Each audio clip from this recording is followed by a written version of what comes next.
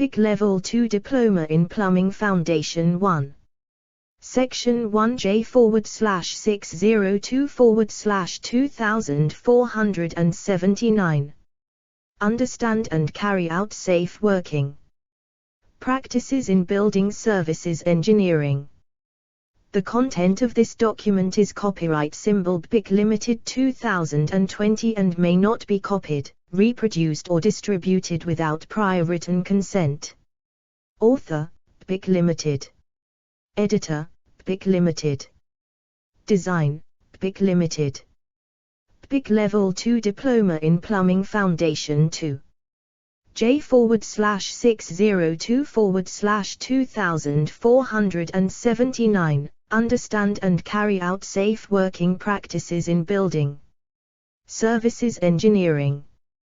The combination unit provides learning in the essential health and safety job knowledge required to work safely in the building services engineering industries. The essential job knowledge covered relates to work on new build construction sites, dwellings and industrial/commercial buildings, and refurbishment work in occupied and unoccupied properties, dwellings and industrial/commercial buildings. Upon completion of the unit, the learners will: Law 1. Know the health and safety legislation that applies to the building services industry. Law 2. Know how to recognize and respond to hazardous situations while working in the building services industry. Law 3. Know the safe personal protection measures while working in the building services industry. Law 4. Be able to apply manual handling techniques. Law 5. Know how to respond to accidents that occur while working in the building services industry. Law 6. Know the procedures for electrical safety when working in the building services industry. Law 7. Be able to apply basic electrical safety measures in the building services industry. Law 8. Know the methods of working safely with heat-producing equipment in the building services industry. Law 9. Be able to safely work with gas heating equipment in the building services industry. Law 10. Know the methods of safely using access equipment in the building services industry. Law 11. Be able to safely use access equipment in the building services industry. Law 12. Know the methods of working safely in excavations and confined spaces in the building services industry. Learning outcomes highlighted in red indicates that these are covered by practical tasks from the learner practical portfolio and will not appear in this book. Introduction.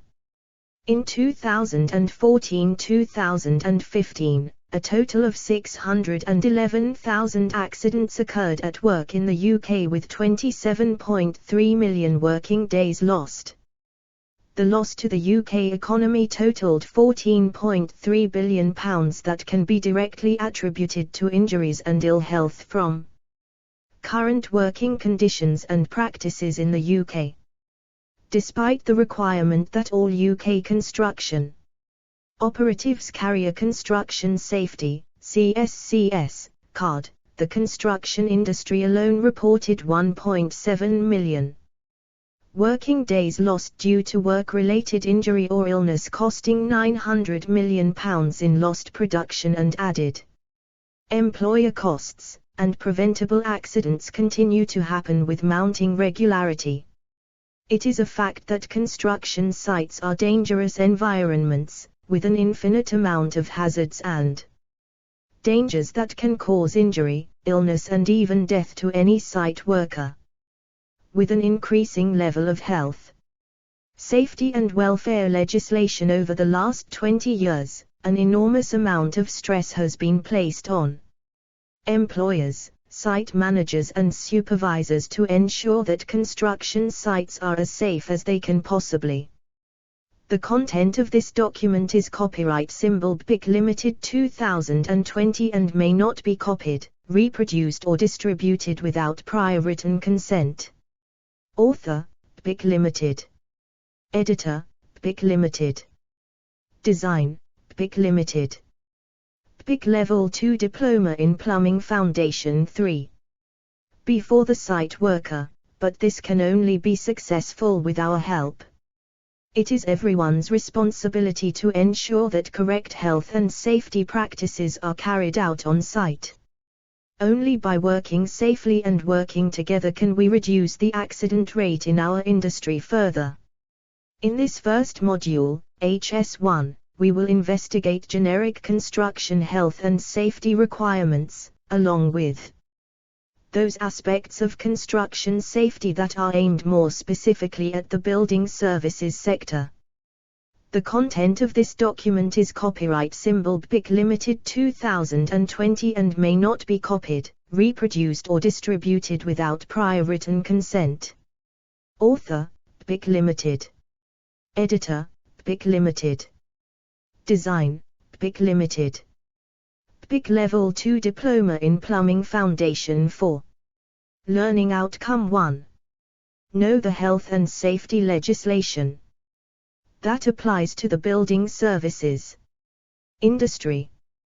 Within this learning outcome, there are 5 assessment criteria. Regulations Best Practice. The content of this document is copyright symbol BIC Limited 2020 and may not be copied, reproduced or distributed without prior written consent. Author, BIC Limited. Editor, BIC Limited. Design, BIC Limited. BIC Level 2 Diploma in Plumbing Foundation 5. AC1.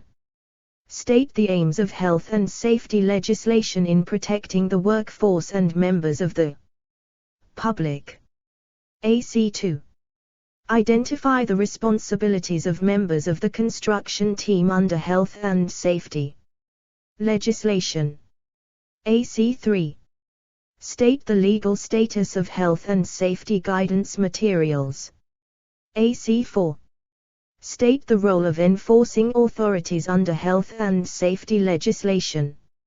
AC5. Identify the powers of inspectors under health and safety legislation. AC1.1 State the aims of health and safety legislation in protecting the workforce and members of the public. Before we look at the health and safety legislation in the building services sector, it is important that we understand what the word legislation actually means. Legislation is the law of the land that has been written and passed by the UK government. The term may refer to a single law or a collection of laws that form an Act of Parliament.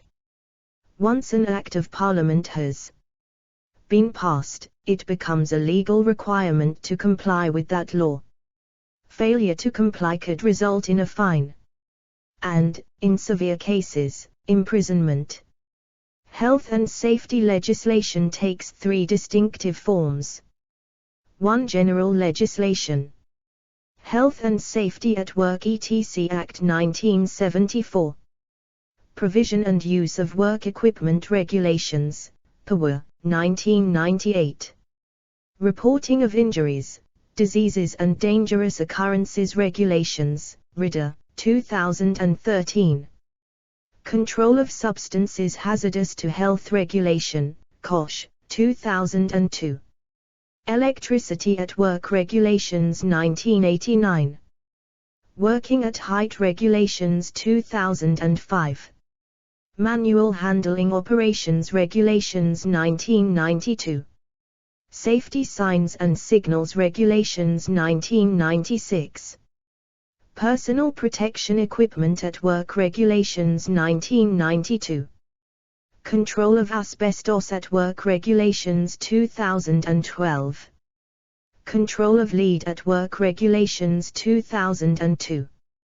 2. Construction-specific legislation. Construction Design and Management Regulations, CDM, 2015. 3. Building Services Specific Legislation. Water Supply, Water Fittings, Regulations 1999. Gas Safety, Installation and Use, Regulations 1998 Approved Code of Practice and Guidance. 18th edition of the IET Regulations, BS 7671:2008 incorporating Amendment No. 1:201.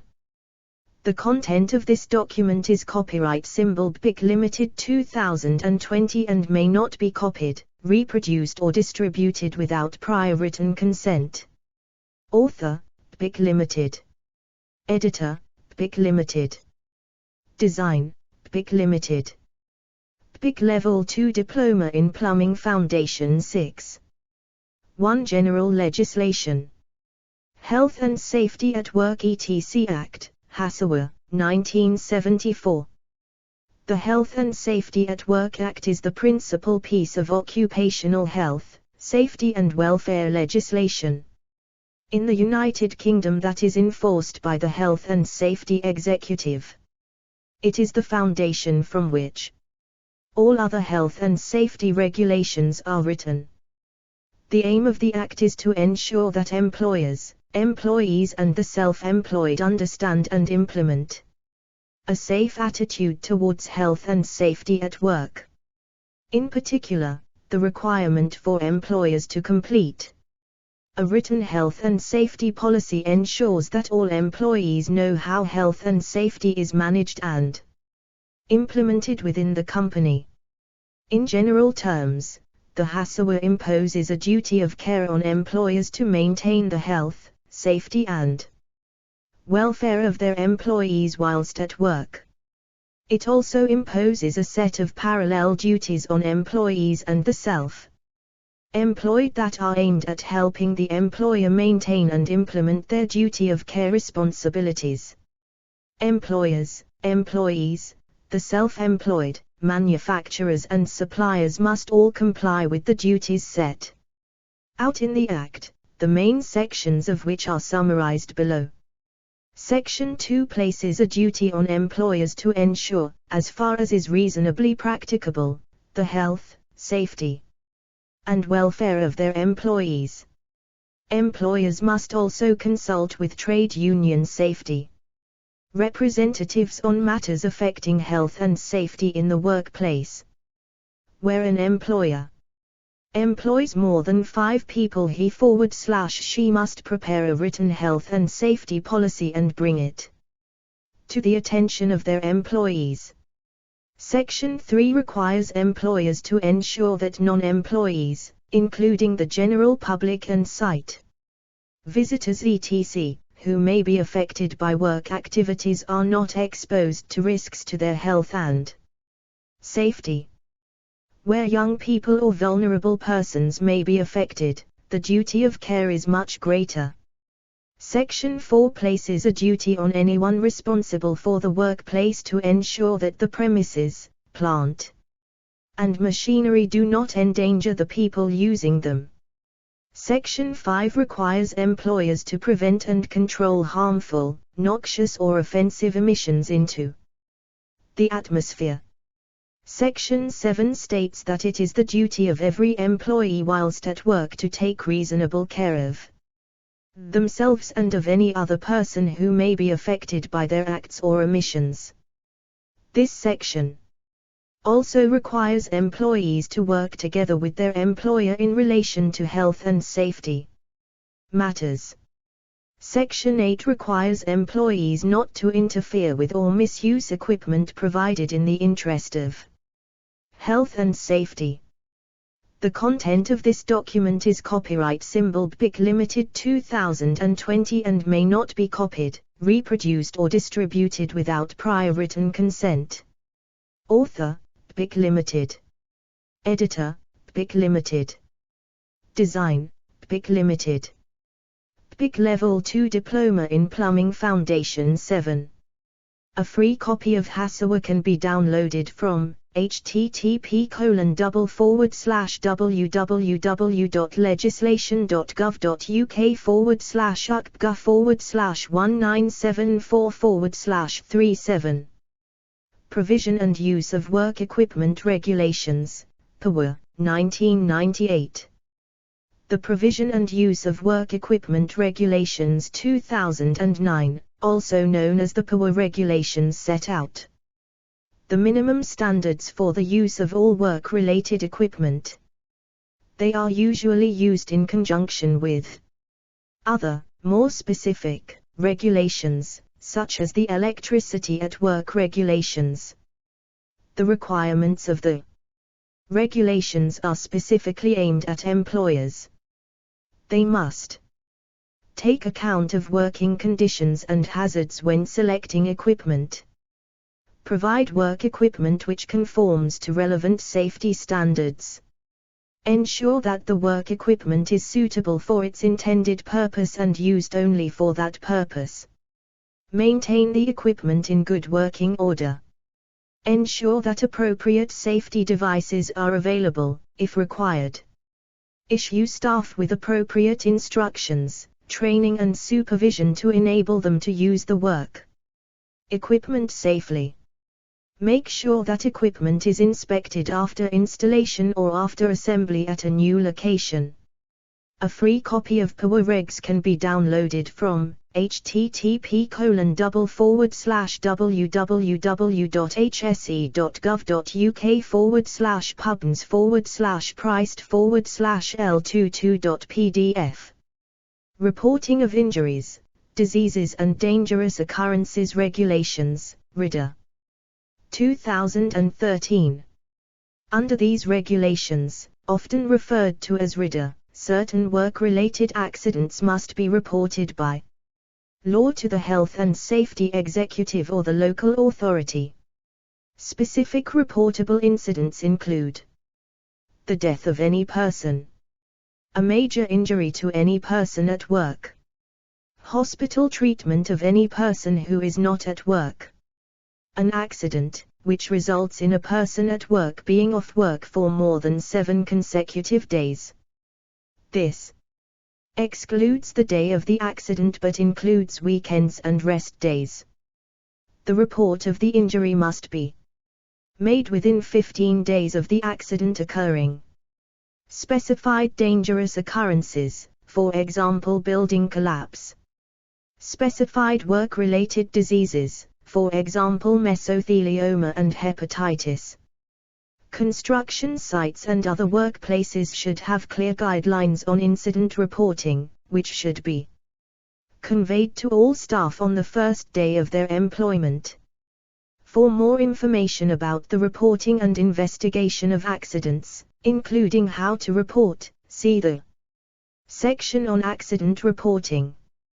The content of this document is copyright symbol BIC Limited 2020 and may not be copied, reproduced or distributed without prior written consent. Author, BIC Limited.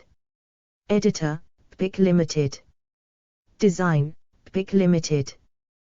BIC Level 2 Diploma in Plumbing Foundation 8. A free copy of RIDA can be downloaded from http://www.hse.gov.uk/RIDA/. Control of Substances Hazardous to Health Regulations, COSH, 2002. The Control of Substances Hazardous to Health Regulations, COSH, require all employers to assess, adequately control and, where possible, prevent the risks to health from the use of any hazardous substances that are used in the workplace. Manufacturers are required to produce safety data sheets, SDS, giving vital information, which will allow employers to complete risk assessments and produce recommendations as required by COSH. A hazardous substance is one which has, by law, to be labeled as very toxic, harmful, irritant or corrosive.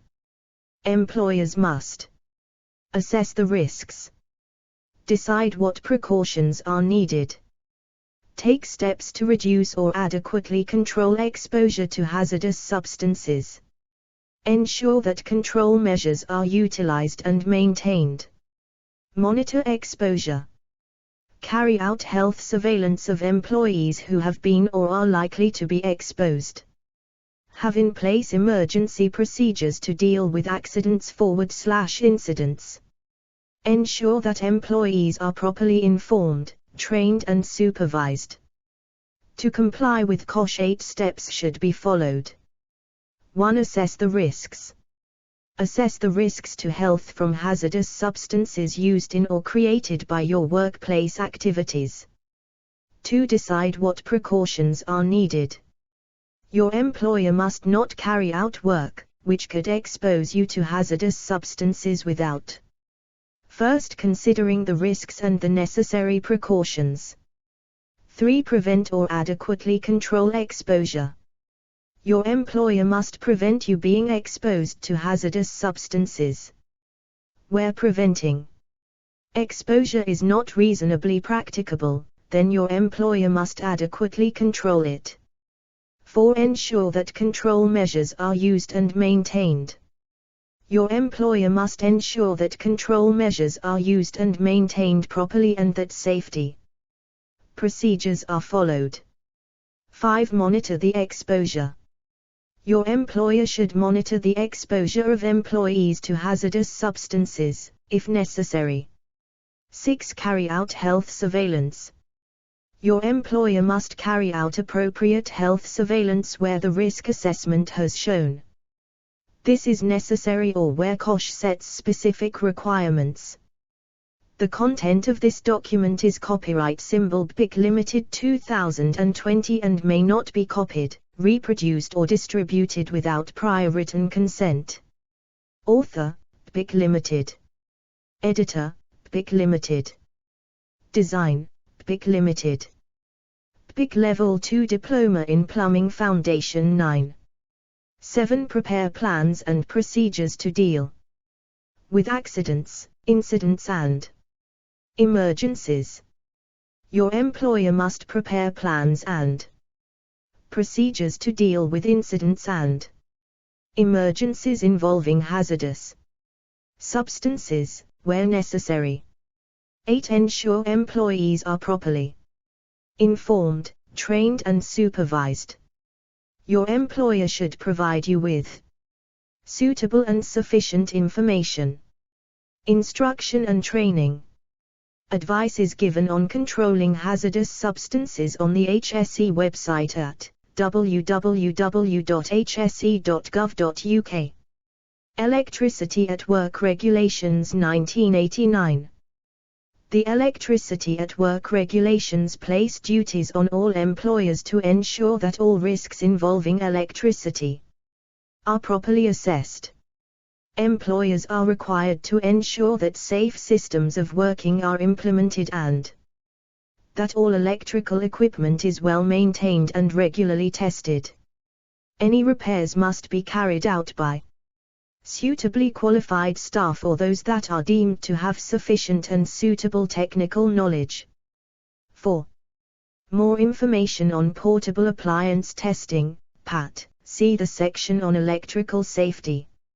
A free copy of EAW regulations can be downloaded from http://www.legislation.gov.uk/UXE/1989/635/part/I/made. Working at Height Regulations 2005. Working at height continues to be the principal cause of death in the workplace. The overriding aim of the Working at Height regulations is to avoid working at height wherever possible. Where this is unavoidable, employers and duty holders must do all that is reasonably practicable to prevent anyone from falling. Work at height must be properly planned and suitable equipment used. Fall prevention equipment should be adopted before personal protective equipment, PPE. Work at height should be properly supervised and carried out in a safe manner. The worker must be provided with appropriate training and instructions. These 4 points form the basis for a hierarchy of control measures designed to effectively manage working at height and aid the selection of appropriate equipment. A free copy of WAH regulations can be downloaded from http://www.hse.gov.uk/work-at-height/index.htm. The content of this document is copyright symbol BIC Limited 2020 and may not be copied, reproduced or distributed without prior written consent. Author, BIC Limited. Editor, BIC Limited. Design, BIC Limited. BIC Level 2 Diploma in Plumbing Foundation 10. Manual Handling Operations Regulations 1992. Around 30% of all work-related injuries are caused by incorrect lifting techniques, many of which could be avoided by the use of lifting and moving equipment. It is the responsibility of the employer to ensure that all manual handling operations are carried out safely to minimize the risk to health. Employers are required to avoid the need to lift, carry, push, pull, lower or support loads wherever possible. Use mechanical lifting equipment where manual handling tasks cannot be avoided by the use of trolleys, barrows, lifts or hoists. Carry out risk assessments that take into account the activity, the individual's carrying capacity, the working environment and other related factors. Undertake training, instruction and information. A free copy of MHO regulations can be downloaded from http://www.legislation.gov.uk/ucsy/1992/2793/contents/made Safety Signs and Signals Regulations 1996. These regulations brought into force the European Safety Signs Directive 92/58/EEC on the use and provision of safety signs in the workplace. The directive recognized the need for a standard set of safety signs and signals to be implemented across the European Union so that signs and symbols relating to health and safety had the same meaning across all member states. This directive was implemented in the UK under the Safety Signs and Signals Regulations 1996 and applies to all places of work covered by the Health and Safety at Work Act 1974. The regulations require all employers to provide specific safety signs in any situations that have not been covered by other means, for example fire alarms. These are in addition to the traditional signage such as prohibition signs and warning signs. Employers are required to display specific safety signs whenever or wherever there is a risk to safety that has not been controlled by other means, such as safe working systems and risk assessments. They are also required to explain those signs that may be unfamiliar to the workforce.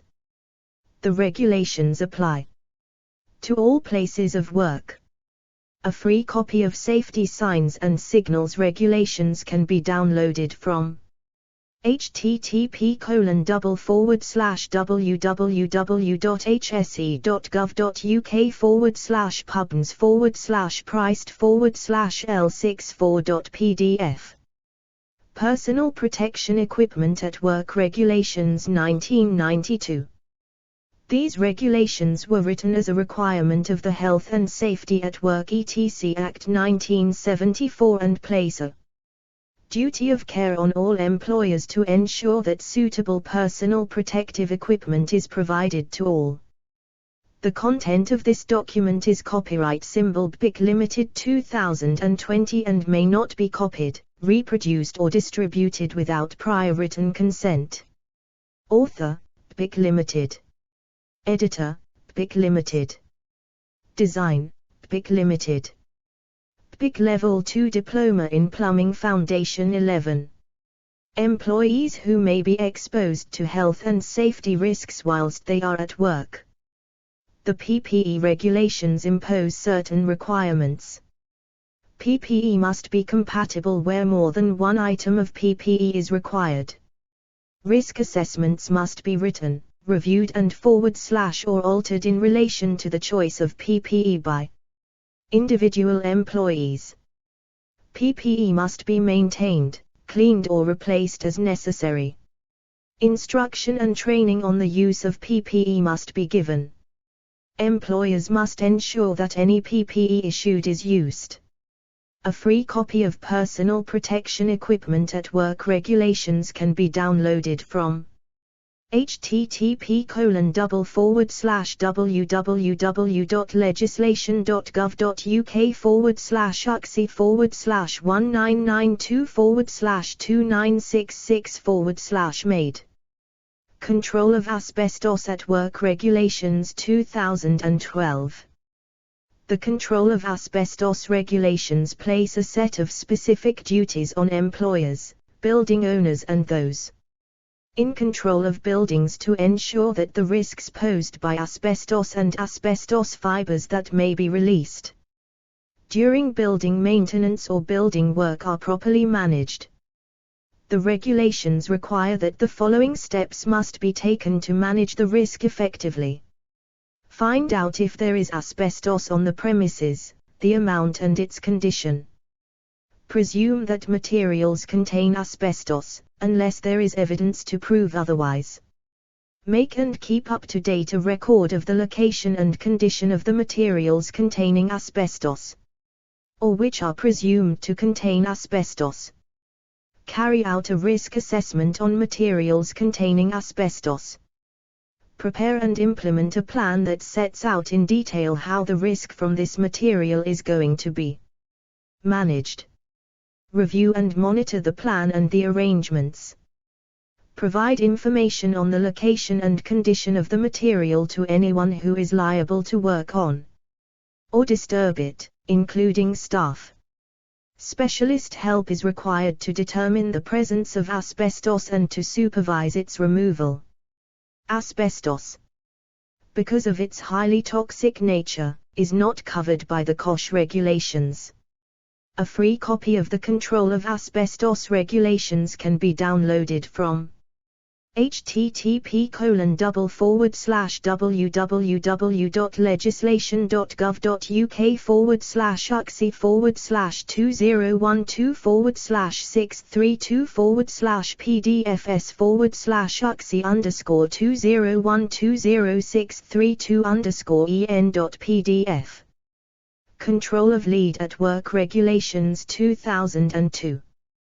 Commonly referred to as the CLAW regulations, the aim of these regulations is to protect the health of people at work by controlling their exposure to lead. This is achieved by imposing specific duties on. The content of this document is copyright symbol BIC Limited 2020 and may not be copied, reproduced or distributed without prior written consent. Author, BIC Limited. Editor, BIC Limited. Design, BIC Limited. BIC Level 2 Diploma in Plumbing Foundation 12. Employers to carry out risk assessments, prevent and control the exposure to lead and to monitor their exposure by specialist medical screening of all employees who may encounter lead on a regular basis. These regulations came into force on the 21st of November, 2002 and apply to England, Scotland and Wales. Lead, because of its highly toxic nature, is not covered by the COSH regulations. A free copy of the Control of Lead at Work regulations can be downloaded from http://www.legislation.gov.uk/uxc/20024676/PDFS/uxc_20022676_en.pdf. 2. Construction-specific legislation. The Building Regulations 2010. These are the minimum standards for the design, construction and maintenance of building in the UK. They are developed, written and implemented by the UK government. The building regulations are set out in a number of approved documents, which give detailed and practical guidance on how to comply with the regulations. Part A, Structure. Part B, Fire Safety. Part C, Site Preparation and Resistance to Contaminants and Moisture. Part D, Toxic Substances. Part E, Resistance to the Passage of Sound. Part F, Ventilation. Part G, Sanitation, Hot water safety and water efficiency. Part H, Drainage and waste disposal. Part J, Combustion appliances and fuel storage systems. Part K, Protection from falling, collision and impact. Part L, Conservation of fuel and power. Part M, Access to and use of buildings. Part N, Glazing safety, withdrawn.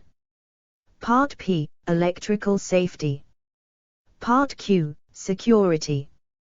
Part R, Physical infrastructure for high-speed electronic communications networks. Regulation 7, Materials and Workmanship. Construction Design and Management Regulations, CDM, 2015. The aim of the CDM regulations is to incorporate construction health and safety into the management of construction projects. It encourages everyone to improve the planning and management of projects from the very start. The content of this document is copyright symbol BIC Limited 2020 and may not be copied, reproduced or distributed without prior written consent. Author, BIC Limited. Editor, BIC Limited. Design, BIC Limited. BIC Level 2 Diploma in Plumbing Foundation 13. Identify hazards early on, so they can be eliminated or at least reduced at the design or planning stage and the remaining risks can be properly managed. Target effort where it can do the most good in terms of health and safety. Discourage unnecessary red tape. The regulations focus the attention on planning and management over the whole life of the construction project from conception to completion and beyond. The overriding aim is to treat health and safety as an essential, integral part of the project management rather than an afterthought as has happened in the past. In order to pursue these aims, CDM places legal obligations on specific members of the construction team. Under the regulations, these members are known as duty holders and include clients including domestic clients, designers, principal designers, contractors, main contractors, workers/employees. The HSE produce a guidance document, L153, for CDM 2015, which provides easy-to-understand information and guidance for those who have legal obligations under the regulations. When do the regulations apply? The CDM regulations apply to all construction work as defined within the regulations. According to the regulations, construction work means the carrying out of any building, civil engineering or construction work. This, obviously, includes a huge range of activities ranging from minor repairs and maintenance to major construction and renovation projects. These include the preparation for an intended structure, including site clearance, all decommissioning and demolition of structures including the removal of any product or waste resulting from such projects, the installation, maintenance, repair or removal of any services such as electrical, gas, compressed air, hydraulic, telecommunications, computer or similar installations. In all cases, clients should assume activities are in scope unless the project is not covered by the comprehensive list of activities given within the regulations. The content of this document is copyright symbol BIC Limited 2020 and may not be copied, reproduced or distributed without prior written consent. Author, BIC Limited. Editor, BIC Limited. Design, BIC Limited. BIC Level 2 Diploma in Plumbing Foundation 14. Assembling the project team. It is the responsibility of the client to ensure that the duty holders, mentioned earlier, have the necessary skills, knowledge, experience and organizational ability to manage the risks posed by health and safety. The extent of the background checks that a client has to make into the capability of the appointed duty holder will depend on the complexity of the project and the range and nature of the health and safety involved. This requirement applies to single contractor projects where the client appoints a designer or contractor directly, and projects involving more than one contractor where the client must appoint a principal designer and principal contractor.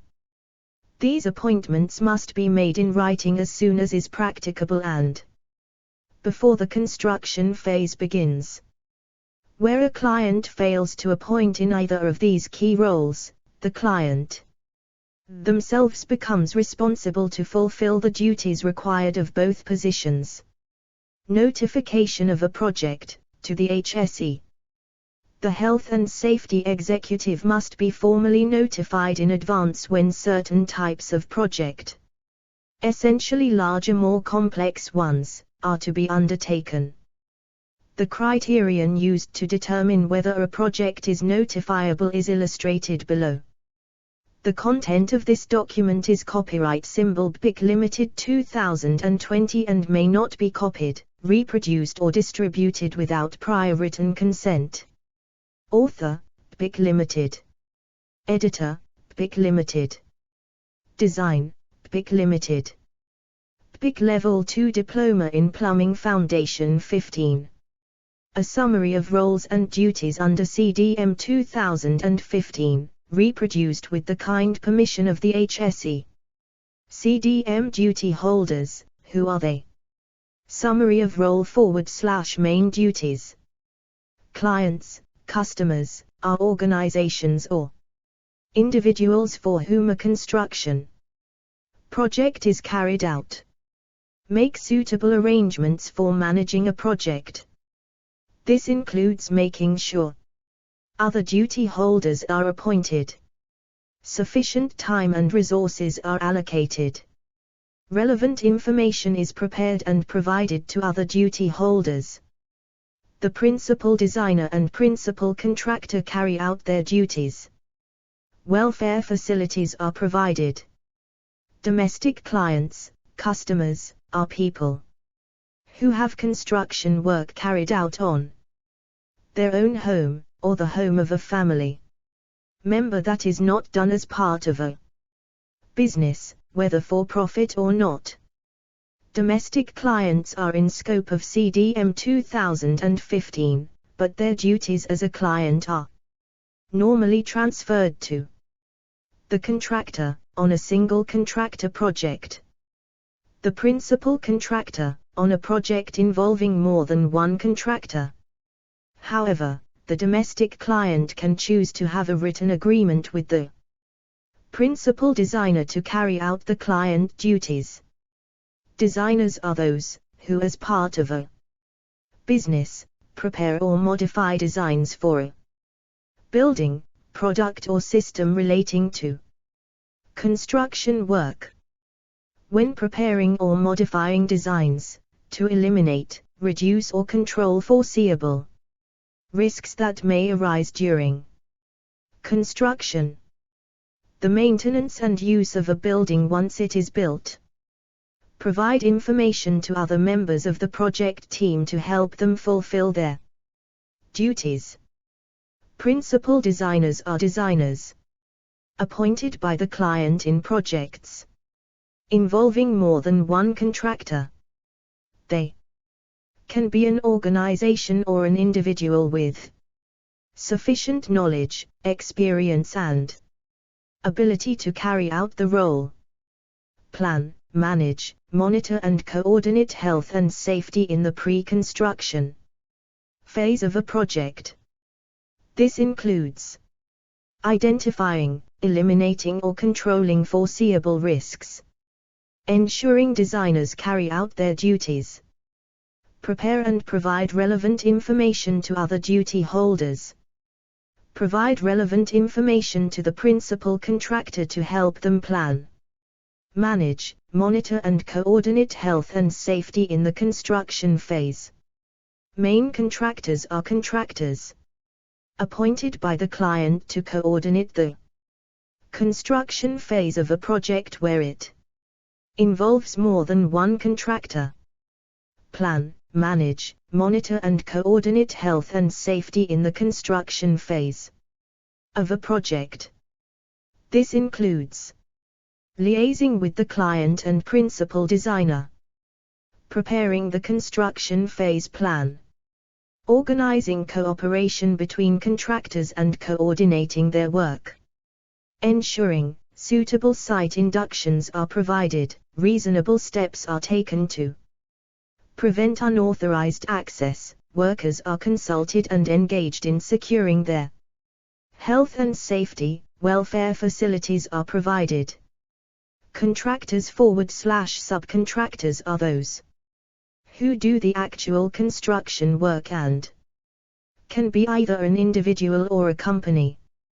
Plan, manage and monitor construction work under their control so that it is carried out without risks to health and safety. For projects involving more than one contractor, coordinate their activities with others in the project team in particular, comply with directions given to them by the principal designer or principal contractor. For single contractor projects, prepare a construction phase plan. Workers/employees are the people who they must. The content of this document is copyright symbol BIC Limited 2020 and may not be copied, reproduced or distributed without prior written consent. Author, BIC Limited. Editor, BIC Limited. Design, BIC Limited. BIC Level 2 Diploma in Plumbing Foundation 16. Work for, or are under the control of contractors on a construction site. Be consulted about matters which affect their health, safety and welfare. Take care of their own health and safety and others who may be affected by their actions. Report anything they see which is likely to endanger either their own or others' health and safety. Cooperate with their employer, fellow workers, contractors and other duty holders.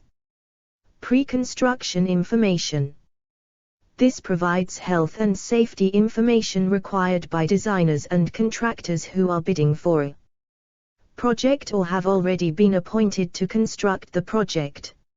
It is used when planning, managing, monitoring and coordinating the work. PCI provides the basis for the preparation of the construction phase plan and may also be relevant to the preparation of the health and safety file. The information must be relevant to the project, have an appropriate level of detail, be proportionate given the health or safety risks involved. Some examples of PCI include the existing health and safety hazards present on the site, asbestos surveys, and utilities information. If there is an existing health and safety file, then this information will also need to be considered. Construction phase plan. The CPP is produced by the principal contractor and must set out all of the arrangements for securing health and safety for the construction phase. For projects that involve more than one contractor, the principal contractor must ensure that CPP is written and implemented. Where there is only one contractor, then the responsibility for CPP falls on that contractor. In either case, CPP must be done during the pre-construction phase before the site is set up. The CPP must take into account the information the principal contractor holds, such as PCI and any information given by the designers. During the construction phase, the principal contractor must ensure that the plan is reviewed and amended as required so it retains its effectiveness. Health and Safety File. The Health and Safety File is only required on those projects where there is more than one contractor and must contain relevant health and safety information that should be taken into account when any construction work is carried out after the initial project has been completed. The content of this document is copyright symbol BIC Limited 2020 and may not be copied, reproduced or distributed without prior written consent. Author, BIC Limited. Editor, BIC Limited. Design, BIC Limited. BIC Level 2 Diploma in Plumbing Foundation 17. The responsibility for producing the file falls to the principal designer, who should review, update and revise the file as the project progresses. If the principal designer's appointment finishes before the end of the project, then the responsibility for completing, reviewing and updating the file falls to the principal contractor. The file must be passed to the client upon completion of the project. General requirements for all construction sites. In Part 4 of the CDM Regulations, Regulations 16 to 35 set out a number of provisions that only relate to works carried out on the construction site itself. Any contractor carrying out construction work of any kind must comply with the detailed requirements of Part 4, which calls for on-site hazards to be identified and the risks eliminated or adequately controlled. The work includes demolition or dismantling, excavations, prevention of drowning, stability of structures, explosives, traffic routes. A free copy of the CDM can be downloaded from here, http://www.hse.gov.uk/pubs/books/L153.htm. 3. Building Services Specific Legislation. Water Supply, Water Fittings, Regulations 1999, in Scotland, the Water Supply, Water Fittings, Scotland, Bylaws 2014. The Water Supply, Water Fittings, Regulations 1999 play an important role in maintaining and protecting public health by safeguarding the water supplies of the United Kingdom and promoting efficient use of this most precious of resources within customers' homes and properties across the UK. The regulations set out the requirements for the design and installation, operation and maintenance of plumbing systems, water fittings and associated water-consuming appliances. They have 5 specific purposes. 1. To prevent contamination of water. 2. To prevent misuse of water. 3. To prevent wastage of water. 4. To prevent undue consumption of water. 5. To prevent erroneous metering of water. By far the most important of these requirements is the prevention of contamination of the public drinking. The content of this document is copyright symbol BIC Limited 2020 and may not be copied, reproduced or distributed without prior written consent. Author, BIC Limited. Editor, BIC Limited. Design, BIC Limited. BIC Level 2 Diploma in Plumbing Foundation 18. Water supply. Where do they apply? These regulations and bylaws apply in all types of premises supplied, or to be supplied with water from a water undertaker, the legal term for a specific type of water supplier. They apply from the point where the water undertaker's responsibility ends, usually at the external stop tap, at the property boundary, to where the water is used in plumbing systems and water-consuming appliances. They do not apply where water is supplied via an external supply, nor under the control of a water undertaker, such as a borehole or well. In these cases, the Private Water Supply Regulations 2009 apply. A free copy of the Water Supply, Water Fittings, regulations can be downloaded from here. http://dwi.difra.gov.uk/stakeholders/legislation/ws-left-regs1999.pdf 18th edition of the IET Regulations, BS 7671/2008 incorporating amendment number 4/2018. The IET wiring regulations are the UK's national standard to which all domestic, commercial and industrial electrical installations must conform. They are divided into 7 sections. 1. Scope, object and fundamental principles. 2. Definitions. 3. Assessment of general characteristics. 4. Protection for safety. 5. Selection and erection of equipment. 6. Special installations or locations. 7. Inspection and testing.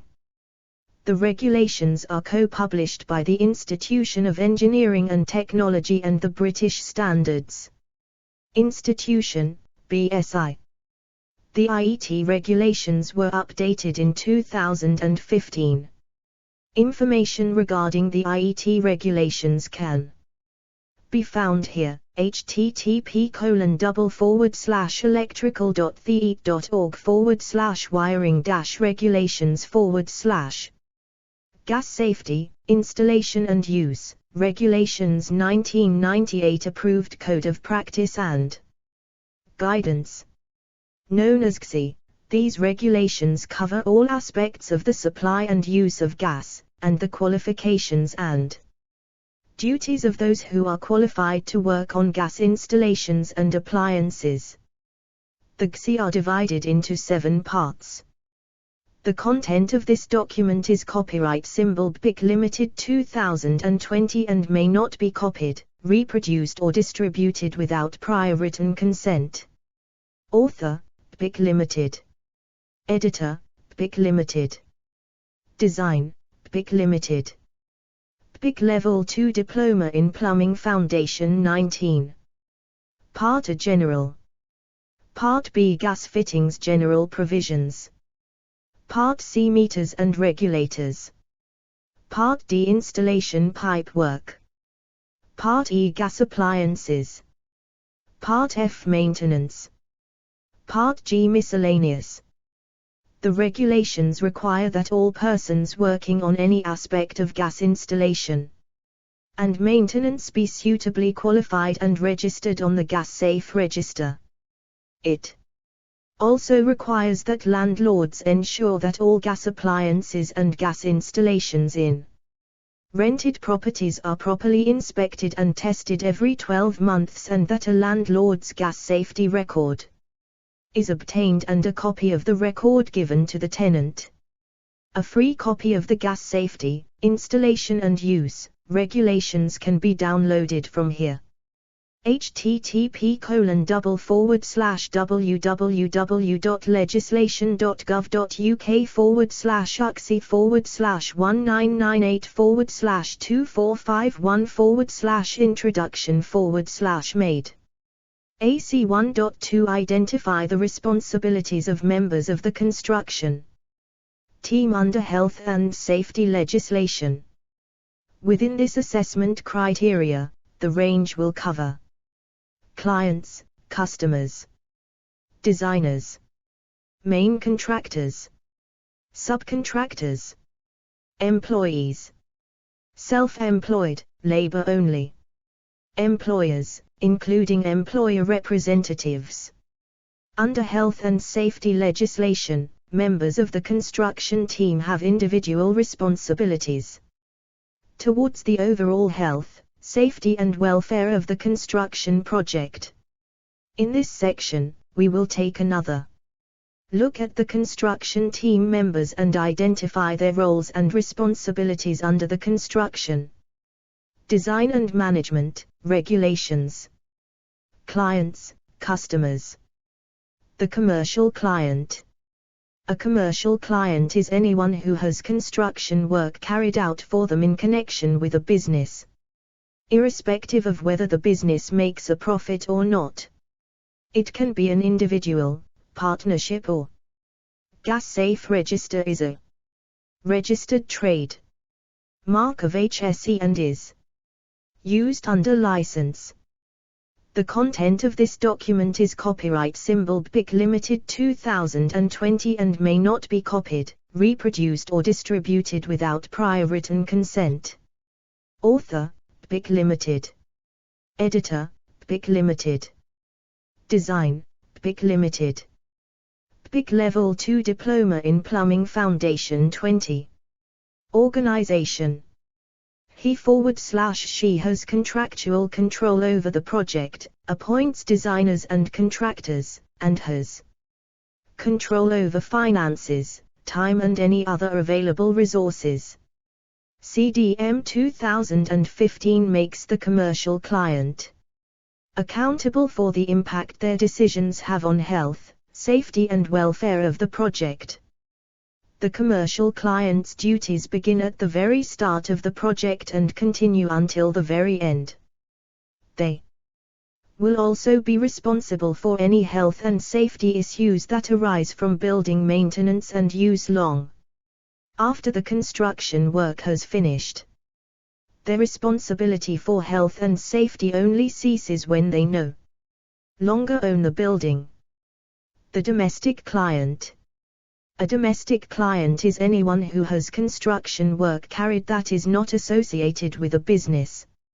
In most cases, this means a domestic property. Many domestic clients will have little or no skills when it comes to managing a construction project, which is why CDM 2015 passes their duties on to other, more experienced members of the construction team. However, a domestic client still has a role to play in the overall project. By ensuring that the people they hire are capable of working in a way that avoids harm to anyone. They can do this by asking simple questions about their record of accomplishment in managing health and safety risks, and allowing sufficient time and money in the agreed contract for the work to be carried out safely.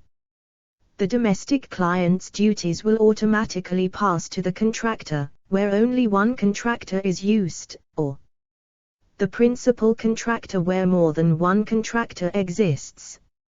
As an alternative, the domestic client may wish to have a written agreement with the principal designer to carry out the client's duties on their behalf. Principal designers. The principal designer is the designer with control over the pre-construction phase of the project and has the relevant experience, skills, knowledge and organizational expertise to carry out all of the functions required by the role. They will take the lead in planning, managing, monitoring and coordinating health and safety during the pre-construction phase, which is likely to involve more than one contractor. They do not have to carry out the actual design work and so, as such, may be an organization or an individual. The principal designer has an important role to play in influencing how health and safety risks are managed and incorporated into the whole project. Decisions taken at pre-construction stage will have an important Effect on whether the project is delivered in a way that reinforces and secures health and safety. Their role increasingly involves close liaison with the client and principal contractor by coordinating the work of other duty holders to ensure that all significant and foreseeable risks are managed throughout the design process. The principal designer must be appointed in writing by the client as early as possible in the project and preferably at the concept stage. The principal designer should be in place as long as there is a need for their role. If their appointment ends before the end of the project, then they should brief the principal contractor on any problems arising from the designs relevant to the construction work and pass on the health and safety file to them. The content of this document is copyright symbol BIC Limited 2020 and may not be copied, reproduced or distributed without prior written consent.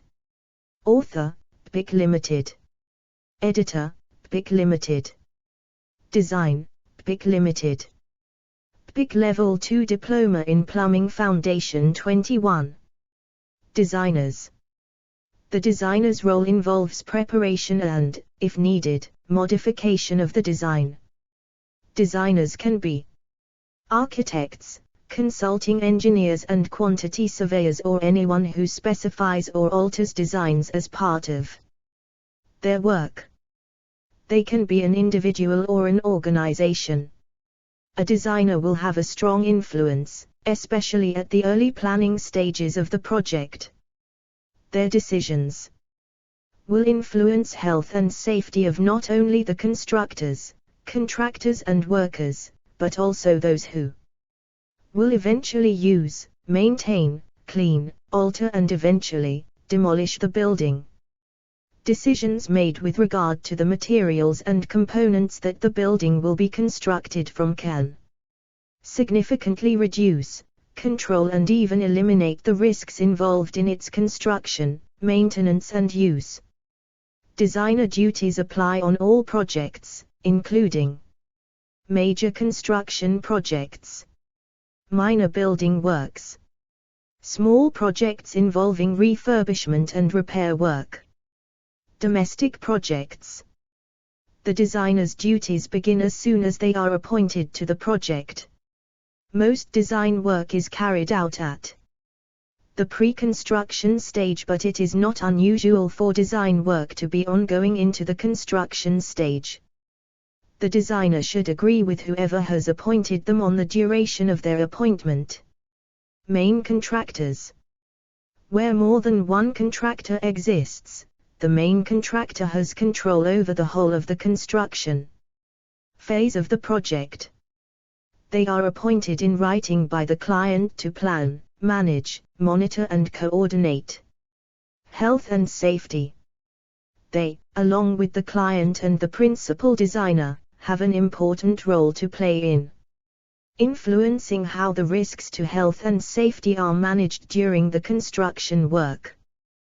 This role includes ensuring that standards are understood and followed.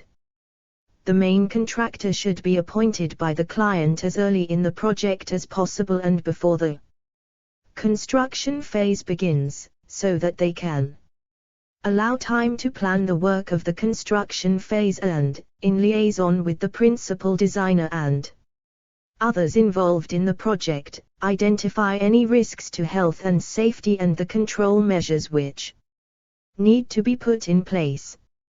Record details of any planning in a construction phase plan. Work with the client for the duration of their appointment.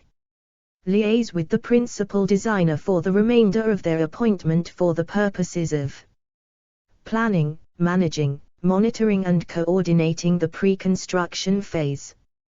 The content of this document is copyright symbol BIC Limited 2020 and may not be copied, reproduced or distributed without prior written consent. Author, BIC Limited. Editor, BIC Limited. Design, BIC Limited. BIC Level 2 Diploma in Plumbing Foundation 22. Contractors/subcontractors. A contractor is an organization or individual who directly employs construction workers, subcontractors, or manages or controls construction work. They include the self-employed and sole traders. A contractor can be either self-employed, a worker or an employee. It is the contractors, and the subcontractors they employ, who are most at risk during the construction phase. Because of this, contractors have an important role in planning, monitoring and managing the work. They must liaise with the main contractor to ensure those risks are properly controlled. The contractor duties apply as soon as they are appointed to carry out the construction work. They should be appointed early enough so that sufficient time is allowed to plan the work and identify the risks to health and safety. Employees /self-employed, labor only. An employee works under the control of a contractor or subcontractor on a construction site and are those most at risk of injury and ill health. Because they are in a good position to recognize the risks involved during the construction phase, they can help those who are trying to establish safe working methods that reduces or eliminates the risk to health. Workers must report anything they see that is likely to cause a danger to either themselves or others. Employees must be consulted by their employers about matters which affect their health, safety and welfare. Employees' duties start as soon as they are appointed to start work on site, and continue until the period that their work finishes. Self-employed workers do not have the same employment rights and responsibilities as those of employees. Employers can be a person, a company, or organization that pays someone to work for them as a member of their staff. Employers must consult their employees about matters which affect their health, safety and welfare. AC 1.3 state the legal status of health and safety guidance materials. Within this assessment criteria, the range will cover Acts of Parliament, regulations, approved codes of practice, HSE guidance notes. Health and safety publications are divided into two groups. The content of this document is copyright symbol BIC Limited 2020 and may not be copied, reproduced or distributed without prior written consent. Author, BIC Limited. Editor, BIC Limited. Design, BIC Limited. BIC Level 2 Diploma in Plumbing Foundation 23. 1. Those publications that are mandatory, the law, usually published by the UK government, and 2. Those publications that give guidance and advice, advisory documents, usually published by the Health and Safety Executive. Mandatory documents, the law. These are subdivided into two distinct types of publication. Acts of Parliament. An Act of Parliament can either create new laws or change existing ones. They are the responsibility of specific departments within the UK government. In the case of health and safety legislation, the main Act of Parliament is the Health and Safety at Work etc. Act 1974. The Health and Safety Executive is responsible for enforcing the Act. Regulations. These are rules and procedures designed to control the conduct of those to whom they apply and are set by authorities or governmental agencies. They are legally enforceable in a court of law and must be followed if prosecution is to be avoided. Guidance documents, advice and guidance. Again, these are subdivided into two distinct types of publication. Approved codes of practice, ACUP. These give practical advice on how to comply with the regulations. ACUPs are not law and not complying with them is not a criminal offence but, in a court of law, Proof that their advice has been ignored could be seen as evidence of guilt if the person is facing prosecution under health and safety law. Following the guidance given in an ACUP is good practice. Guidance notes. These are produced by the Health and Safety Executive to assist businesses and individuals in interpreting and understanding their obligations under the law. They offer guidance and, where necessary, technical advice. The course of actions set out in the guidance notes are not compulsory, but if followed, it is enough to comply with the regulations. AC 1.4 state the role of enforcing authorities under health and safety legislation. Within this assessment criteria, the range will cover Health and Safety Executive, HSE.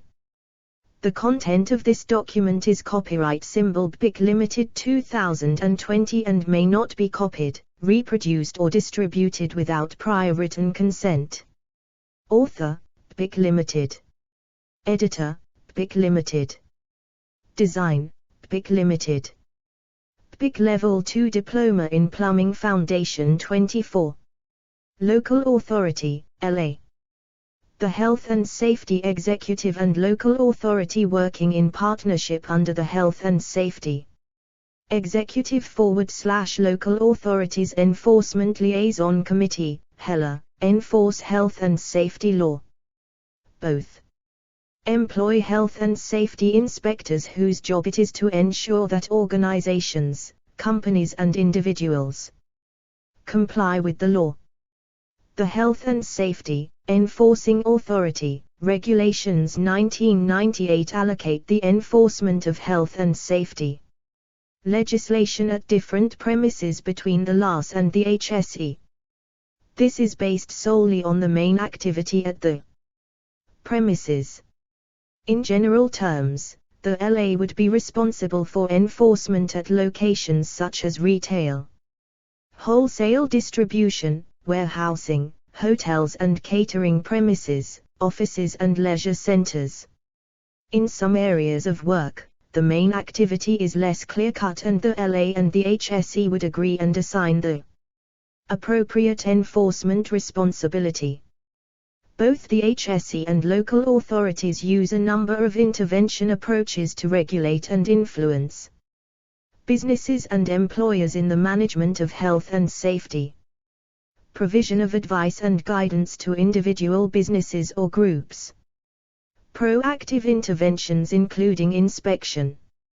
Reactive interventions, for example, to investigate an accident or complaint. For the construction sector, allocation is straightforward with regard to site health and safety inspections. In most cases, these are undertaken by the HSE. The table shows which enforcing body is responsible for the construction industry. Construction work and contractor have the meaning assigned to them by the Construction, Design and Management Regulations 2015, CDM Regs, Reg 2, 1. HSE. A building or construction site, i.e. premises where the only activities being undertaken are construction work and activities for the purposes of, or in connection with, such work. Health and Safety Enforcing Authority. Regulations Reg. 3, 5, c. The following activities carried on in any premises by persons who do not normally work in the premises. Health and Safety Enforcing Authority, Regulations SCH2 Para 4, A, I3, as follows. I. All notifiable construction projects. CDM Regs 2015 defines a project as being notifiable if the construction phase is likely to involve more than 30 days, or more than 500 person days, of construction work, or 2. Where the whole or part of the work to be undertaken by the contractor at the premises is to the external fabric or other external part of a building or structure. Note, fabric is the basic structure, the walls, roof and floor. Other external part refers to something other than the fabric. An external door, for example, is a fixture believed to fall within this description.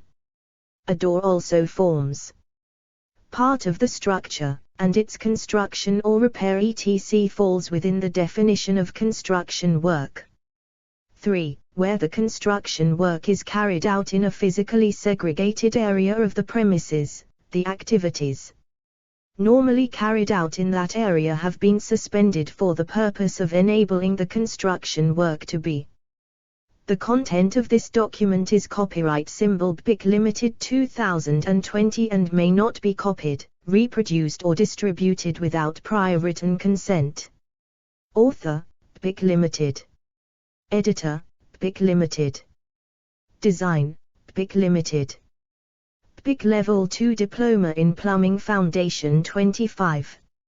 Carried out, the contractor has authority to exclude from that area persons who are not attending in connection with the carrying out of the work, and the work is not the maintenance of insulation on pipes, boilers or other parts of heating or water systems or its removal from them.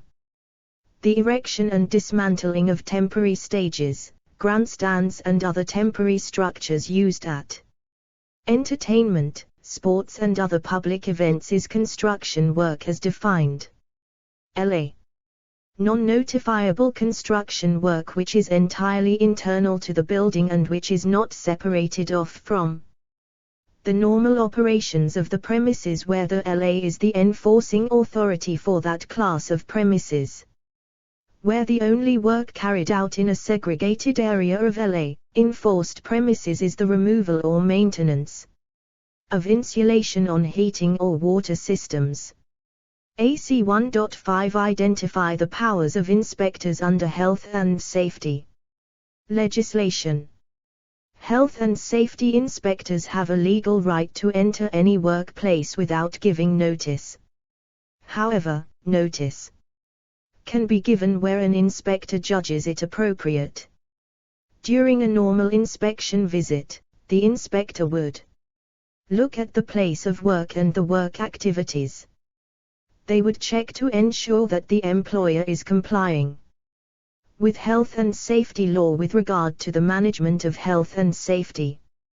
Where it is necessary, the inspector would give guidance and advice and talk to employees.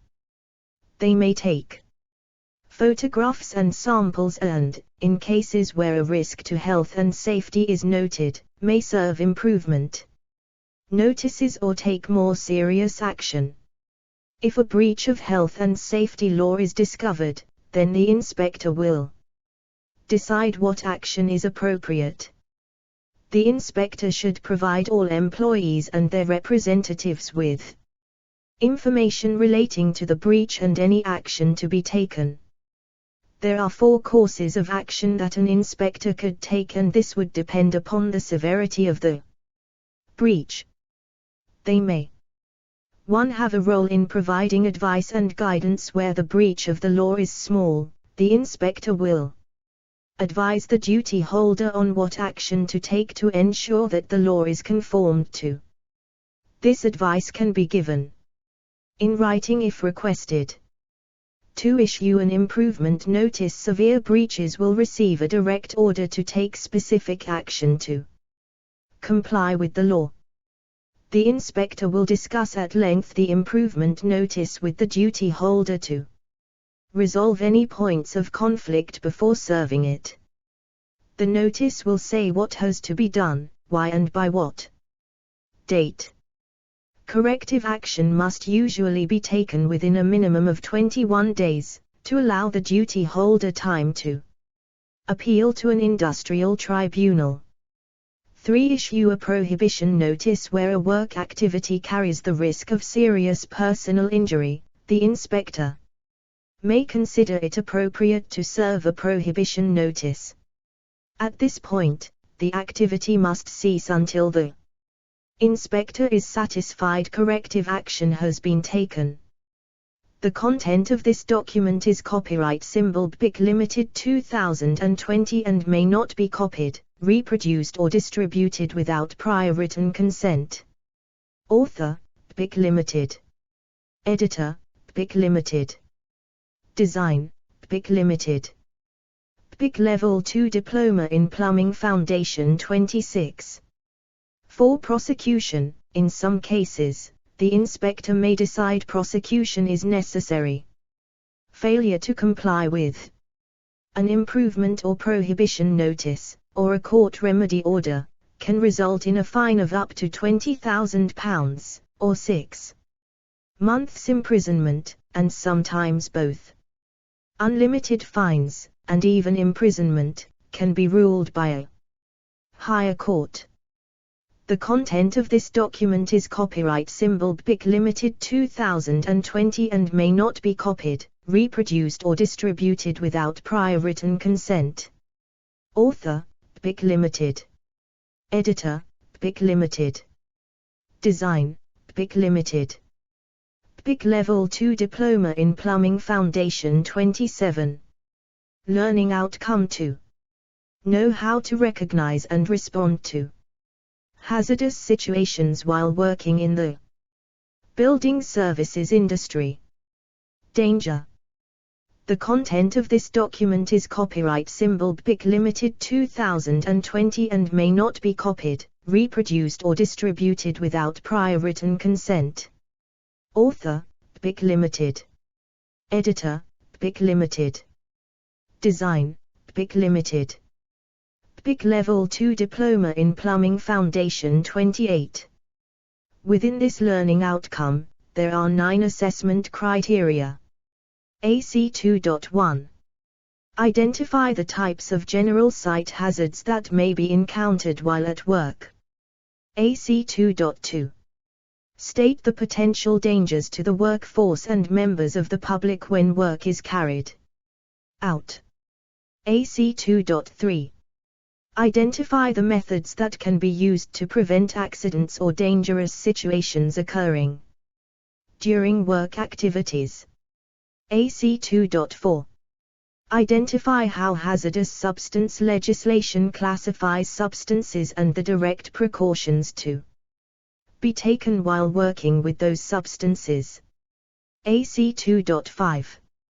Identify the general precautions necessary for working with commonly encountered substances. AC 2.6. State the range of common building materials and services components that may contain asbestos.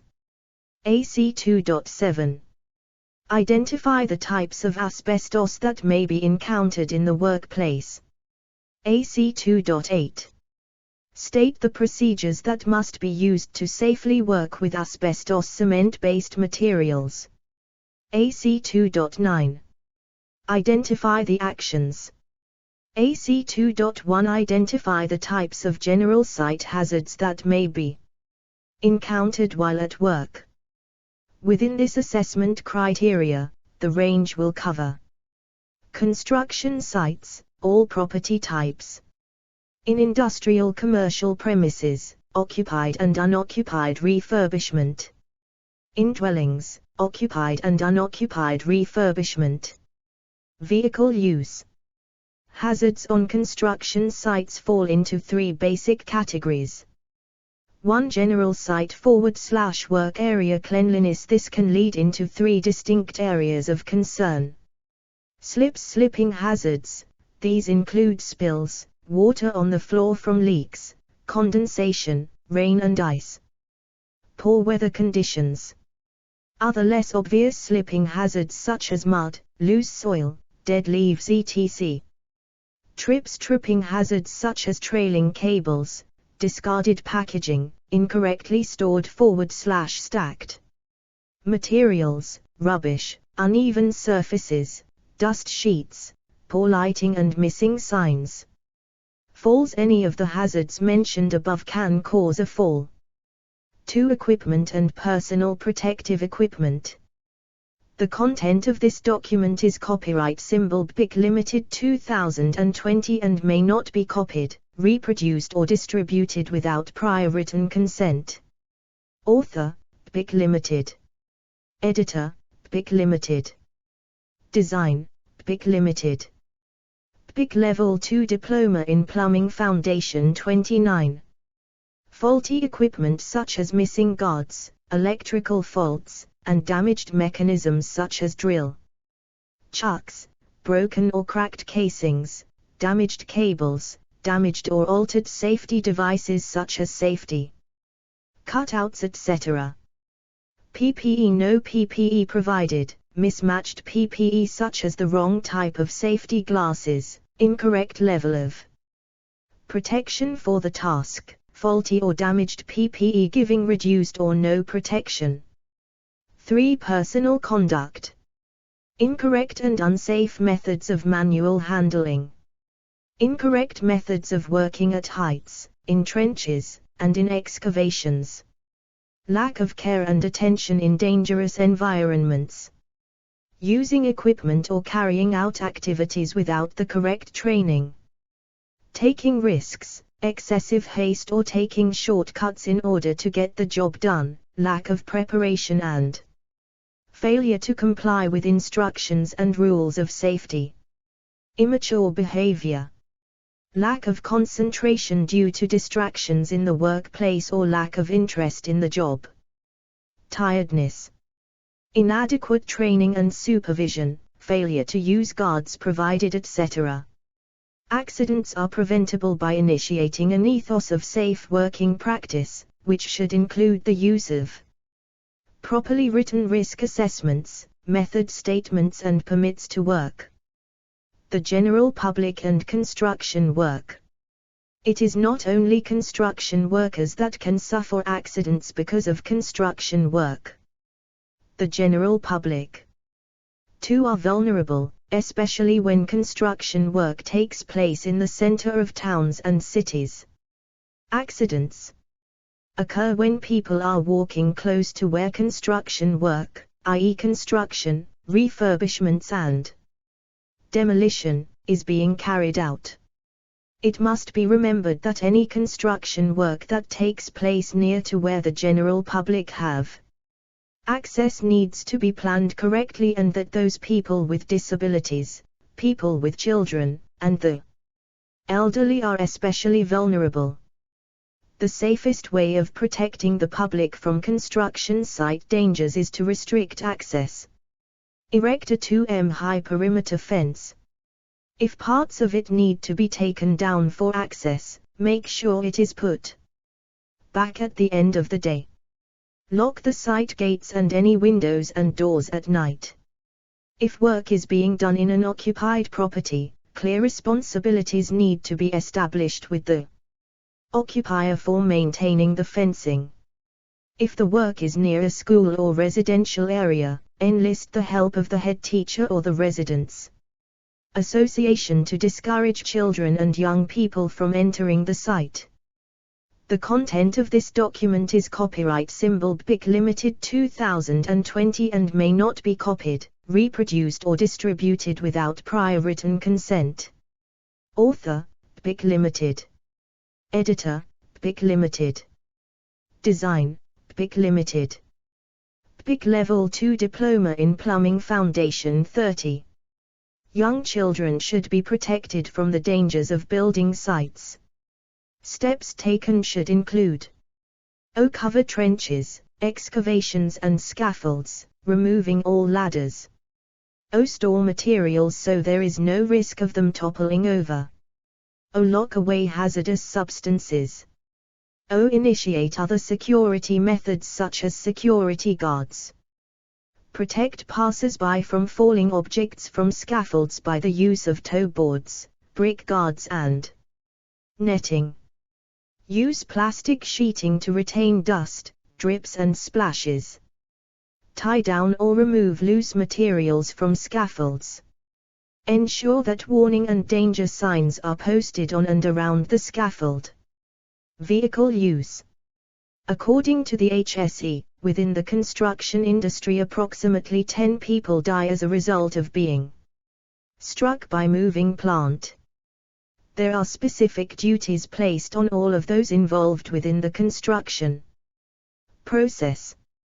Regulation 36 of CDM requires that every construction site shall be organized in such a way that, so far as reasonably practicable, pedestrians and vehicles can move safely.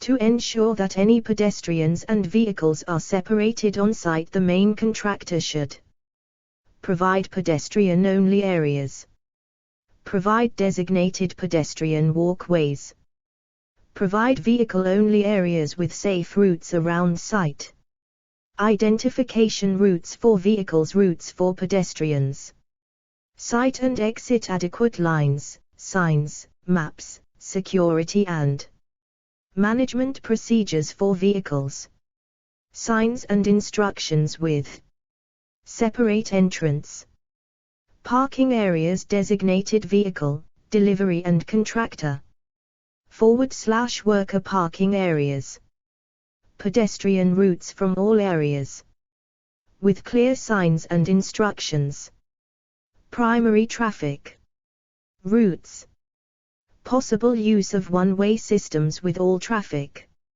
routes allowing safe passage of site and delivery vehicles, where there is a possibility that pedestrians may be at risk of being struck by vehicles or their loads, provide pedestrian crossing points, offices and welfare facilities. Make sure all offices and welfare facilities are situated away from the main site routes and traffic. Provide clear signs and instructions with safe pedestrian routes to and from place of work. Vehicle facilities provide vehicle washing areas, weigh bridges away from the main traffic routes. Safe pedestrian access routes to areas of work. Any driver or pedestrians who enter a site should be informed of all site traffic hazards and site rules.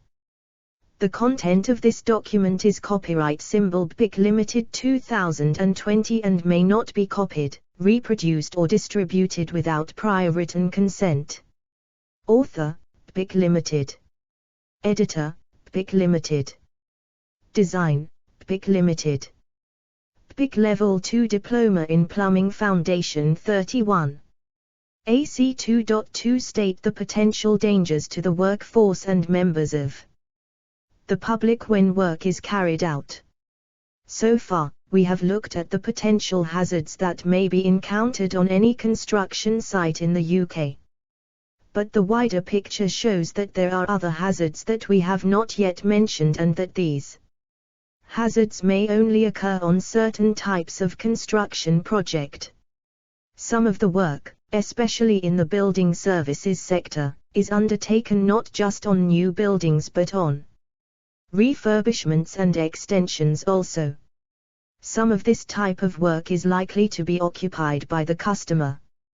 Faced with this situation, not only do we have to consider our own and our work colleagues' health and safety, but also that of the general public. Where a property is occupied, the customer's health, safety and welfare is a priority. Below is a table that lists the hazards that could be encountered on the various types of construction project. Generic construction site hazards, all construction sites. Slips, trips and falls. Falls from height. Falling objects. Moving plant. Site traffic. Electrocution. Entrapment and entanglement. Dust. Noise. Vibration. Burns, including chemical burns. Scaffold collapse. Trench collapse. Trespassers. Flying debris. Explosion. Lone working. Industrial /commercial, occupied and unoccupied refurbishment. All of the hazards previously mentioned. Additional hazards. Specific dangers associated with industrial or commercial activities. Dwellings, occupied and unoccupied refurbishment. All of the hazards previously mentioned. Additional hazards. Children. Vulnerable people. The content of this document is copyright symbol BIC Limited 2020 and may not be copied, reproduced or distributed without prior written consent. Author, BIC Limited. Editor, BIC Limited. Design, BIC Limited. BIC Level 2 Diploma in Plumbing Foundation 32. AC 2.3 Identify the methods that can be used to prevent accidents or dangerous situations occurring during work activities. Within this assessment criteria, the range will cover method statements, permit to work systems, risk assessments, safety notices, CSCS card. Accidents, in many cases, can be prevented by initiating safe working practices. These include the use of risk assessments, method statements, permits to work and safety notices. Risk assessments. A risk assessment is a systematic process of evaluating the potential risks that may be involved with a particular activity. It is a way of assessing whether enough steps have been taken to prevent harm. Other workers and the public have a right under health and safety law to be protected from any consequences that may be caused by the failure to take all reasonable steps to prevent harm.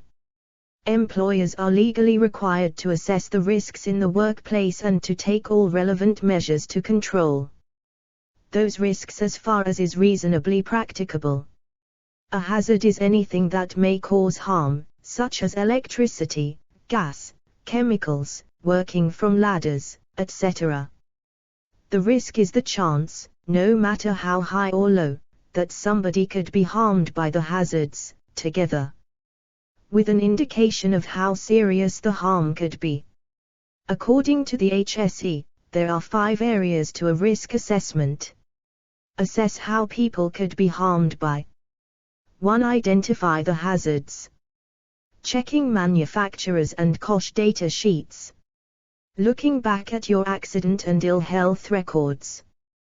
Taking account of non-routine operations. Remembering to think about long-term hazards to health. Visiting the HSE website, www.hse.gov.uk. The content of this document is copyright symbol BIC Limited 2020 and may not be copied, reproduced or distributed without prior written consent. Author, BIC Limited. Editor, BIC Limited. Design, BIC Limited. BIC Level 2 Diploma in Plumbing Foundation 33. Walking the job. 2. Who might be harmed? Identify the groups of people at risk. 3. Evaluate the risks.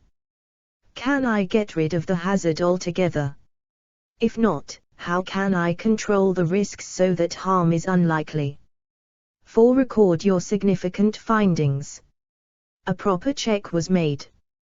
You asked who might be affected.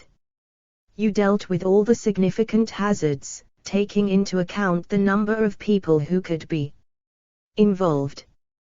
The precautions are reasonable, and the remaining risk is low, and you involved your staff or their representatives in the process. 5. Review your assessment. Review the risk assessments every year. Have more employees joined the company? Has new machinery and equipment been installed? Have any fellow workers spotted any problems? Has anything been learned from accidents or near misses? Method statements. A method statement, often called a safe system of work, is a written document that identifies the possible hazards that may arise during the work to be completed. They should contain a detailed step-by-step guide as to how the work to be done can be completed safely. The method statement must also contain any Measures that have been implemented to ensure the safety of the workforce and members of the public who may be affected by the work processes. There is no set format for the contents of a method statement, and, since every job is different, they should be job and site specific. However, the document should follow a basic pattern and include the following headings as a minimum requirement. 1. Basic contract / job information. 2. Contract / job details. 3. Method of work. 4. Risk and cost assessments. 5. Plant / equipment. 6. Operative competence. The content of this document is copyright symbol BIC Limited 2020 and may not be copied, reproduced or distributed without prior written consent. Author, BIC Limited. Editor, BIC Limited. Design, BIC Limited. BIC Level 2 Diploma in Plumbing Foundation 34. 7 Drawings / sketches. 8 Monitoring and review. A competent person who is familiar with health and safety guidelines, the work processes and the site or job location and layout should complete the method statement.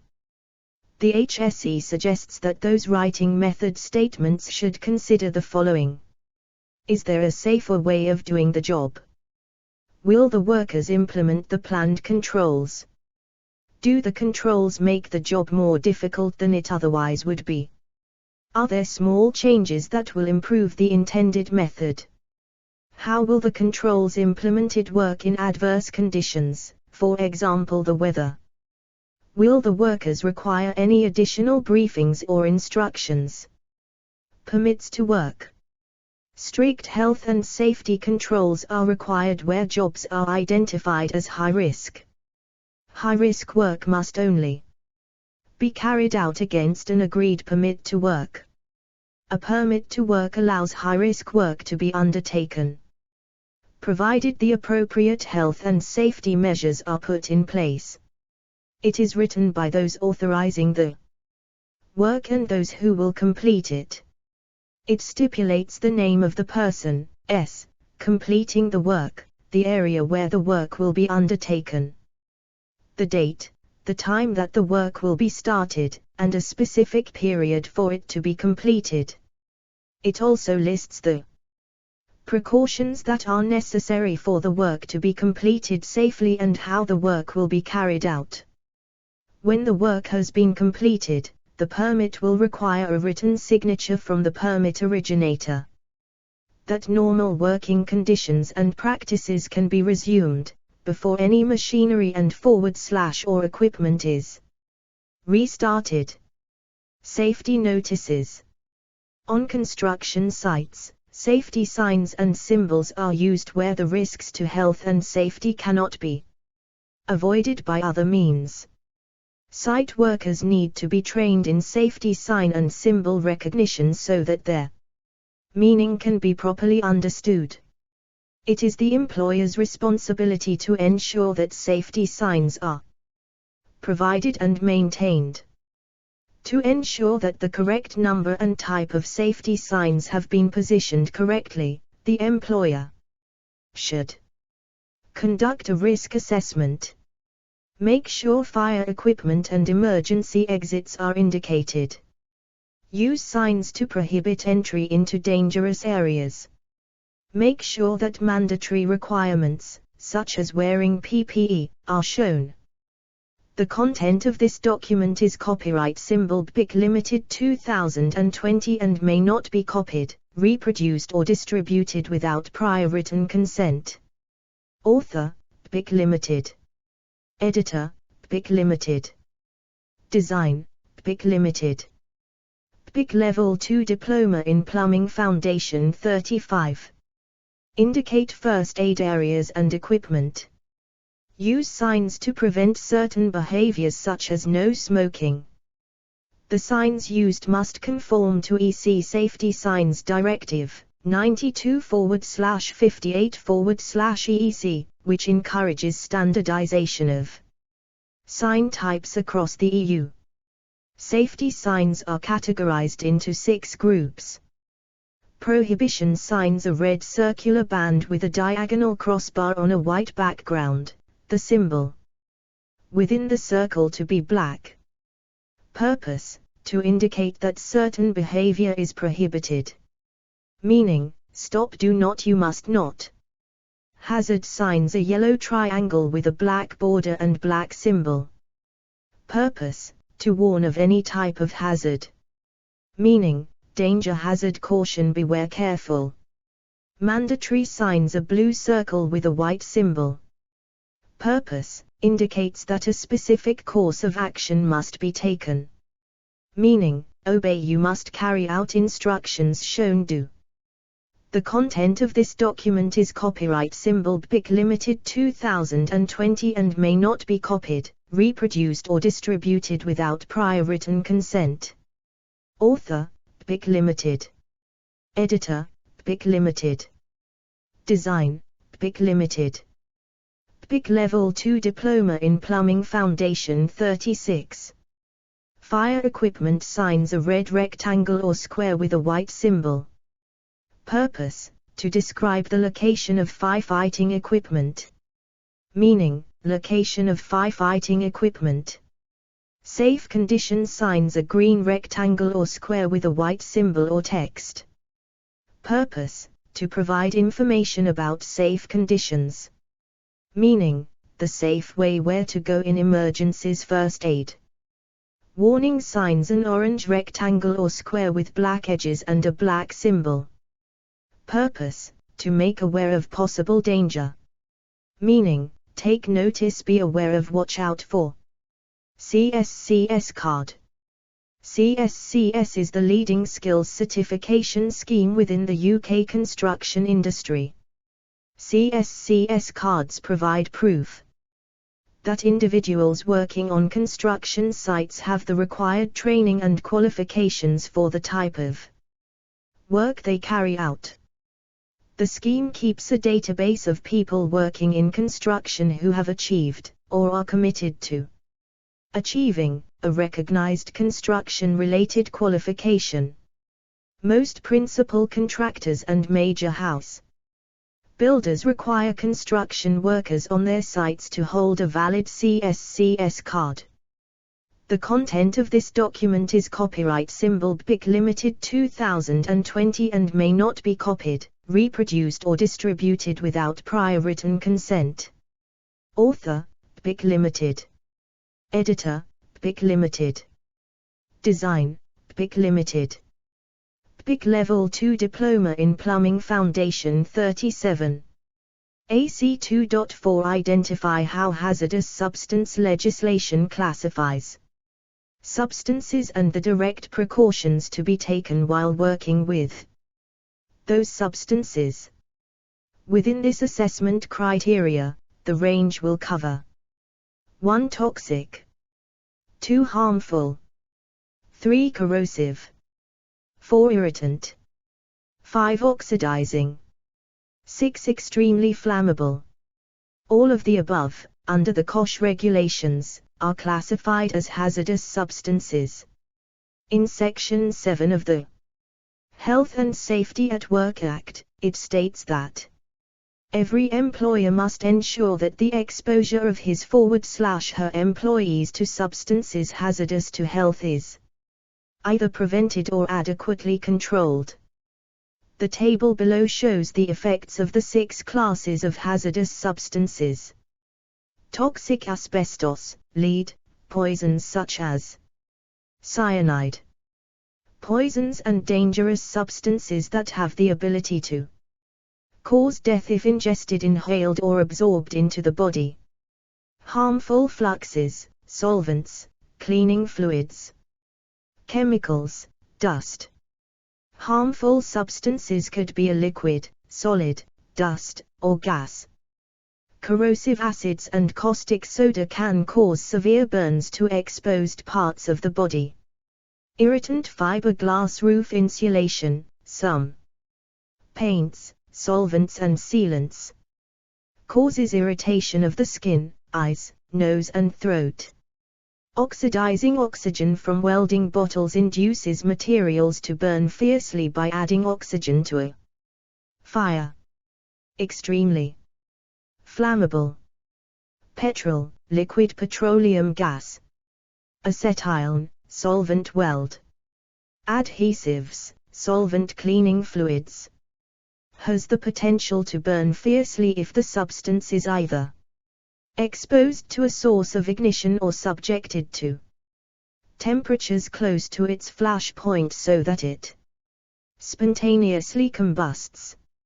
In most cases, these substances are highly flammable. The content of this document is copyright symbol BIC Limited 2020 and may not be copied, reproduced or distributed without prior written consent. Author, BIC Limited. Editor, BIC Limited. Design, BIC Limited.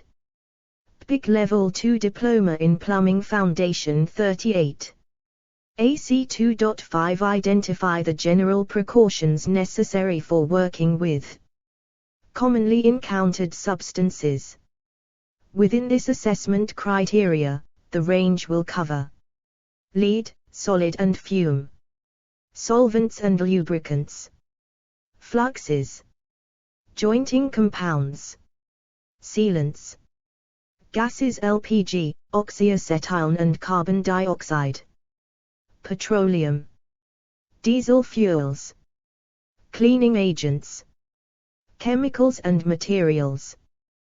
There are many different chemicals and materials to be found on construction sites, whether the site is a new build, a refurbishment or a demolition site.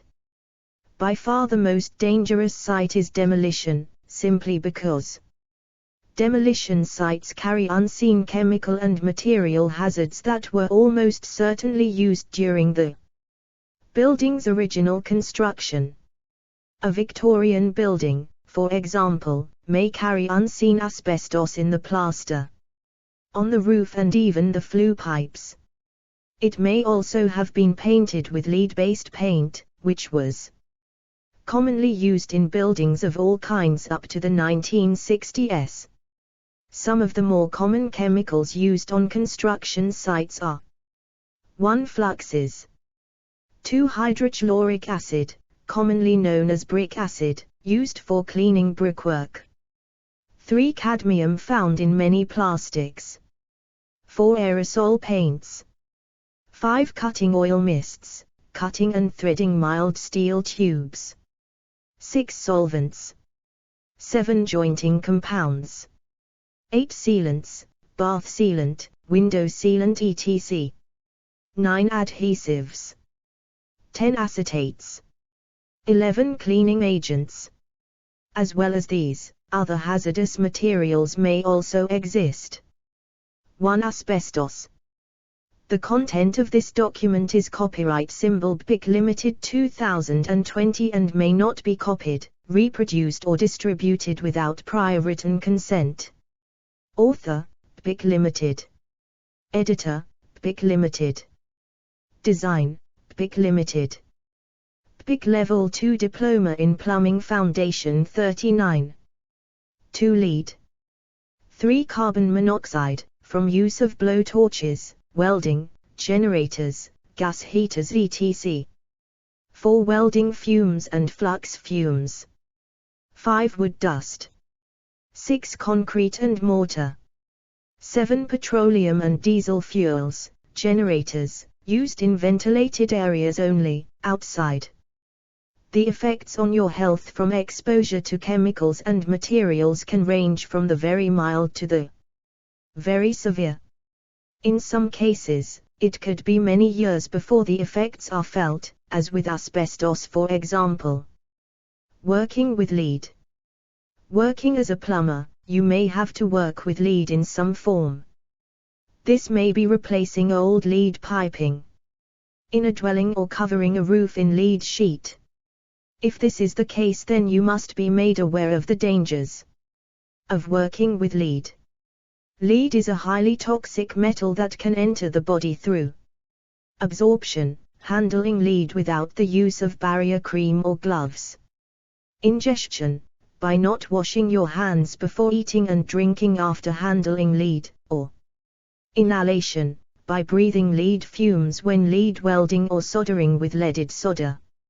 Lead is a very toxic metal that can give severe health problems if it is used on a regular basis. The effects are cumulative. In other words, the poisoning effects happen over a long period of many years. Lead is a very potent neurotoxin that affects the central nervous system that can lead to brain and blood disorders. Lead oxide, a fine white powdery substance, is particularly dangerous. Lead oxide is the residue left over when lead corrodes. It was used for many years in lead-based paints.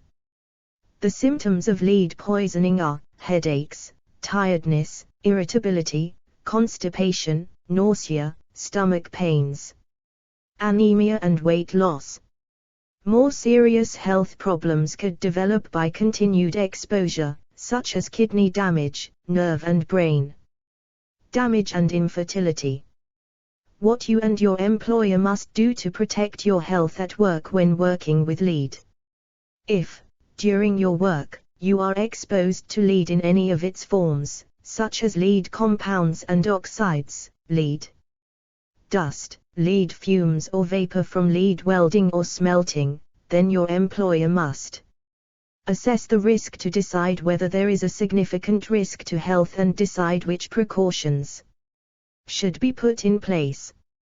Put in place such systems as fume and dust extraction to prevent/control the exposure lead. The content of this document is copyright symbol BIC Limited 2020 and may not be copied, reproduced or distributed without prior written consent. Author, BIC Limited. Editor, BIC Limited. Design, BIC Limited. BIC Level 2 Diploma in Plumbing Foundation 40.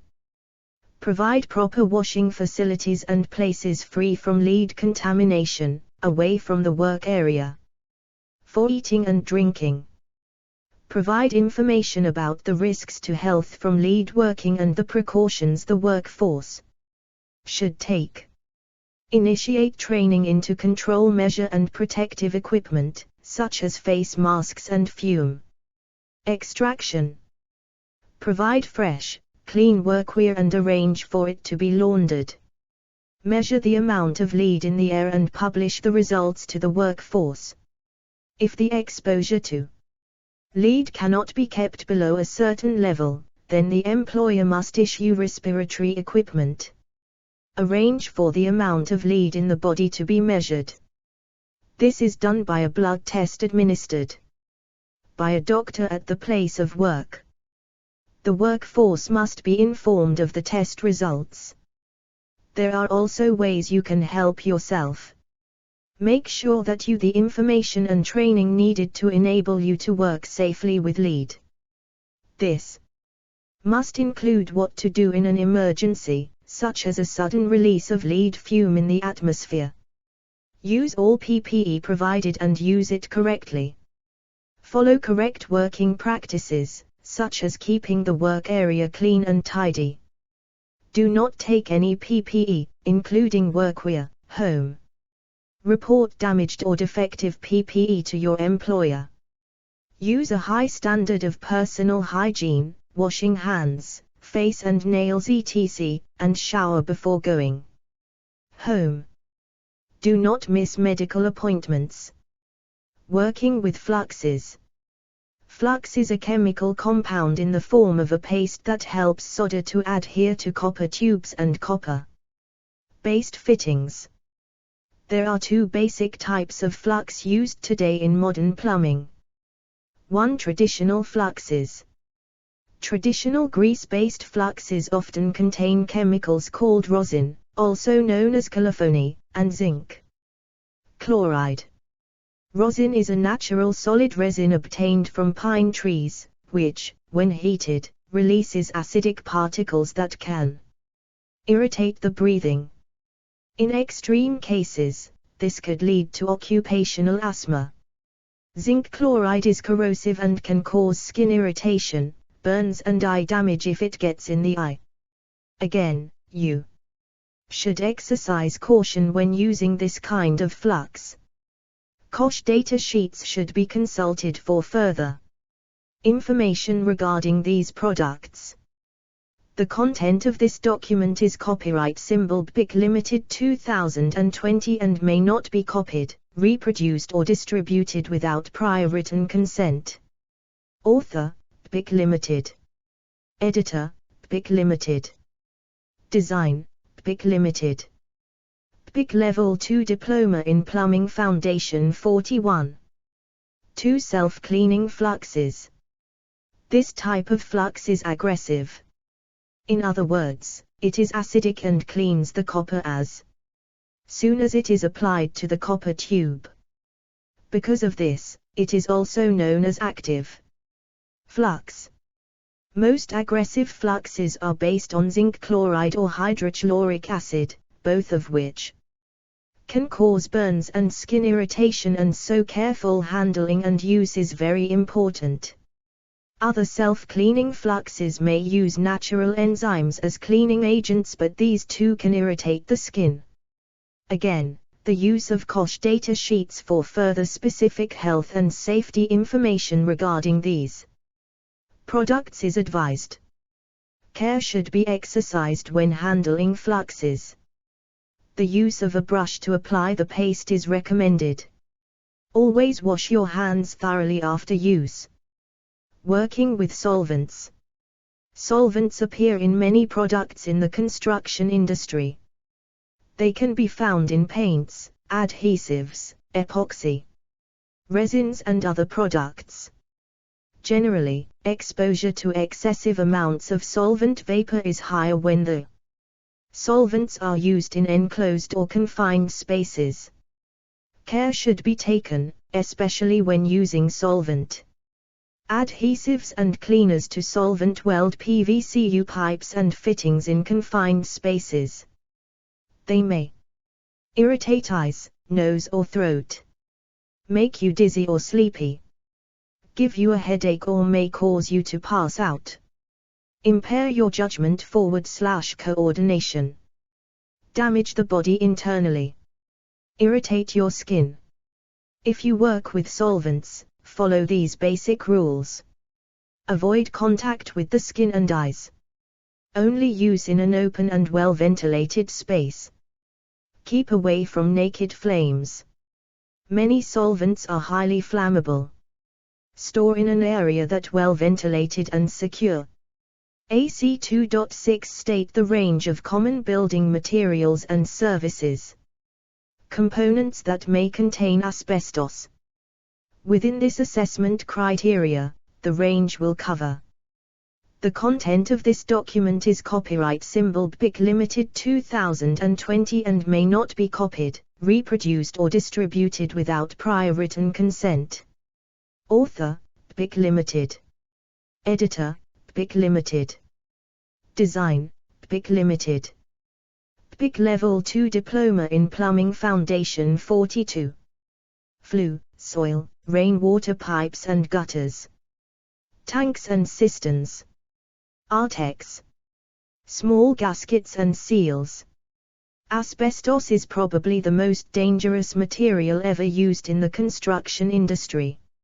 On average, 18 construction workers across the trades die from an asbestos-related disease every week. During the past 100 years, asbestos was used widely in the plumbing industry. Occasionally, it may still be found in the following plumbing and heating components and fittings: flue pipes, boiler gaskets and fireproof ropes, gutters and rainwater pipes and soil and vent pipes. Pipe insulation, both sprayed directly onto the pipe or applied in paste form and wrapped with linen. Cold water cisterns. Cold water mains where the soil was aggressive and acidic. Electrical wiring insulation.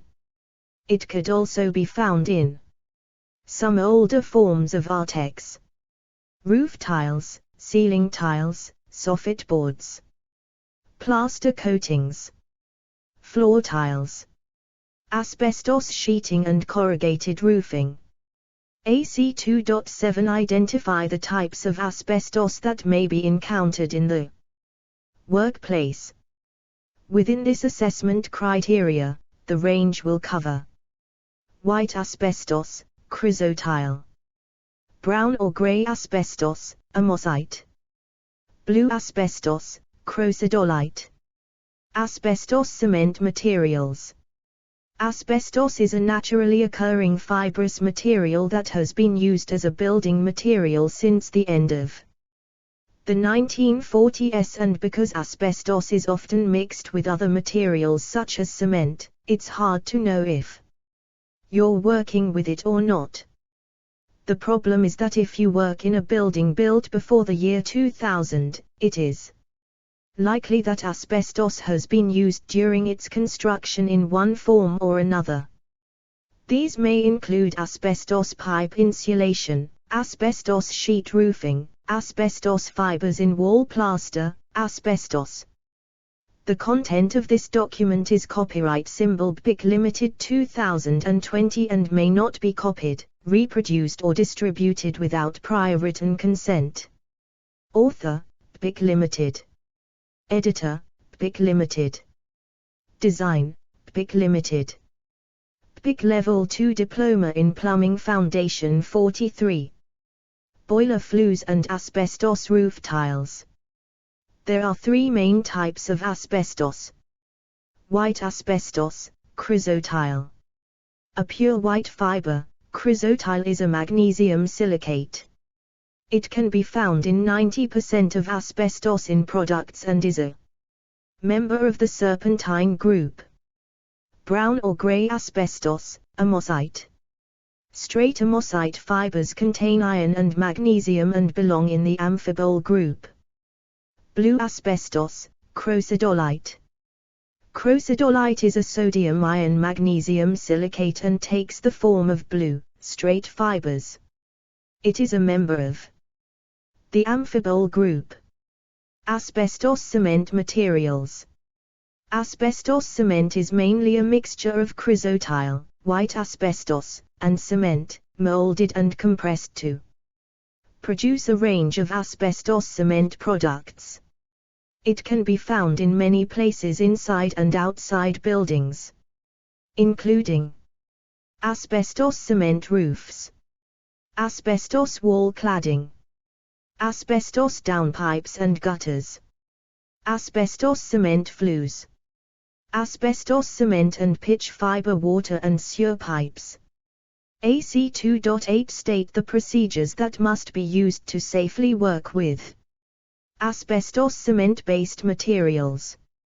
Within this assessment criteria, the range will cover protection of the workforce and members of the public, licensing requirements for asbestos removal organizations, safe disposal requirements. If you work with asbestos, use hand tools only. Keep materials damp, but not wet. Wear a properly fitted, suitable mask. Disposable FFP3 type is adequate.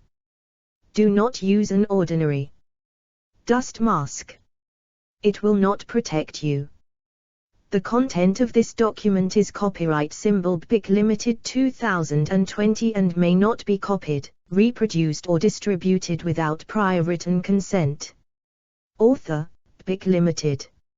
Editor, BIC Limited. Design, BIC Limited. BIC Level 2 Diploma in Plumbing Foundation 44. No smoking, eating or drinking in the work area. Double bag all asbestos waste and label the bags correctly. Clean up as you go along and use a specific Class H vacuum cleaner designed for hazardous dust. Do not use a brush when cleaning up, as this will throw fibers into the atmosphere. Wear disposable Type S overalls. Always remove your overalls before removing your face mask. Wear laceless or slip-on boots or disposable boot covers. Dispose of all items of disposable workwear correctly in the asbestos waste bags. Do not start work if you are not sure if there is asbestos where you are working. The asbestos materials are sprayed coatings, board or insulation and lagging on pipes and boilers. Only licensed contractors should work on these. You have not been trained on non-licensed asbestos work. Basic awareness is not enough. You should only continue if the work has been properly planned and the right precautions are in place and you have the correct equipment. The materials are asbestos cement, texture coatings and certain other materials, which do not need a license. These are listed in HSE publication Asbestos Essentials, and you have had training on working safely with asbestos. Remember, if you are in any doubt at all, seek expert advice. The existence of asbestos does not always mean that there is a risk to health. If the fibers are intact and undisturbed, then the actual risk is quite low. Only when the fibers are disturbed and enter the atmosphere does the risk from asbestos increase. It is the breathing in of asbestos fibers into the lungs, which causes asbestos-related diseases. Lung disease from exposure to asbestos is divided into three main types. Asbestosis, a process of scarring of the lungs. Disease of the lining of the lungs, called the pleura. It has a variety of signs and symptoms and is the result of inflammation and the hardening, calcification, and forward/or thickening of the lining tissue. Mesothelioma, a rare form of lung cancer. All of the common forms of asbestos used in the construction industry have been linked to cancerous and non-cancerous lung disease. Because of this, asbestos has not been allowed on new build construction projects for many years. The delay between the exposure to asbestos and the development of health issues related to it is generally around 20 years or so. The content of this document is copyright symbol BIC Limited 2020 and may not be copied, reproduced or distributed without prior written consent. Author, BIC Limited. Editor, BIC Limited. Design, BIC Limited. BIC Level 2 Diploma in Plumbing Foundation 45. AC 2.9 Identify the actions to be taken when asbestos is encountered while undertaking work activities. What to do if asbestos is discovered. On renovation and refurbishment work, the presence of asbestos should have been identified by an asbestos survey beforehand. However, there is always the risk, no matter how small, that asbestos could be discovered once work has started.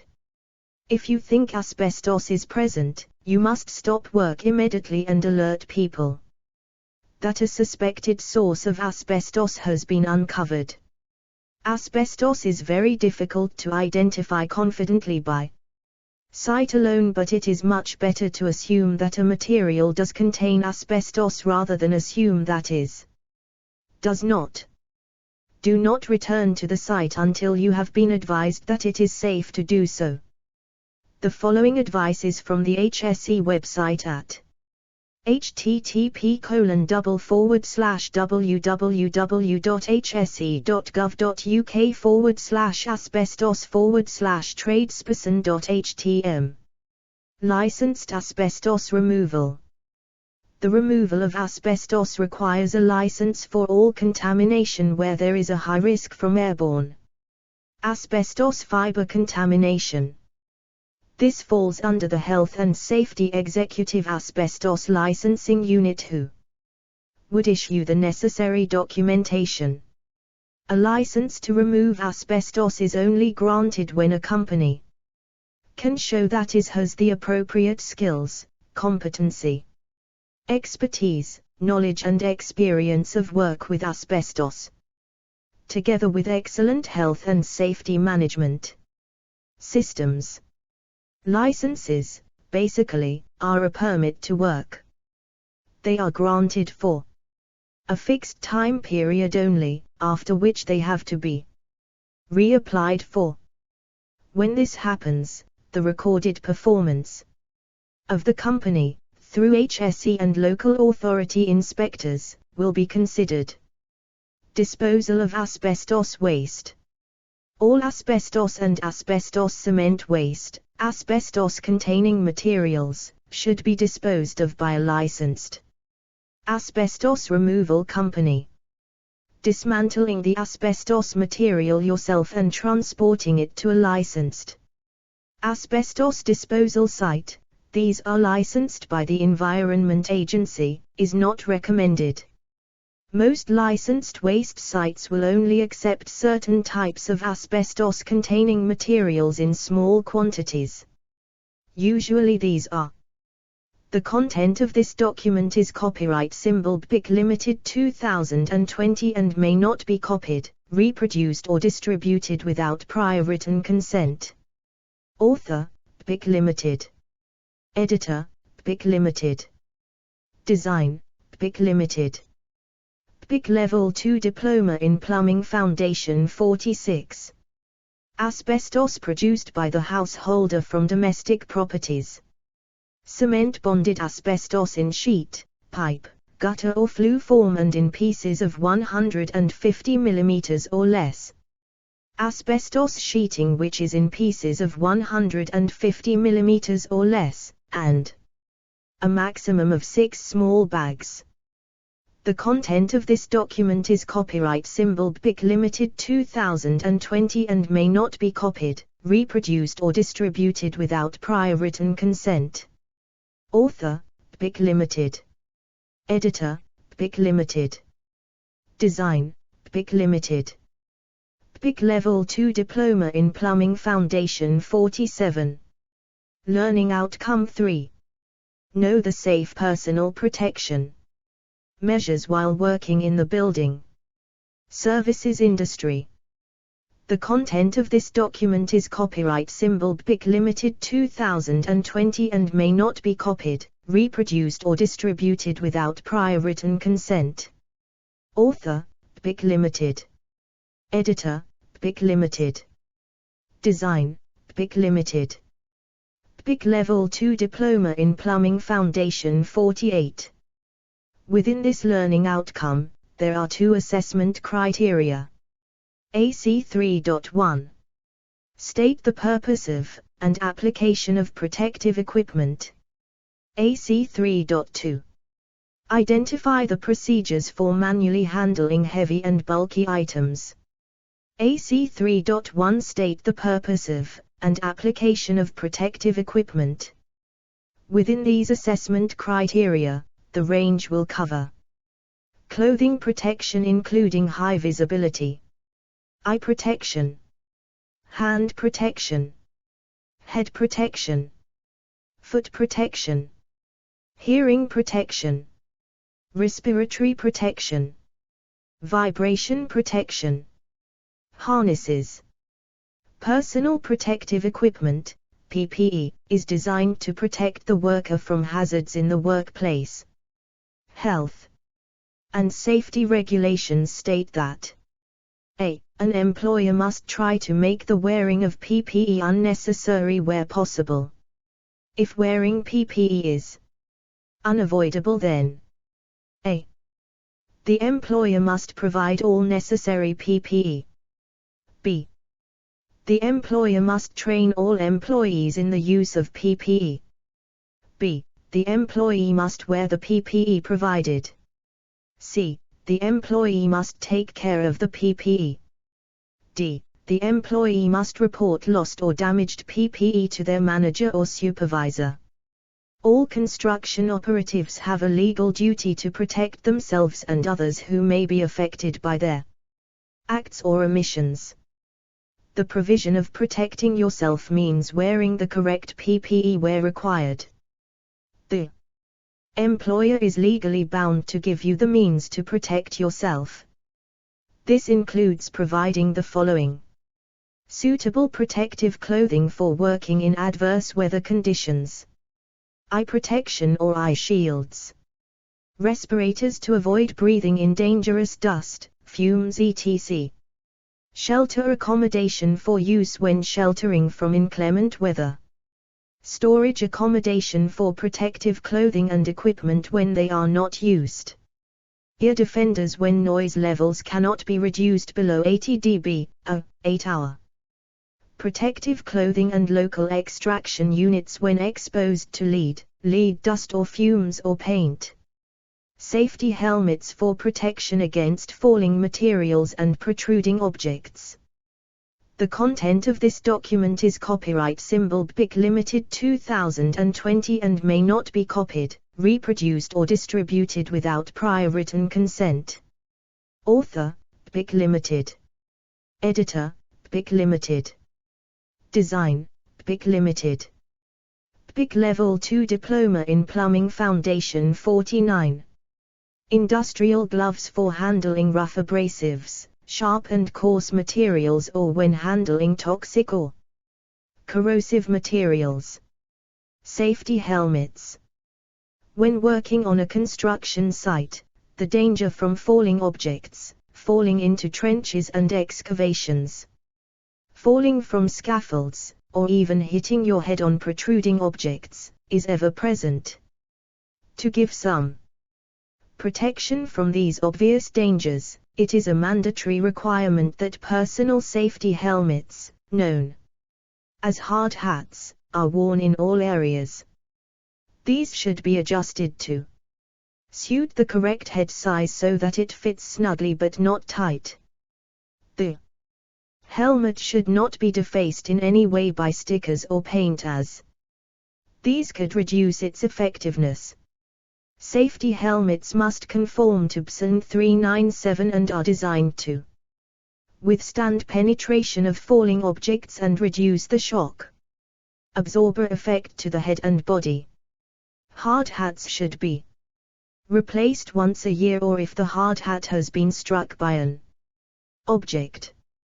They are resistant to temperatures as low as -30 OC and as high as +150 OC. Electrical resistance up to 440 V. Molten metal, marked as millimeter.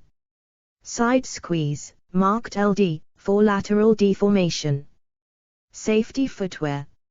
On site, feet must be protected against the many hazards that could be found, including damp, cold, sharp objects, falling objects and crushing. Flimsy footwear such as trainers do not offer sufficient protection against these obvious dangers and so must not be worn. A good pair of work boots must have steel toe caps to EN 20345 and a steel midsole for underfoot protection. Good quality footwear is a mandatory requirement on all construction sites. Safety footwear to EN 20345. Overalls and workwear. There are many different types of workwear available, from full boiler suits to separate jacket forward/sweatshirt and work pants. Good quality workwear has protective knee pad provision, which is especially useful for plumbers. A typical safety helmet with chin strap. The content of this document is copyright symbol BIC Limited 2020 and may not be copied, reproduced or distributed without prior written consent. Author, BIC Limited. Editor, BIC Limited. Design, BIC Limited. BIC Level 2 Diploma in Plumbing Foundation 50. And Heating Engineers. Plumbers should always consider flame retardant types, as these offer protection when soldering fittings. High visibility jackets and vests. High visibility jackets and vests, known as high-vis, are now a mandatory requirement on all construction sites. These can be supplied in either fluorescent yellow or fluorescent orange. Good quality high-vis jackets will be waterproof for protection when working in inclement weather. Eye protection. There are many eye injuries at work every day. Some of these will result in either partial or total blindness. A person's eyes are one of the most vulnerable parts of the body, and any injury can be life-changing. The majority of these eye injuries are preventable if the correct eye protection is worn.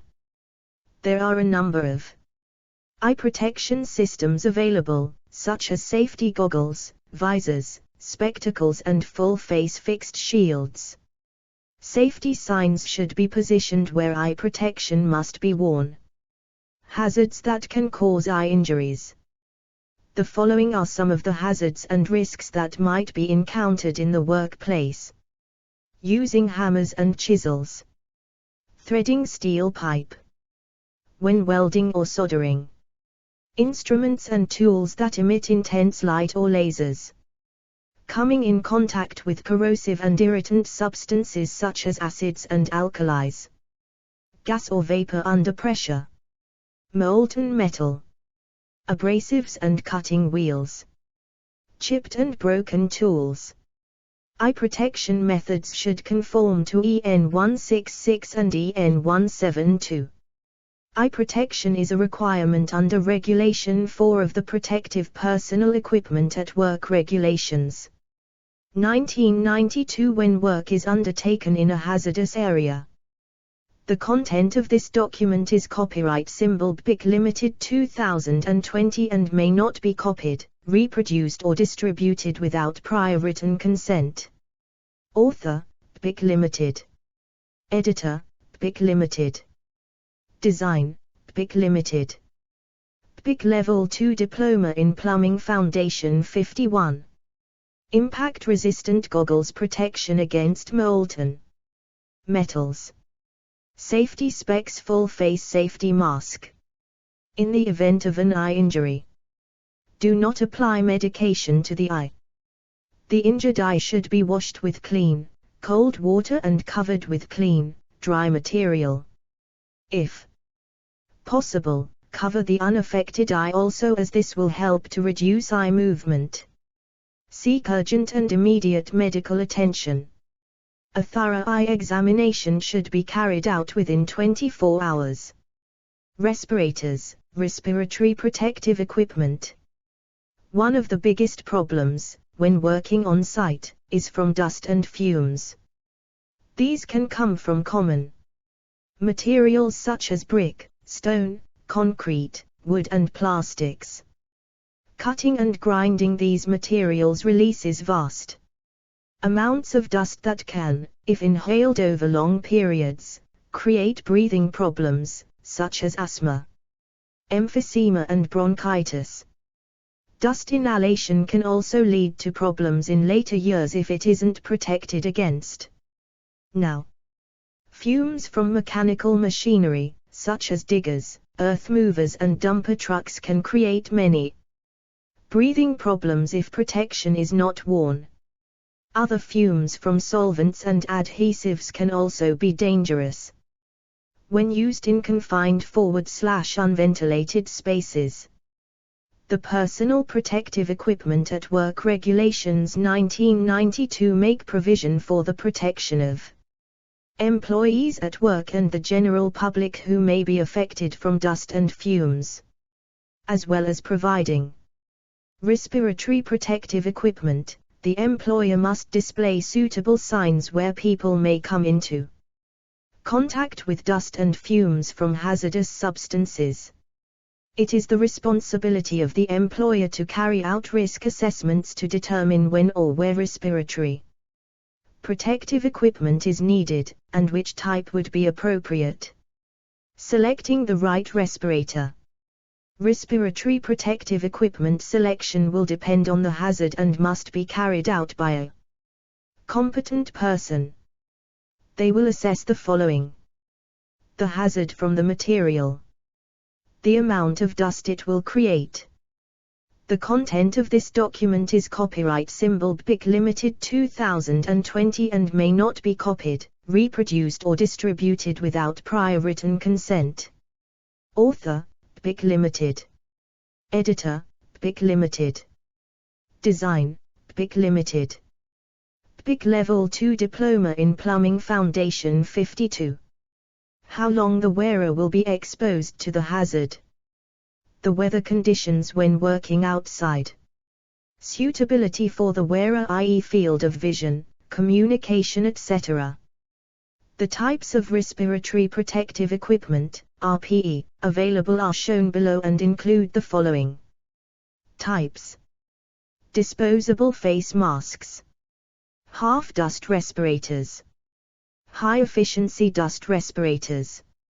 Ventilator visor. Self-contained breathing apparatus, scuba. Self-contained breathing apparatus. Gloves. Hands can suffer a wide range of injuries from cuts and abrasions to hammer blows and chemical burns. Other extremes such as low temperatures can also be a hazard. These situations will require hand protection. The type of glove required will depend on the type of work being done. All of the different hazards to hands make it vital that the right kind of glove for a given situation is chosen. EN407 gloves that protect against thermal hazards. In other words, these gloves offer protection against heat and cold, whether it is heat in the form of conduction, convection and radiation, or cold in the form of freezing outside temperatures or pipe freezing gases. Disposable face mask, half-dust respirators. High-efficiency respirators, ventilator visor respirator. The content of this document is copyright symbol BIC Limited 2020 and may not be copied, reproduced or distributed without prior written consent. Author, PIC Limited. Editor, PIC Limited. Design, PIC Limited. PIC Level 2 Diploma in Plumbing Foundation 53. EN374. These gloves guard against chemicals and microorganisms. Substances that could inflame, irritate or burn the skin can be classed as a chemical hazard. This type of glove offers protection against chemical splashing and microorganism hazards and is recommended by the COSH regulations. EN 12477 is the standard for protective gauntlets for welders. They are heat resistant and flame retardant. EN 421, protective gloves against ionizing radiation and radioactive contamination. EN 388. This is the classification for gloves designed to withstand mechanical abrasions such as sharp and rough objects. Hearing protection. Employers must make a risk assessment and provide information and training when the noise level reaches 80 decibels. The upper noise limit, taking into account hearing protection, is 87 decibels. The British standards for ear protection are Ear Defenders BSEN 352-1, 2002. Earplugs BSEN 352-2, 2002. Ear Defenders on Safety Helmet BSEN 352-3, 2002. Level Dependent Ear Defenders BSEN 352-4, 2001. Active Noise Reduction Ear Defenders BSEN 352-5, 2002. Ear Defenders with Electrical Audio Input BSEN 352-6, 2002. Level Dependent Earplugs BSEN 352-7, 2002. The content of this document is copyright symbol BIC Limited 2020 and may not be copied, reproduced or distributed without prior written consent. Author, BIC Limited. Editor, BIC Limited. Design, BIC Limited. PIC Level 2 Diploma in Plumbing Foundation 54. Where the work is very noisy or of long duration, ear defenders would be the best solution, simply because they offer greater protection than earplugs. Ultimately, the type of hearing protection required will depend on the kind of work being done. Vibration protection. Hand-arm vibration comes from the use of handheld power tools and is the cause of significant ill health. Painful and disabling disorders of the blood vessels, nerves and joints. Employers under the control of Vibration at Work Regulations 2005, which came into force in July 2005, must assess and identify measures to eliminate or reduce risks from exposure to hand-arm vibrations so that they can protect their employees from risks to their health. Hand-arm vibration is vibration transmitted from work processes into workers' hands and arms. It can be caused by operating handheld power tools, such as road breakers, and hand-guided equipment, such as powered lawn mowers, or by holding materials being processed by machines, such as pedestal grinders. There are ways in which you can protect against vibration in your work by looking for different work methods that will eliminate or reduce exposure to vibration. Use of personal protection equipment. Harnesses. The purpose of the Work at Height Regulations 2005 is to prevent death and injury caused by a fall from height. Employers and those in control of any work at height activity must make sure work is properly planned, supervised and carried out by competent people. This includes using the right type of equipment for working at height. HSE have provided a guide on working at height, available at www.hse.gov.uk/pubns/inc401.htm. Where safety harnesses are to be used, a full risk assessment should have been carried out taking into account all working conditions and providing a safe system of work.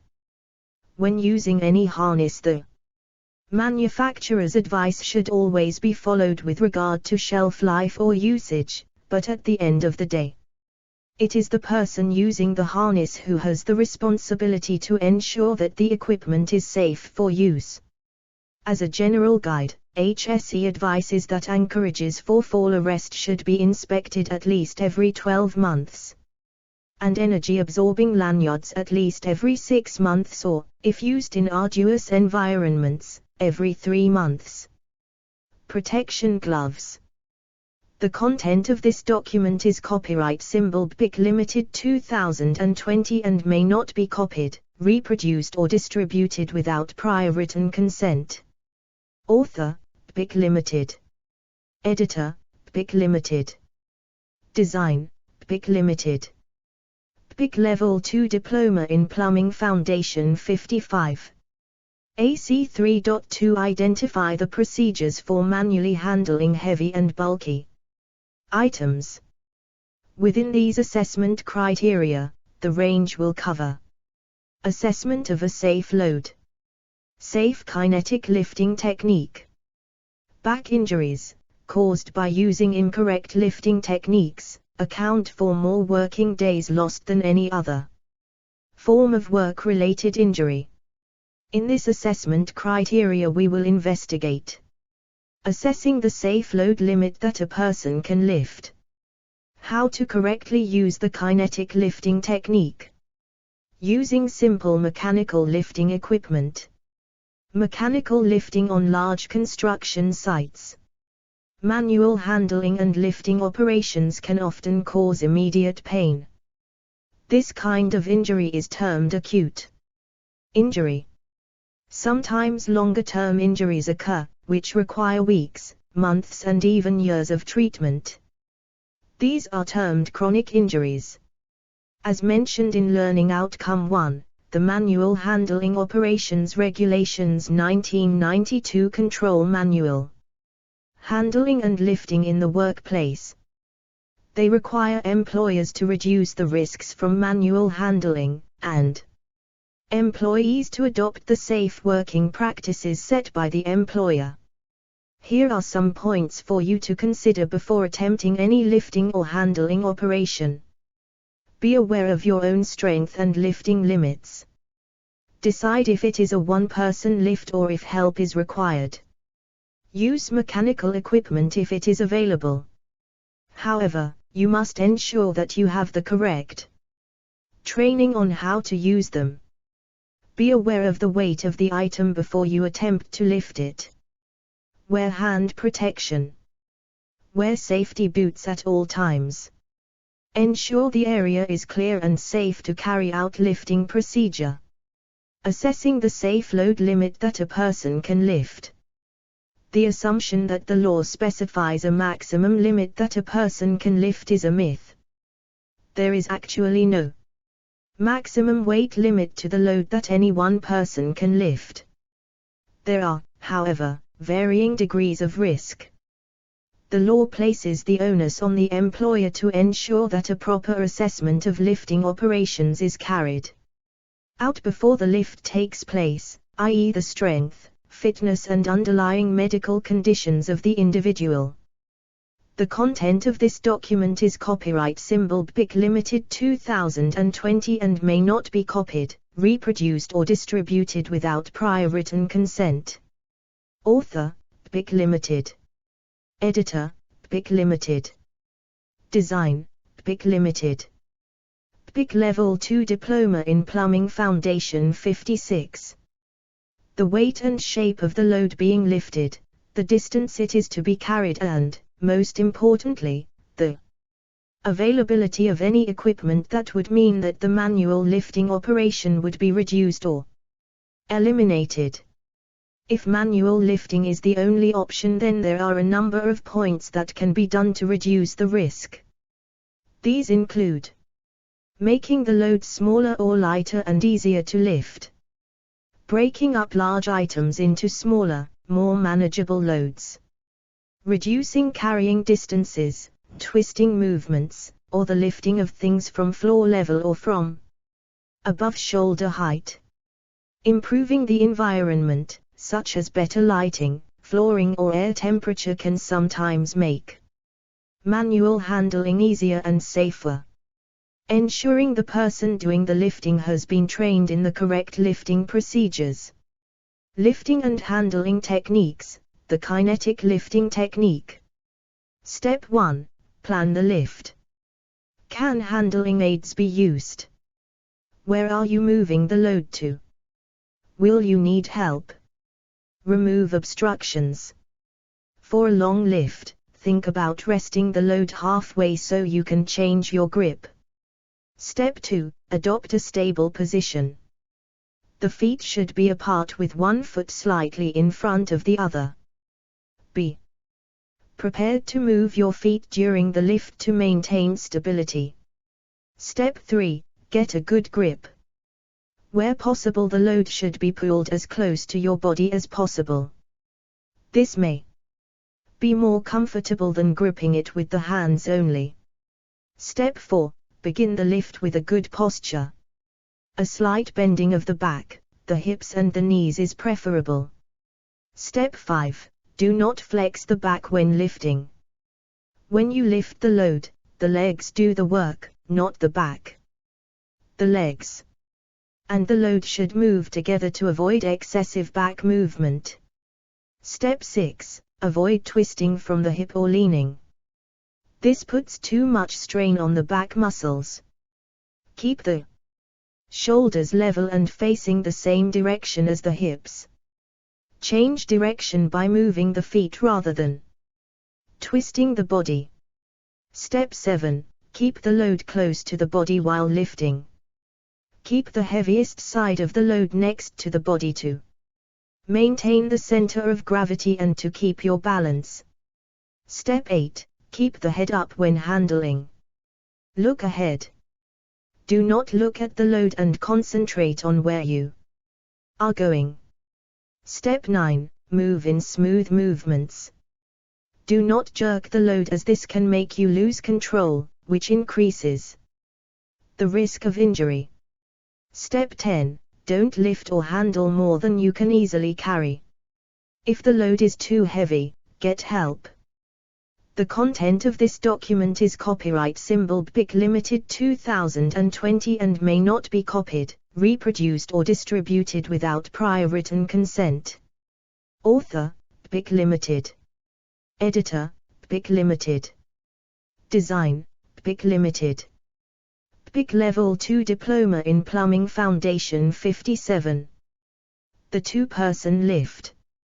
When an object has been assessed as being too heavy or awkward for one person to lift, team lifting may be employed. This involves getting the help of other persons of roughly the same height and build to help with the lift. The same rules of lifting should be applied.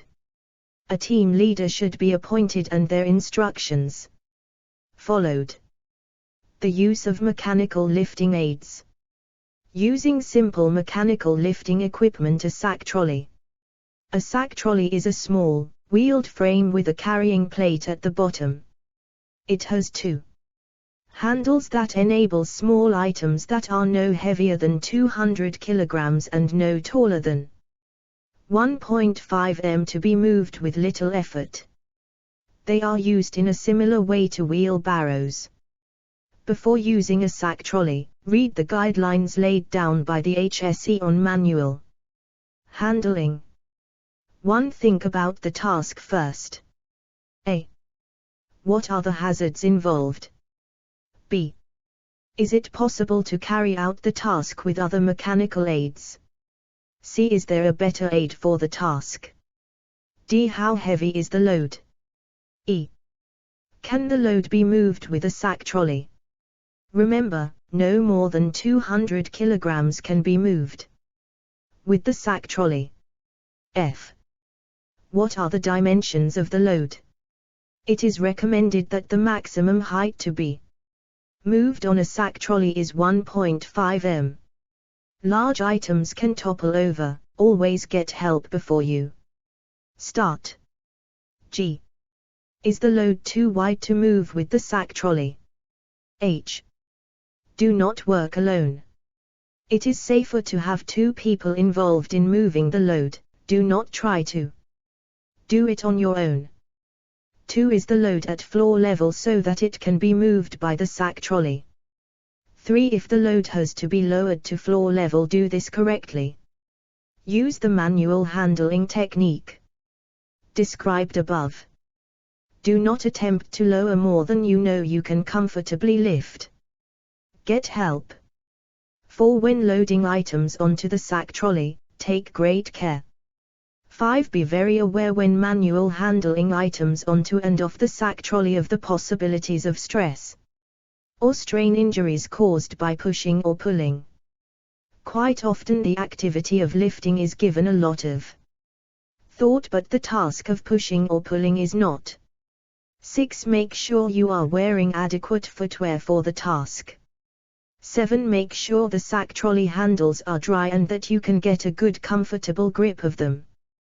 The content of this document is copyright symbol BIC Limited 2020 and may not be copied, reproduced or distributed without prior written consent. Author, BIC Limited. Editor, BIC Limited. Design, BIC Limited. BIC Level 2 Diploma in Plumbing Foundation 58. 8. Make sure the wheels of the sack trolley work correctly, that they spin evenly, do not wobble from side to side and are circular. 9. Check that the tubular frame and flat front plate have no cracks in them. 10. Check the route you are going to take. It should be flat and free from any loose material. 11. If there are any doors to go through, get help to open them. If door wedges are used, always remember to remove them when you have finished. 12. If there are any steps to go up or down, use the 3-wheel sack trolley instead of the 1-wheel version. Use a ramp where necessary on steps. Remember to remove the ramp when you have finished. 13. Do not push the sack trolley over steps or bumps. It is more stable when being pulled over them. 14. Make sure the floor is dry and not slippery. 15. When using the sack trolley outside, take extra precautions. 16. Where it is possible, secure loads to the sack trolley so that they do not slide off when being moved. Mechanical lifting on large construction sites. There are many different types of lifting and manual handling equipment that can be used in the workshop and on construction sites. They range from small brick lifts, slings, barrows and dumper trucks, to forklift trucks and cranes. Most large construction sites will have a hired crane, and this may be a fixed tower crane or a mobile crane. Cranes are often the only method of getting heavy equipment and appliances to where they are needed. They are operated by trained personnel only. A pallet truck can be used on hard areas for moving heavy loads. Wheelbarrows are probably the most common load-moving equipment on construction sites. A forklift truck is not often found on construction sites, but they can be found in workshops and storage facilities. These can only be driven by operatives who hold a forklift truck qualification. The content of this document is copyright symbol BIC Limited 2020 and may not be copied, reproduced or distributed without prior written consent. Author, BIC Limited. Editor, BIC Limited. Design, BIC Limited. BIC Level 2 Diploma in Plumbing Foundation 59. For very large sites, the crane operator will be guided by a banksman who uses hand signals to guide the crane operator to the load's destination. Care should be taken if cranes are on site. Construction operatives should be aware of where the jib, the lifting hook, is when walking around different areas of the site. The area the crane covers should be off limits to all non-essential personnel. Brick hoists are specifically designed to lift bricks and mortar from the ground floor to the upper floors of buildings during construction. They must not be used for lifting construction site operatives. The content of this document is copyright symbol BIC Limited 2020 and may not be copied, reproduced or distributed without prior written consent. Author, BIC Limited. Editor, BIC Limited. Design, BIC Limited. BIC Level 2 Diploma in Plumbing Foundation 60. Advert. The content of this document is copyright symbol BIC Limited 2020 and may not be copied, reproduced or distributed without prior written consent. Author, BIC Limited. Editor, BIC Limited. Design, BIC Limited. BIC Level 2 Diploma in Plumbing Foundation 61. Learning Outcome 5. Know how to respond to accidents that occur while working in the building services industry. First aid point. The content of this document is copyright symbol BIC Limited 2020 and may not be copied, reproduced or distributed without prior written consent. Author, BIC Limited. Editor, BIC Limited. Design, BIC Limited. BIC Level 2 Diploma in Plumbing Foundation 62. Within this learning outcome, there are 4 assessment criteria. AC 5.1. Identify the requirements for first aid provision while working. AC 5.2. Identify the actions that should be taken when an accident or emergency is discovered. AC 5.3. State the procedures for dealing with minor injuries that can occur while working. AC 5.4. State the procedures for dealing with major injuries that can occur while working. AC 5.1 Identify the requirements for first aid provision while working. Within this assessment criteria, the range will cover on construction sites, new build and refurbishment, in small occupied properties, construction sites and any work location, such as occupied properties, are dangerous environments and people suffer major and minor injuries almost on a daily basis. Add to this the fact that people may become ill at any time and a good first aid provision becomes a necessity. Good first aid provision can prevent a minor injury from becoming a major incident. What the law says. Health and safety regulations requires that adequate and appropriate first aid provision, facilities and personnel are available in the event of illness or injury. Although different working environments have different first aid needs, the minimum first aid provision for any working environment should include a suitably stocked and maintained first aid box. HSE advice suggests it should include at least 24 wrapped sterile adhesive dressings in assorted sizes, 2 sterile iPads, 4 individually wrapped triangular bandages, 6 safety pins, 6 medium-sized and 2 large-sized individually wrapped sterile UN medicated wound dressings, a pair of disposable gloves, an appointed person to take charge of first aid arrangements. The content of this document is copyright symbol BIC Limited 2020 and may not be copied, reproduced or distributed without prior written consent. Author, BIC Limited. Editor, BIC Limited. Design, BIC Limited. BIC Level 2 Diploma in Plumbing Foundation 63. Around-the-clock quick access to the first aid equipment. A trained first aider at all times during working hours. Appointed person versus first aider. Health and safety regulations require that every workplace has both a trained first aider and an appointed person, but what are these two very different roles and what are their responsibilities? First aider.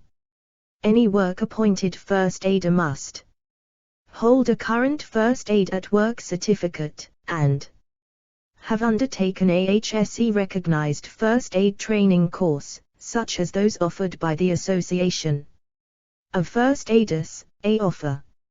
For more details on first aid at work courses, go to http://www.skillsforhealth.org.uk.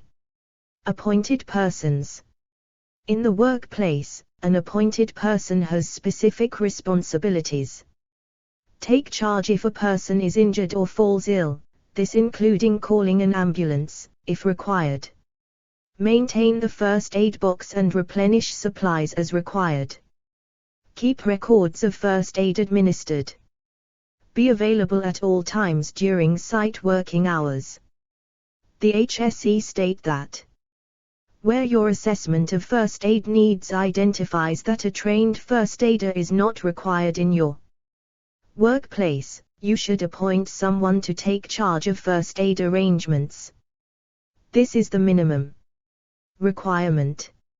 Even in a small, low-hazard business where first aiders are not considered necessary, there is always the possibility that an accident or sudden illness may occur. It is therefore important that there is always someone available to take charge of these arrangements. The appointed person must not give first aid for which they have not been trained and are not formally required to have any training, although it is desirable. Courses for appointed persons are available. The role of the employer when appointing first aiders and appointed persons. Under the law, employers are required to assess the significant risks of potential injury and ill health that may be present in the workplace. Where a number of significant risks exist, then more than one first aider may be required. Where there are specific risks, such as working with hazardous substances or dangerous. The content of this document is copyright symbol BIC Limited 2020 and may not be copied, reproduced or distributed without prior written consent. Author, BIC Limited. Editor, BIC Limited. Design, BIC Limited. BIC Level 2 Diploma in Plumbing Foundation 64. Machinery/tools, then the employer must ensure that all first aiders receive extra training or equipment. Where different work areas present differing degrees of risk, an employer is required to ensure each area has sufficient first aid provision.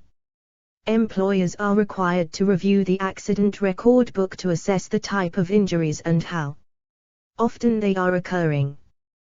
This may impact on the number of first aid boxes and where they are likely to be located on site. If the workplace is spread over a wide area or multiple floors, then first aid provision must be provided at all locations. Employers must ensure that sufficient first aid provision is provided during all working hours, including shift work. If any employees work alone, then employers should issue personal first aid kits and arrange for first aid training on its use. Although there are no legal responsibilities for first aid provision for site visitors and guests, it is considered good practice to include them. Employers are required to inform their staff of the first aid requirements.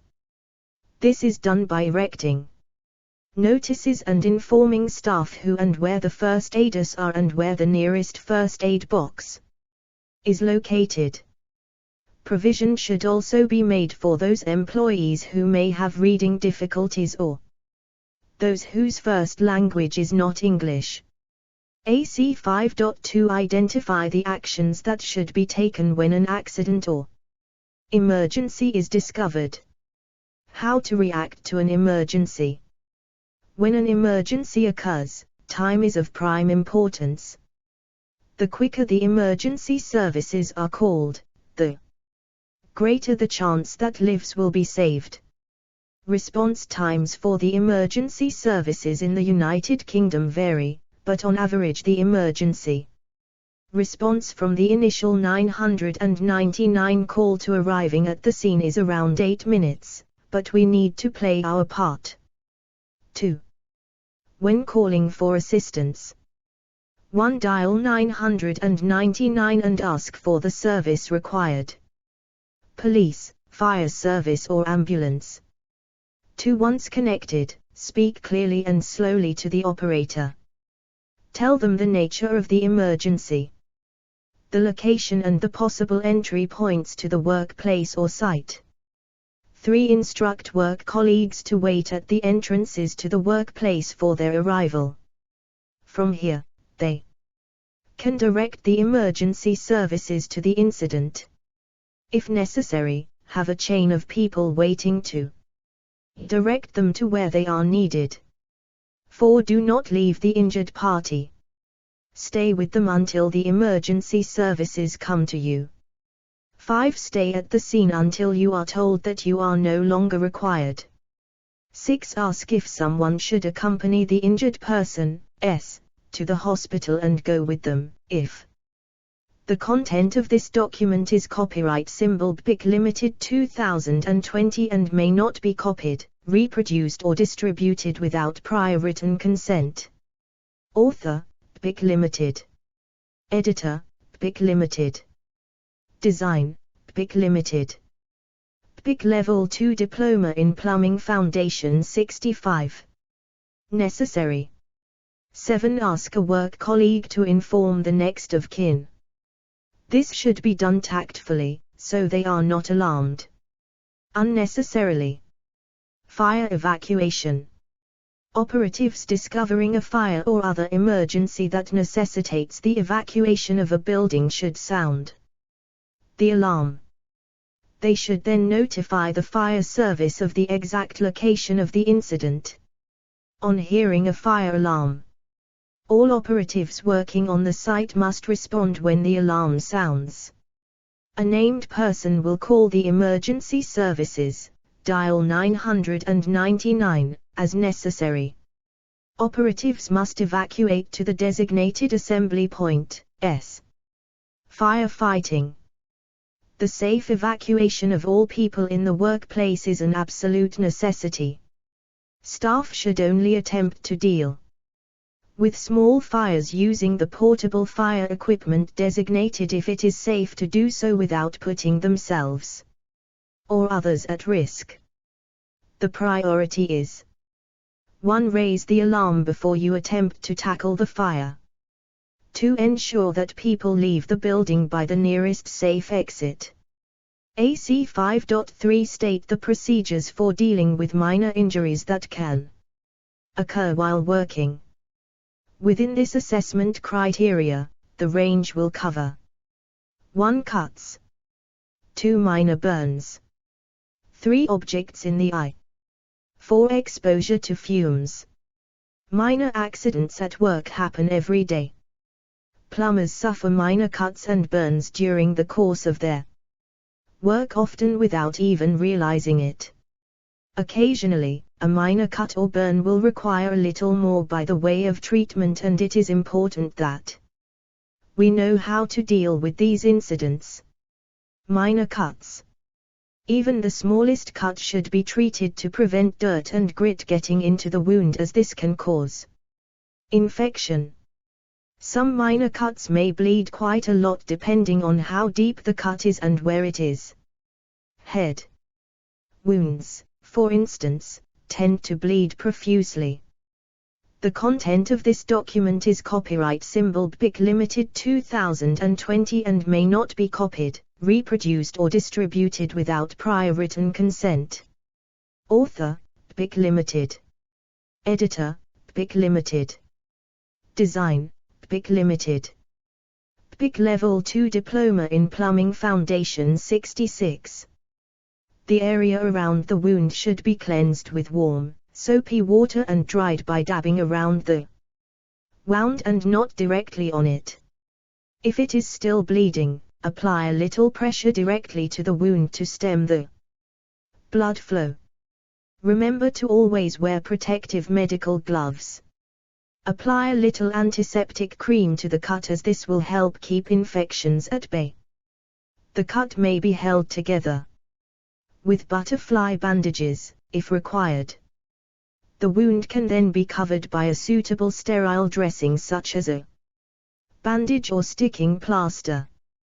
Be aware that some people can suffer allergic reactions to the adhesive on sticking plasters, so care should be taken.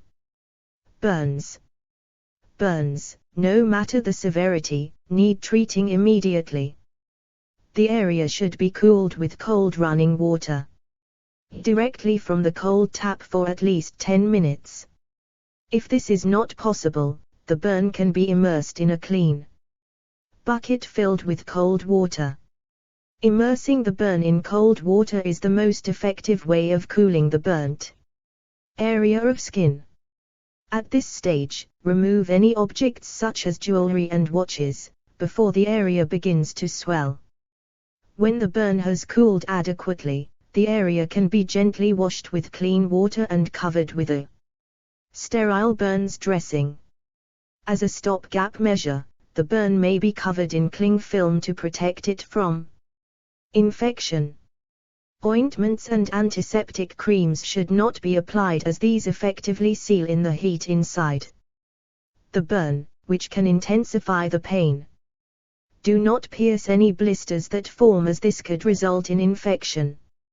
If the burn is severe, medical help should be sought at the nearest hospital, accident and emergency, or doctor's surgery. Important general advice. This advice is only for minor injuries. Expert medical advice should be sought if the wound appears more serious or the following symptoms present themselves.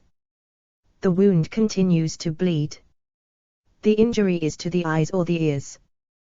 The wound was caused by a dirty or rusty object. The cut is deep or wide. Any burn that is larger than the palm of a person's hand or is situated on a sensitive part of the body, such as groin, neck, face, foot or back of the hand. Signs of infection, redness to the skin, or fever. The injured person last had a tetanus booster more than 10 years ago. The injured person loses consciousness. Objects in the eye. Anything that finds its way into the eye is both painful and irritating. Specks of dirt and eyelashes tend to float on the surface of the eyeball, causing scratches. Chemicals too can cause irritation and pain if they are accidentally splashed onto the eye. The content of this document is copyright symbol BIC Limited 2020 and may not be copied, reproduced or distributed without prior written consent. Author, BIC Limited. Editor, BIC Limited. Design, BIC Limited. BIC Level 2 Diploma in Plumbing Foundation 67. Specks of dirt and eyelashes can often be removed by rinsing the eye with fresh cold water. However, objects that penetrate the eye or rest on the colored part of the eye must not be touched, as permanent eye damage may result. Chemical splashes in the eyes should be washed with fresh, cold water or a sterile solution for at least 15 minutes. In this situation, immediate medical advice must be sought. Common signs that the injured person may show are blurred vision, pain or discomfort, redness or watering of the eye, eyelids screwed up in spasms. Treatment to the eyes should be given with caution. Wash your hands first. Sit the injured person down facing the light. Standing behind the person, gently part the eyelids with finger and thumb. Examine the eye. Ask the person to look up and then down. Ask the person to look left and then right. If anything rests on the white of the eye, then wash it away with clean cold water from a glass or directly from a cold tap by tilting the person's head toward the injured eye, placing a towel on the shoulder. Pour water from the bridge of the nose so that the water runs across the eye. This should wash the object out. If the object persists, then if the object can be seen, then try to lift the object from the eye with the corner of a clean tissue. If this does not work, then seek medical advice immediately. Always remember, do not touch objects that are embedded in the eye. Place a sterile pad over the eye and take the person to the nearest accident and emergency department. Exposure to fumes.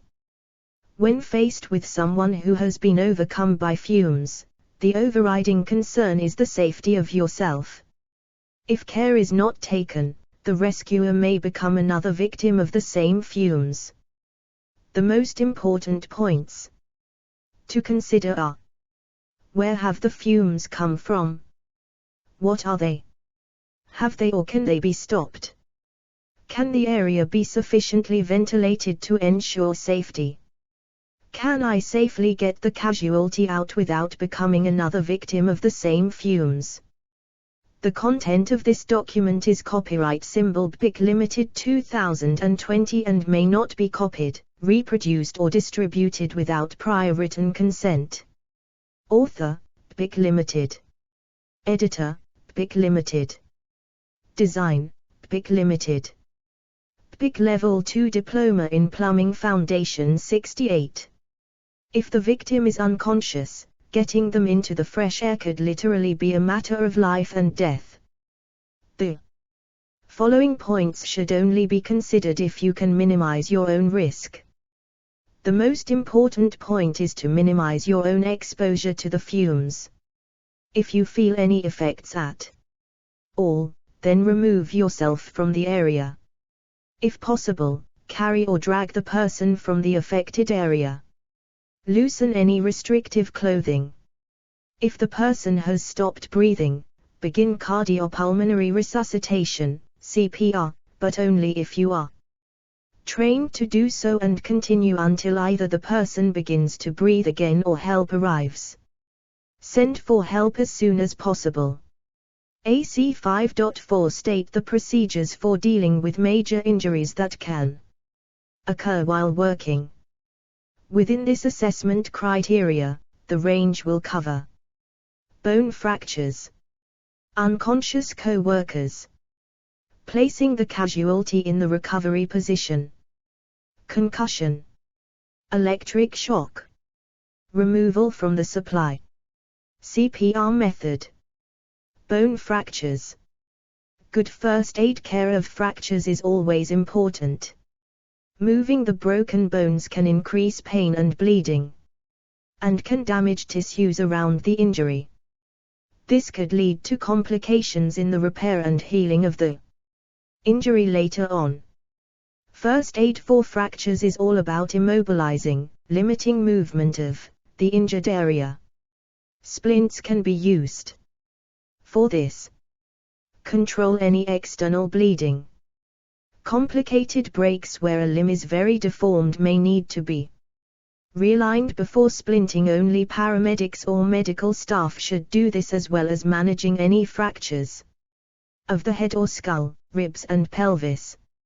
If you suspect a bone fracture, you should keep the person still. Do not move them unless there is an immediate danger, especially if you suspect fracture of the skull, spine, ribs, pelvis or upper leg. Attend to any bleeding wounds first. Stop the bleeding by pressing firmly on the site with a clean dressing. If a bone is protruding, apply pressure around the edges of the wound. The content of this document is copyright symbol BIC Limited 2020 and may not be copied, reproduced or distributed without prior written consent. Author, BIC Limited. Editor, BIC Limited. Design, BIC Limited. BIC Level 2 Diploma in Plumbing Foundation 69. If bleeding is controlled, keep the wound covered with a clean dressing. Never try to straighten broken bones. For a limb fracture, provide support and comfort such as a pillow under the lower leg or forearm. However, do not cause further pain or unnecessary movement of the broken bone. Apply a splint to support the limb. Splints do not have to be professionally manufactured. Items like wooden boards and folded magazines can work for some fractures. You should immobilize the limb above and below the fracture. Use a sling to support an arm or collarbone fracture. Raise the fractured area if possible and apply a cold pack to reduce swelling and pain. Stop the person from eating or drinking anything until they are seen by a doctor, in case they will need surgery. In an emergency, call 999 for an ambulance. Unconscious co-workers. Unconsciousness is when a person suddenly becomes unable to respond to stimuli and appears to be asleep. A person may be unconscious for a few seconds, fainting, or for longer periods. People who become unconscious do not respond to loud sounds or shaking. They may even stop breathing or their pulse may become faint. This calls for immediate emergency attention. The sooner the person receives emergency first aid, the better their outlook will be. If unconsciousness is due to low blood pressure, a doctor will administer medication by injection to increase blood pressure. If low blood sugar level is the cause, they may need something sweet to eat or a glucose injection. If you see a co-worker who has become unconscious, take these steps. Check whether the person is breathing. If they are not breathing, have someone call 999 immediately. If they are breathing, position the person on their back. Raise the person's legs at least 12 inches above the ground. Loosen any restrictive clothing or belts. If the person doesn't regain consciousness within 1 minute, call 999. Check the person's airway to make sure there's no obstruction. Check again to see if the person is breathing, coughing, or moving. These are signs of positive circulation. If these signs are absent, perform cardiopulmonary resuscitation, CPR, until emergency personnel arrive.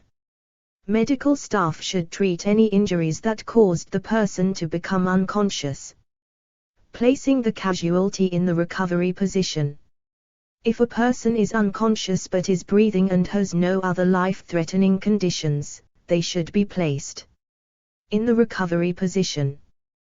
Putting someone in the recovery position will keep their airway clear and open.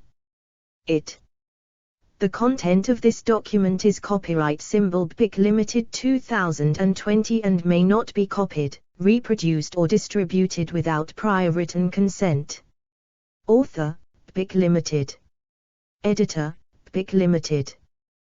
Design, BIC Limited. BIC Level 2 Diploma in Plumbing Foundation 70. Also ensures that any vomit or fluid will not cause them to choke. To place a casualty in the recovery position, follow these steps. With the person lying on their back, kneel on the floor at their side. Place the arm nearest you at a right angle to their body with their hand upwards, towards the head.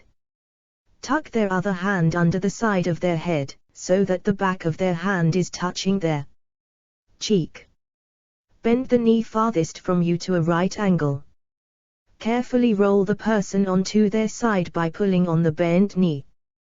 The top arm should be supporting the head and the bottom arm will stop you rolling them too far. Open their airway by gently tilting their head back and lifting their chin, and check that nothing is blocking their airway. Stay with the person and monitor their condition until help arrives. Concussion. A concussion is a type of traumatic brain injury that is caused by a blow to the head or body, a fall, or another injury that jars or shakes the brain inside the skull. Although there may be cuts or bruises on the head or face, there may be no other visible signs of a brain injury. You do not have to pass out, lose consciousness, to have a concussion.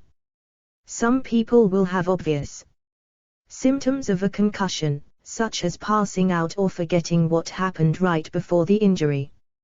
However, other people will not. With rest, most people fully recover from a concussion. Electric shock and removal from the supply.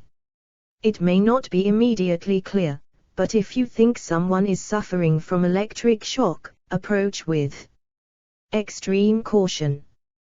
The danger from an electrical shock depends on the type of current, how high the voltage is, how the current traveled through the body, the person's overall health and how quickly the person is treated. An electrical shock may cause burns, or it may leave no visible mark on the skin. In either case, an electrical current passing through the body can cause internal damage, cardiac arrest or other injury. Under certain circumstances, even a small amount of electricity can be fatal.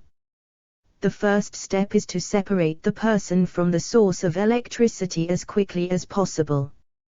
The best way of doing this is to turn off the supply, for example, by unplugging the appliance or by turning the mains off at the fuse box, consumer unit. If this is not possible, then try to remove the source of electricity from the person using a piece of insulating material, such as a length of wood. Never touch the person receiving the electric shock, or you could suffer one too. After removing the person from the source of electricity, if the person is unconscious, call for an ambulance. The content of this document is copyright symbol BIC Limited 2020 and may not be copied, reproduced or distributed without prior written consent. Author, BIC Limited. Editor, BIC Limited. Design, BIC Limited. BIC Level 2 Diploma in Plumbing Foundation 71. Immediately. Only those with the necessary knowledge and skill should carry out first aid. CPR method. Cardiopulmonary resuscitation, CPR, is a way to treat someone when they stop breathing or their heart stops beating. To minimize potential injuries, only those trained in CPR should perform rescue breathing. If you have not been trained, perform chest compressions until medical help arrives. Chest compressions. Lay the person on their back on a firm surface. Kneel next to the person's neck and shoulders. Place the heel of your hand over the center of the person's chest. Put your other hand directly over the first one and interlace your fingers. Make sure that your elbows are straight and move your shoulders up above your hands. Using your upper body weight, push straight down on the person's chest at least 1.5 inches for children, or 2 inches for adults. Then release the pressure. Repeat this procedure again up to 100 times per minute. Rescue breathing. Pinch the person's nose closed and cover their mouth with yours, creating an airtight seal. Give 2 1-second breaths and watch for the person's chest to rise. Continue alternating between compressions and breaths, 30 compressions and 2 breaths, until help arrives or there are signs of movement. Recording procedures for accidents and near misses at work. Accident reporting. Every accident that occurs at work should be reported, no matter how trivial it may seem. Even a minor cut, for instance, can soon become a major infection. This would have serious implications for the injured person.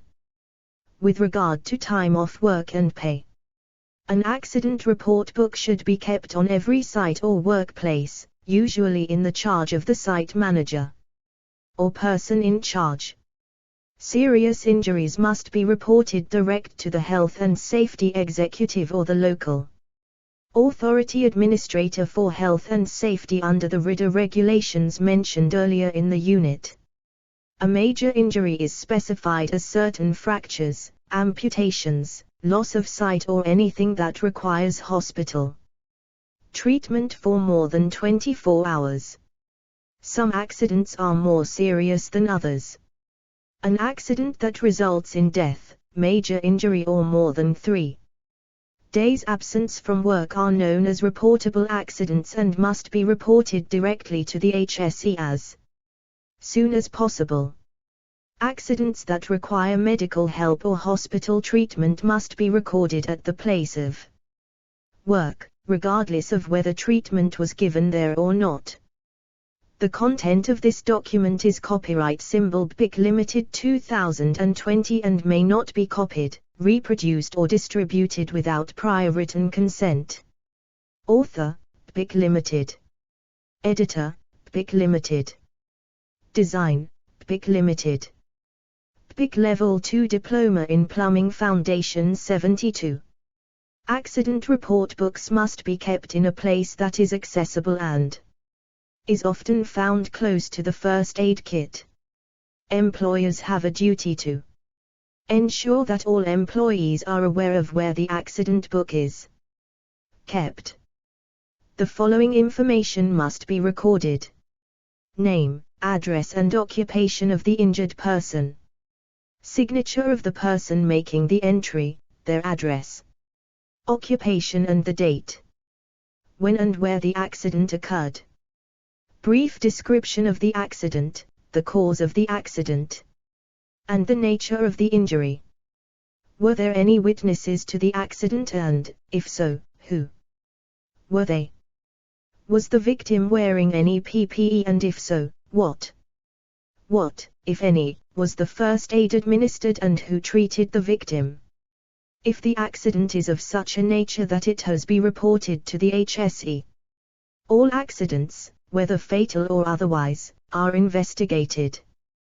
Those involved in this investigation may include the employer, an investigator from an insurance company, acting on behalf of the employer or employee, a safety representative usually from a trade union, a health and safety inspector from the local authority or the HSE. The content of this document is copyright symbol BIC Limited 2020 and may not be copied, reproduced or distributed without prior written consent. Author, BIC Limited. Editor, BIC Limited. Design, BIC Limited. BIC Level 2 Diploma in Plumbing Foundation 73. Learning Outcome 6. Know the procedures for electrical safety. When working in the building services industry. Within this learning outcome, there are 6 assessment criteria. The content of this document is copyright symbol BIC Limited 2020 and may not be copied, reproduced or distributed without prior written consent. Author, BIC Limited. Editor, BIC Limited. Design, BIC Limited. BIC Level 2 Diploma in Plumbing Foundation 74. AC 6.1. Identify the common electrical dangers encountered on construction sites and in private dwellings. AC 6.2. Identify the methods of safely using electrical tools and equipment on site. AC 6.3. Identify how to conduct a visual inspection of a power tool for safe condition before use. AC 6.4. State the procedure that should be applied for tools and equipment that fail safety checks. AC 6.5. State the electrical industry safe isolation procedure that should be applied to building services equipment before carrying out work on them. AC 6.6. State the use of temporary continuity bonding when working on pipework components. Employers are required by law to maintain their electrical systems and equipment in a good working and safe condition. The Health and Safety Executive state that periodic inspections and testing of electrical systems should be completed as part of the maintenance program.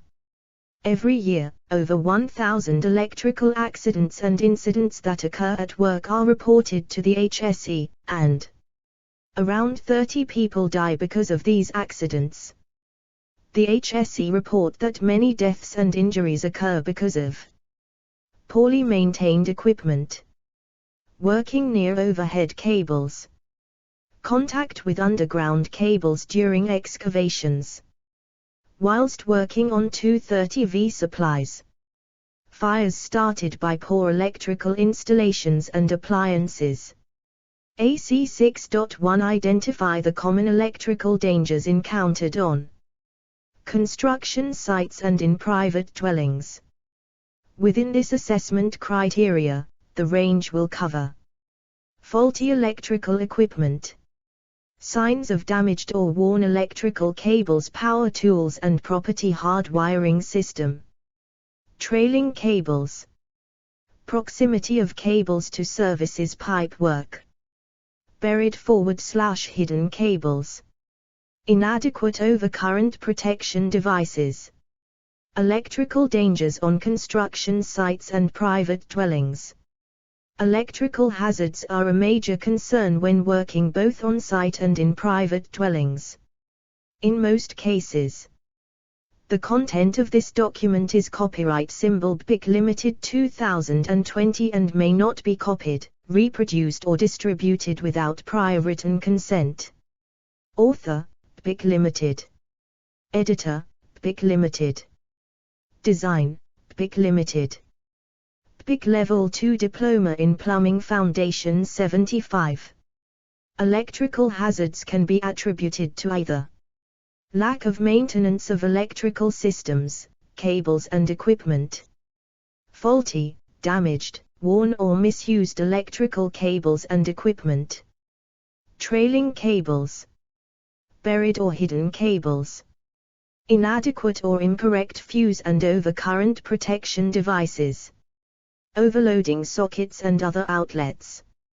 Using electrical equipment in damp or wet conditions. Working in domestic properties. When working in private dwellings, there are methods of working that will help to eliminate, as much as possible, those electrical hazards commonly found.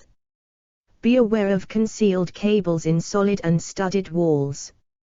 Using a good quality cable finder will help eliminate the potential hazard before any work is carried out on the wall.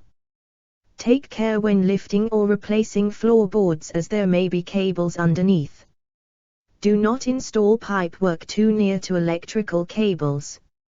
Heating pipework can cause cables to overheat.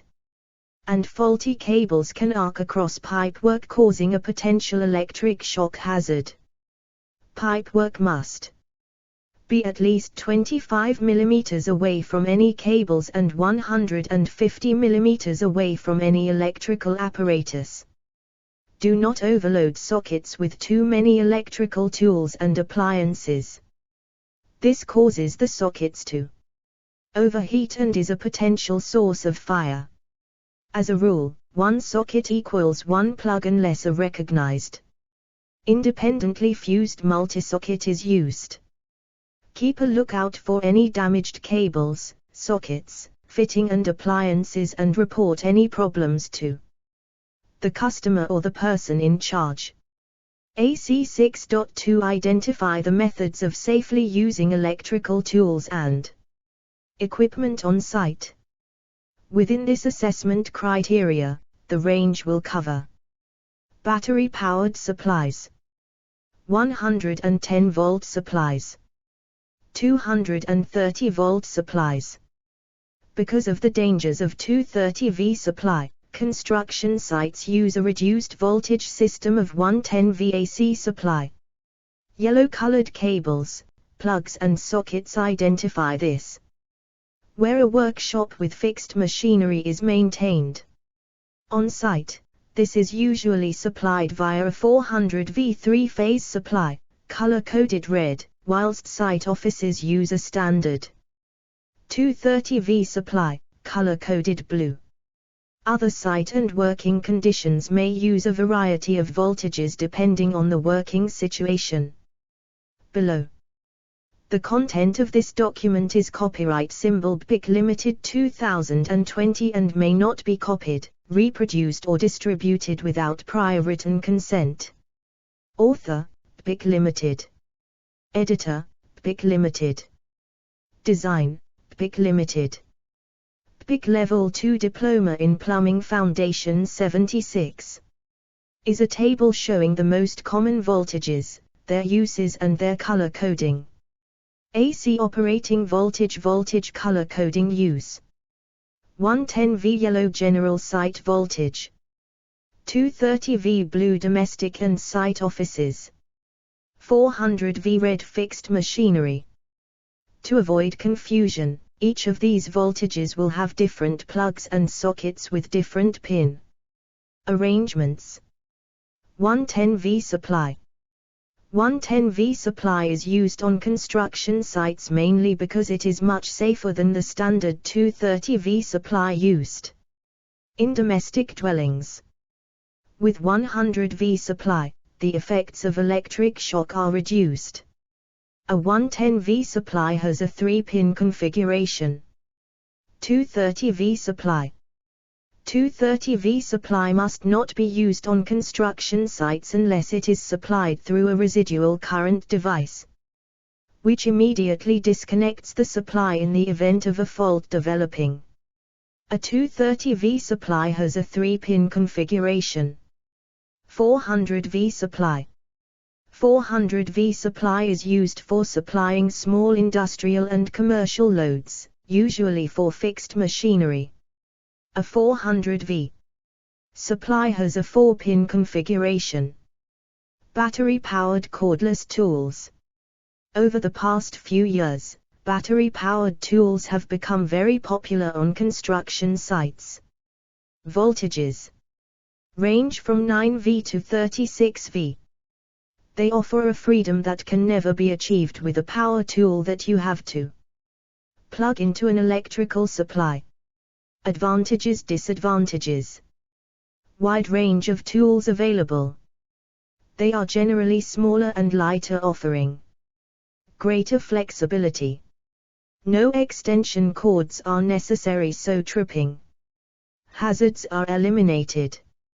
Much less risk of a fatal electric shock. The power packs can wear out quickly with constant use and are expensive to replace. Most are not as powerful as mains supplied power tools. Multiple power packs are required because of the need for constant recharging. An electric shock risk from the battery charger still exists. The content of this document is copyright symbol BIC Limited 2020 and may not be copied, reproduced or distributed without prior written consent. Author, BIC Limited. Editor, BIC Limited. Design, BIC Limited. BIC Level 2 Diploma in Plumbing Foundation 77. Cordless tools must still be inspected and tested with regard to pad testing of the battery charger. Disposal of dead batteries in line with local authority guidelines as they contain nickel-cadmium. Leaking batteries may contain acid, which is harmful if it comes into contact with the skin. Dead batteries should not be incinerated as they are liable to explode. AC6.3 Identify how to conduct a visual inspection of a power tool for safe condition before use. Within this assessment criteria, the range will cover checking for a valid pad test, inspection for general condition. All electrical installations must comply with BS 7671. The Health and Safety Executive recommends that this also includes an appropriate system of visual inspections and periodic testing. Many electrical hazards can be controlled by simply looking for visible signs of damage and wear and tear. This can be reinforced testing of systems and equipment, as necessary, by a competent electrician. Visual inspections and testing. When an electrical system or piece of equipment is formally tested and inspected, the electrician will perform a number of tests to ensure that the system/equipment is fit for purpose. These include a polarity test to ensure that the live and neutral are in the correct order, i.e. the live is live and the neutral is neutral.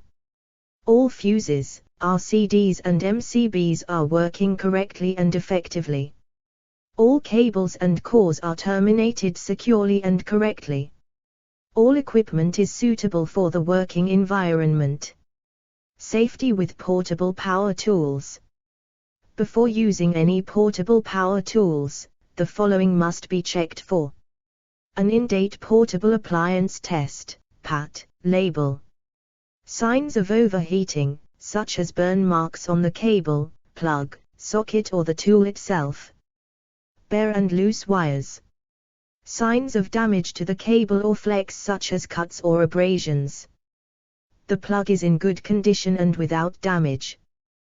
The outer casing of the tool is free from cracks, scratches or other damage. Non-standard or taped joints on the cable. The power tool cable is of an appropriate length. Extension cables must be positioned so that it is not a trip hazard. The content of this document is copyright symbol BIC Limited 2020 and may not be copied, reproduced or distributed without prior written consent. Author, BIC Limited. Editor, BIC Limited. Design, BIC Limited. BPIC Level 2 Diploma in Plumbing Foundation 78. Be fully unwound before use to prevent overheating. Any RCD is working correctly. The cable size is appropriate for the tool it is connected to. If it is beyond repair, the plug and flex should be removed and the tool disposed of safely. Always remember: wear appropriate PPE when using power tools. Ensure the tool is switched off before connecting it to the electrical supply. If the tool feels excessively warm during use, or it is sparking, have it checked by a competent electrician. Disconnect the tool before adjusting blades and drill bits. Use appropriate clamps or a vise to hold the work you are working on. Tag any defective tool with an out-of-service notice to prevent other staff using it. Store power tools in dry, secure locations. Portable power tools such as drills, circular saws, jigsaws, angle grinders etc. should be of the double insulated type. This means that the power tool has 2 levels of protective insulation built into the tool. To check if a power tool is double insulated, simply look on the tool data plate for the symbol shown below. Power tools must be subjected to rigorous safety tests. These include user checks checking for worn and frayed cables, loose plugs, exposure of any conductive parts, casing, cracks, loose attachments etc. A formal inspection that must be scheduled in accordance with planned maintenance and the company health and safety policy. A portable appliance test, PAT, which must be carried out by a competent person, usually an external contractor. Power drill, circular saw, angle grinder, jigsaw. Portable appliance testing. Portable appliance testing was introduced in 1989 to enable companies to comply with the Electricity at Work regulations, which state that it is necessary to have in place a program of inspection and testing of portable appliances. The correct name for the test is the in-service inspection and testing of electrical equipment, as defined by IET/IEE and City and Guilds. The double insulated tool symbol. The content of this document is copyright symbol BPIC Limited 2020 and may not be copied, reproduced or distributed without prior written consent. Author, BPIC Limited. Editor, BPIC Limited. Design, BPIC Limited. BPIC Level 2 Diploma in Plumbing Foundation 79. Records of tests and inspections must be kept up to date at all times. The test helps to ensure early recognition of any serious faults such as poor earth. Ensure the discovery of an inappropriate electrical supply. Ensure the discovery of incorrect fuses. Ensure that any misuse of the tool is monitored. Ensure an increased awareness of hazards linked to electricity.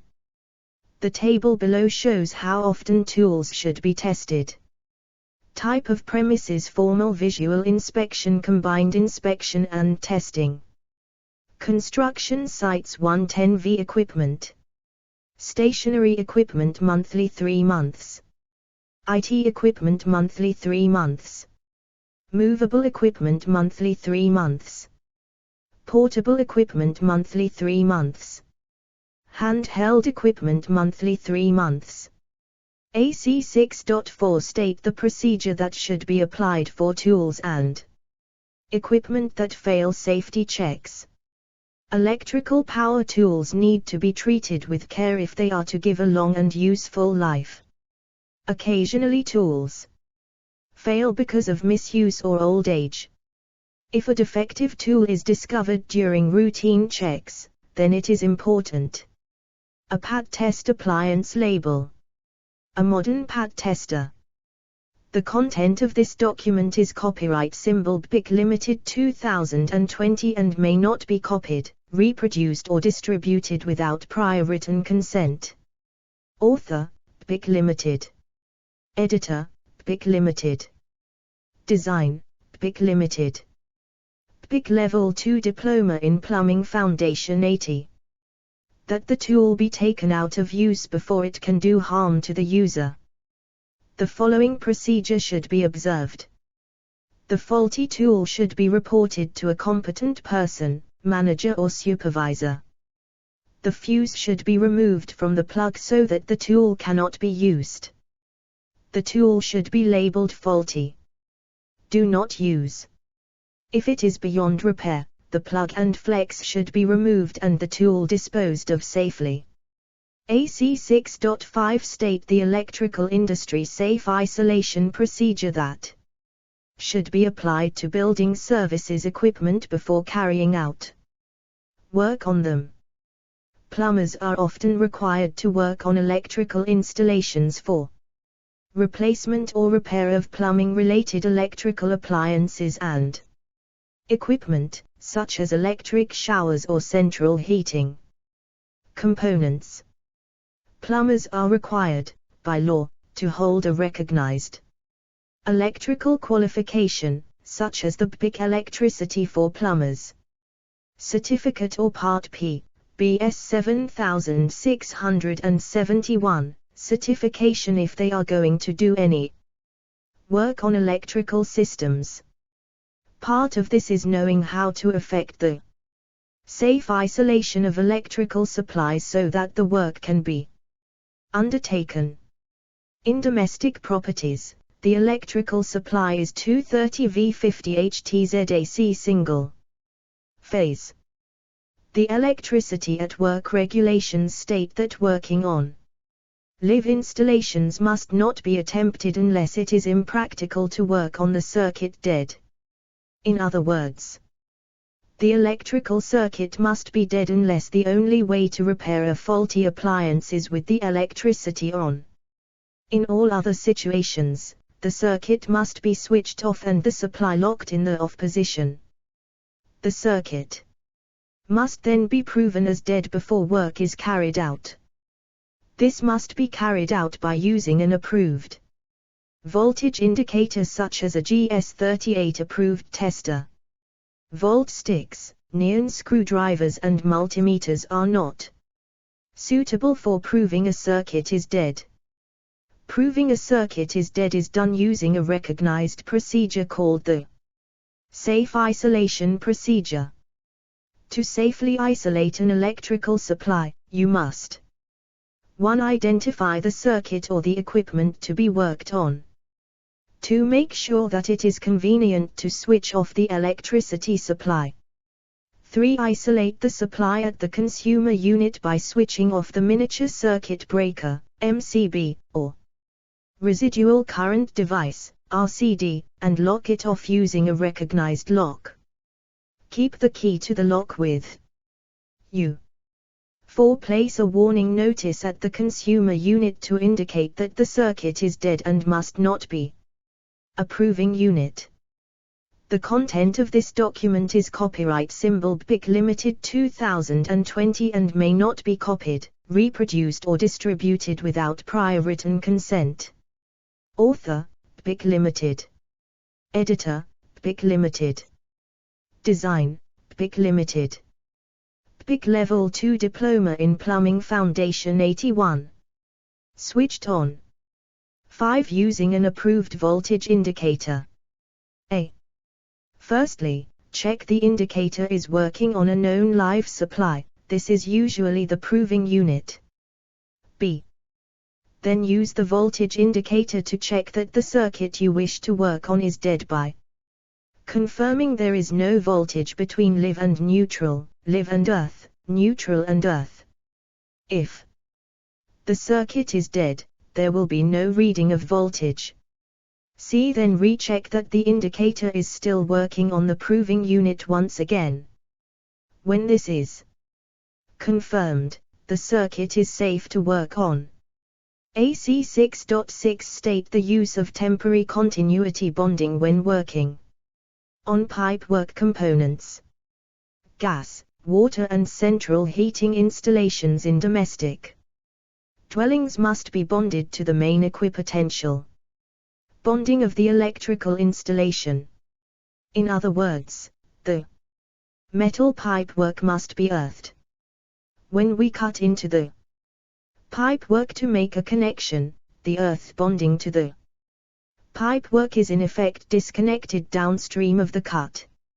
If there is an earth fault on the electrical system, the pipework could become a lethal electric shock hazard. To prevent the pipework becoming live, temporary continuity bonding clips can be used to ensure that the earth bonding on the pipework is not interrupted. Temporary continuity bonding involves the use of two crocodile clips joined by 10 mm 2 multistrand earth cable that must be installed either side of the cut before the cut into the pipe is made. After the connection has been completed, the clips can be removed. Temporary continuity bonding clips. The content of this document is copyright symbol BIC Limited 2020 and may not be copied, reproduced or distributed without prior written consent. Author, BIC Limited. Editor, BIC Limited. Design, BIC Limited. BIC Level 2 Diploma in Plumbing Foundation 82. Advert. The content of this document is copyright symbol BIC Limited 2020 and may not be copied, reproduced or distributed without prior written consent. Author, BIC Limited. Editor, BIC Limited. Design, BIC Limited. BIC Level 2 Diploma in Plumbing Foundation 83. Learning Outcome 8. Know the methods of working safely with heat-producing equipment in the building services industry. The content of this document is copyright symbol BIC Limited 2020 and may not be copied, reproduced or distributed without prior written consent. Author, BIC Limited. Editor, BIC Limited. Design, BIC Limited. BIC Level 2 Diploma in Plumbing Foundation 84. Within this learning outcome, there are 7 assessment criteria. AC 8.1. Identify the various types of gases used in pipe and sheet jointing processes. AC 8.2. Identify how bottled gases and equipment should be safely transported and stored. AC 8.3. Identify the various types of heat-producing equipment and how to check them for safety. AC 8.4. Identify how gas heating equipment is safely assembled and used. AC 8.5. Identify the 3 elements of the fire triangle and how combustion takes place. AC 8.6. State the dangers of working with heat-producing equipment and how to prevent fires occurring. AC 8.7. State the method for fighting small localized fires that can occur in the workplace. AC 8.1. Identify the various types of gases used in pipe and sheet jointing processes. Within this assessment criteria, the range will cover bottle colors, properties of the gases used, uses within the industry including transport requirements and regulations. In the building services industry, bottled gas, whether flammable or not, is a key part of everyday working. There are key gas types that we use for specific work situations. Bottled gas is dangerous and must be treated with respect if accidents and incidents are to be avoided. Types of gases used. The main gas types used are propane, C3H8, a highly flammable liquid petroleum gas that has a boiling point of -45 degrees Celsius and a relative density of 1.5. This means that it is heavier than air, which can create dangerous situations because gas leaks will gather in the Lowest spaces such as a drain, a cellar or under a floor. Propane has a very distinctive smell of rotten eggs. The smell is created by adding a chemical called ethanethiol at the refinery. Propane is used during the soldering process. Methylacetylene propadiene propane, MAP, C3H4. MAP gas is a mixture of gases designed to give a hotter flame than normal propane. It was originally devised because the melting point of lead-free sodas is higher than soda that contains lead, and thus a slightly hotter flame is required. It is supplied in small yellow cylinders and used for the soldering process. MAP has a distinctive smell of.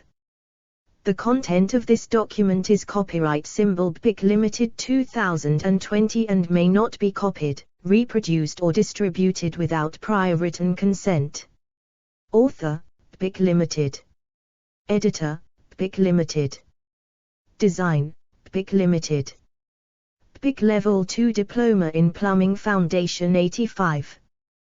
Garlic and a relative density of 0.88, making it lighter than air. Acetylene, C2H2. Acetylene is used in conjunction with oxygen for welding and brazing.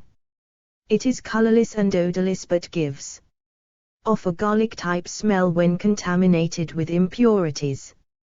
Because acetylene burns with a very sooty carbon-rich flame, oxygen must be used to make the flame stable. It has a relative density of 0.9, making it lighter than air. Oxygen, O2. Although not classed as a flammable gas, oxygen is a very powerful oxidizing agent. This means that organic materials will burn fiercely when oxygen is present. It is used in conjunction with acetylene to harden and stabilize the flame, increasing the flame temperature. Oxygen must never be used near jointing compounds or grease, as oxygen reacts violently, causing spontaneous combustion. Oxygen has a relative density of 1.1 and so is slightly heavier than air. Bottle colors. Bottled gas cylinder color thread direction. Propane signal red left-hand thread. MAP, methylacetylene propadiene propane, yellow left-hand thread. Acetylene maroon left-hand thread. Oxygen black right-hand thread. AC8.2 Identify how bottled gases and equipment should be safely transported and stored. Transporting compressed gas cylinders by road. Transporting gas cylinders by road is subject to the carriage of dangerous goods and use of transportable pressure receptacles Regulations 2009. Anyone carrying gas cylinders in vehicles must follow basic safety requirements.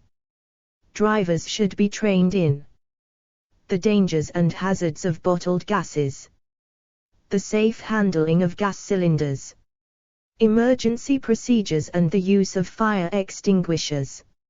Records should be kept of any training undertaken by both the employer and employee and should be periodically supplemented by refresher training taking into account regulation changes. The content of this document is copyright symbol BPIC Limited 2020 and may not be copied, reproduced or distributed without prior written consent. Author, BPIC Limited. Editor, BPIC Limited. Design, BPIC Limited. BPIC Level 2 Diploma in Plumbing Foundation 86. Vehicles used to transport the cylinders should be open. If this is not possible, the vehicle must be well ventilated. Toxic gases must not be carried in closed vehicles under any circumstances, unless the vehicle has been specially adapted for the task. A 2 kg dry powder fire extinguisher is a mandatory requirement on all vehicles carrying gas cylinders to fight cab and engine fires. Cylinder valves must be closed whilst the cylinders are in transit and there must be no equipment fitted.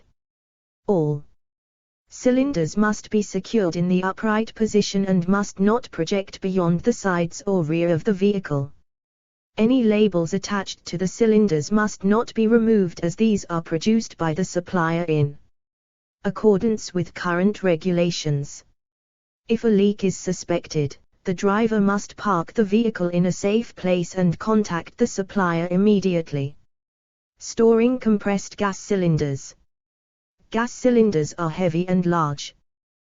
They are relatively unstable due to the small surface area in contact with the ground when compared to its height. It is important to follow a few simple but important rules when storing gas cylinders. These can be found in the Liquid Gas Association Code of Practice 7 document. 1. Always store cylinders in a well-ventilated, covered area, preferably outside and on a level, well-drained surface and in a lockable cage. 2. Always store cylinders chained or secured in the upright position to stop them from toppling over. 3. Store full and empty cylinders separately. Never mix full and empty cylinders. 4. Empty cylinders should be marked M/T. M/T means empty. 5. Always rotate the cylinder stock so that the oldest cylinders are used first. 6. Always separate the cylinders by the gas they contain, i.e. flammable, inert, oxidant etc. 7. Ensure that appropriate signs are in use. 8. Never store LPG cylinders with other cylinders and ensure that there is at least 3 m between LPG and other gases. The use of a firewall as illustrated below is recommended. 10. Locate gas stores away from sources of ignition and away from drains. Some gases are heavier than air and will settle near the floor and make their way into nearby drains and gullies. 11. Cylinders must not be stored or used below ground level or in high-rise flats where LPG gas is prohibited by law. 12. Do not keep LPG cylinders near to any corrosive, toxic or oxidant material. 13. Propane cylinders may be used indoors in commercial and industrial premises only on a temporary basis, i.e. blowtorch use etc., but the cylinders must always be stored outdoors. The content of this document is copyright symbol BPIC Limited 2020 and may not be copied, reproduced or distributed without prior written consent. Author, BPIC Limited.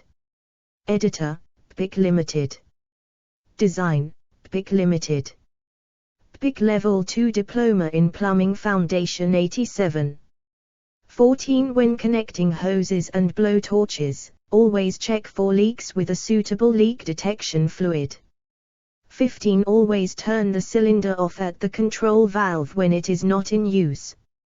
Use of a firewall in separating gas cylinders. AC 8.3 Identify the various types of heat-producing equipment and how to check them for safety. Within this assessment criteria, the range will cover hoses, colors used, thread directions, flashback arresters, control valves, gauges, blowpipes, direct connecting combined units, aeration in the nozzle, welding equipment for use with oxyacetylene gases, as well as the gas bottles. There are several vital pieces of equipment required before welding, be it steel welding, lead welding or brazing, can begin. The main components of a welding set are 1. The cylinders of acetylene and oxygen. Each cylinder has a different thread for connecting the cylinder regulators. Acetylene has a left-hand, reverse, thread while the oxygen has a right-hand thread. 2. A control valve to shut off the supply of gas. These are situated on the top of the bottle and require a square pattern bottle key to open and close them. Each bottle should have its own key, which should be left on the bottle so that a quick shut-off can be initiated in the event of an emergency. The content of this document is copyright symbol BIC Limited 2020 and may not be copied, reproduced or distributed without prior written consent. Author, BIC Limited. Editor, BIC Limited. Design, BIC Limited. BIC Level 2 Diploma in Plumbing Foundation 88. 3. A pressure regulator, which is fitted to the control valve of the cylinder. These are used to regulate the pressure and flow of the gas from the cylinder. Most regulators work with a two-stage regulation system. The initial stage releases gas at a set rate from the cylinder, with the second stage reducing the pressure. This is why each regulator has two pressure gauges. One gauge shows the gas left in the cylinder and the other shows the gas pressure being released. 4. A flashback arrestor is fitted to prevent flame flashback into the cylinder.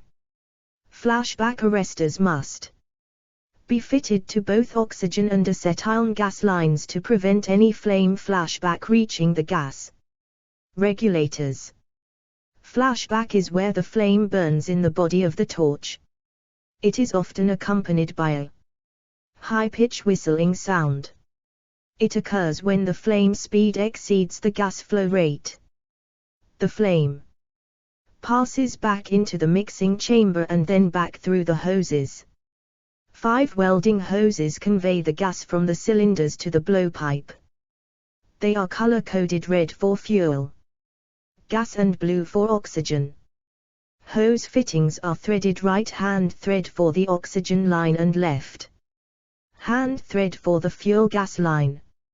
6. Non-return valves, fitted in conjunction with the flashback arrestors, prevent the gas from flowing backwards in the fuel and oxygen lines. 7. The welding blowpipe is the part of the welding set that actually does the work.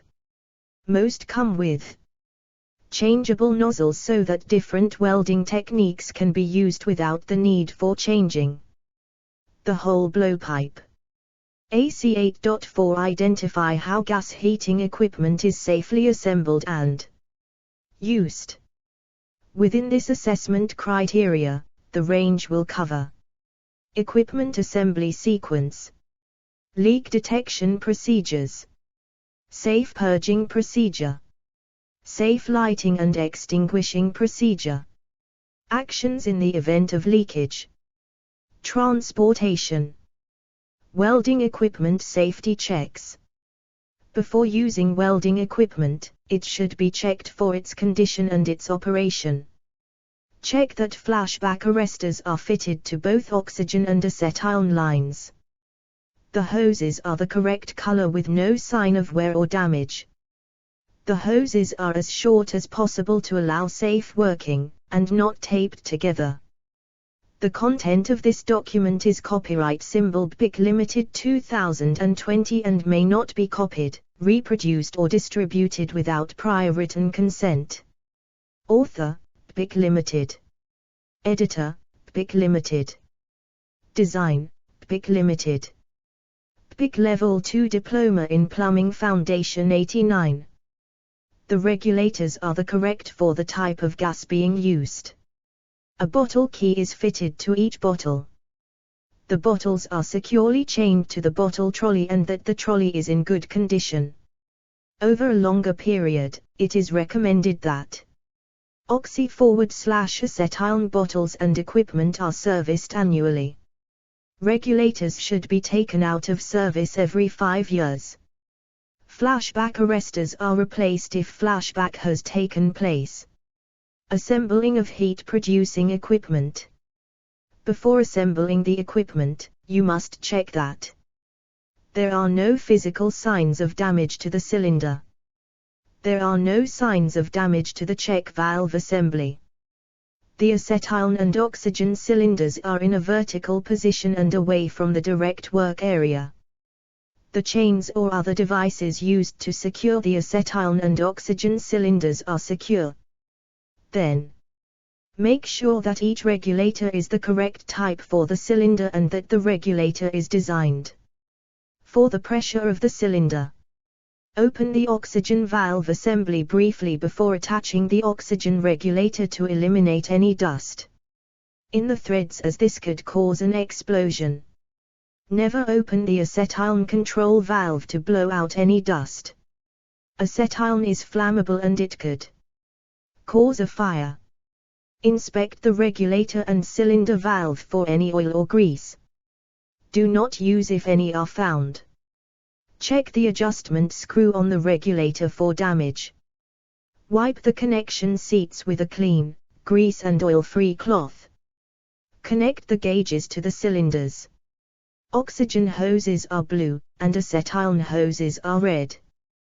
The acetylene hose will have left-hand, male threads to prevent accidental switching of the two hoses /gauges. Tighten them with the correct size open-ended spanner. Care must be taken not to damage the brass threads. Do not over-tighten or the brass thread could snap. Check the condition of the flashback arresters and non-return valves. Make sure they are correctly fitted to the gauges. Inspect the torch. Check that O inlet connections are in good condition for a tight connection. O check for obvious physical damage on the torch. Ensure the acetylene regulator is turned off. This is done by opening the regulator handle anti-clockwise a few turns. Once this has been done, the gas valve on top of the cylinder can be turned on. Only turn the control valve half a turn. This allows the bottle to be turned off quickly in an emergency. Do not allow acetylene gas pressure to exceed 15 psi. Any higher than this and acetylene may become unstable and may ignite spontaneously or explode. The content of this document is copyright symbol BIC Limited 2020 and may not be copied, reproduced or distributed without prior written consent. Author, BIC Limited. Editor, BIC Limited. Design, BIC Limited. BIC Level 2 Diploma in Plumbing Foundation 90. After turning on the acetylene cylinder control valve, open the regulator by turning the handle clockwise. This should be done very slowly, while watching the low pressure gauge. Open until the pressure is between 5 and 8 psi. Open the gas valve on the blowpipe to purge the air from the acetylene hose. Check the low pressure gauge to see if the pressure remains steady when the gas is flowing. This ensures you have the regulator set correctly. Close the acetylene valve on the torch. Check for leaks by using leak detection fluid suitable for oxyacetylene equipment. Turn the oxygen regulator pressure off by turning the regulator handle a few turns anti-clockwise. To adjust the oxygen pressure.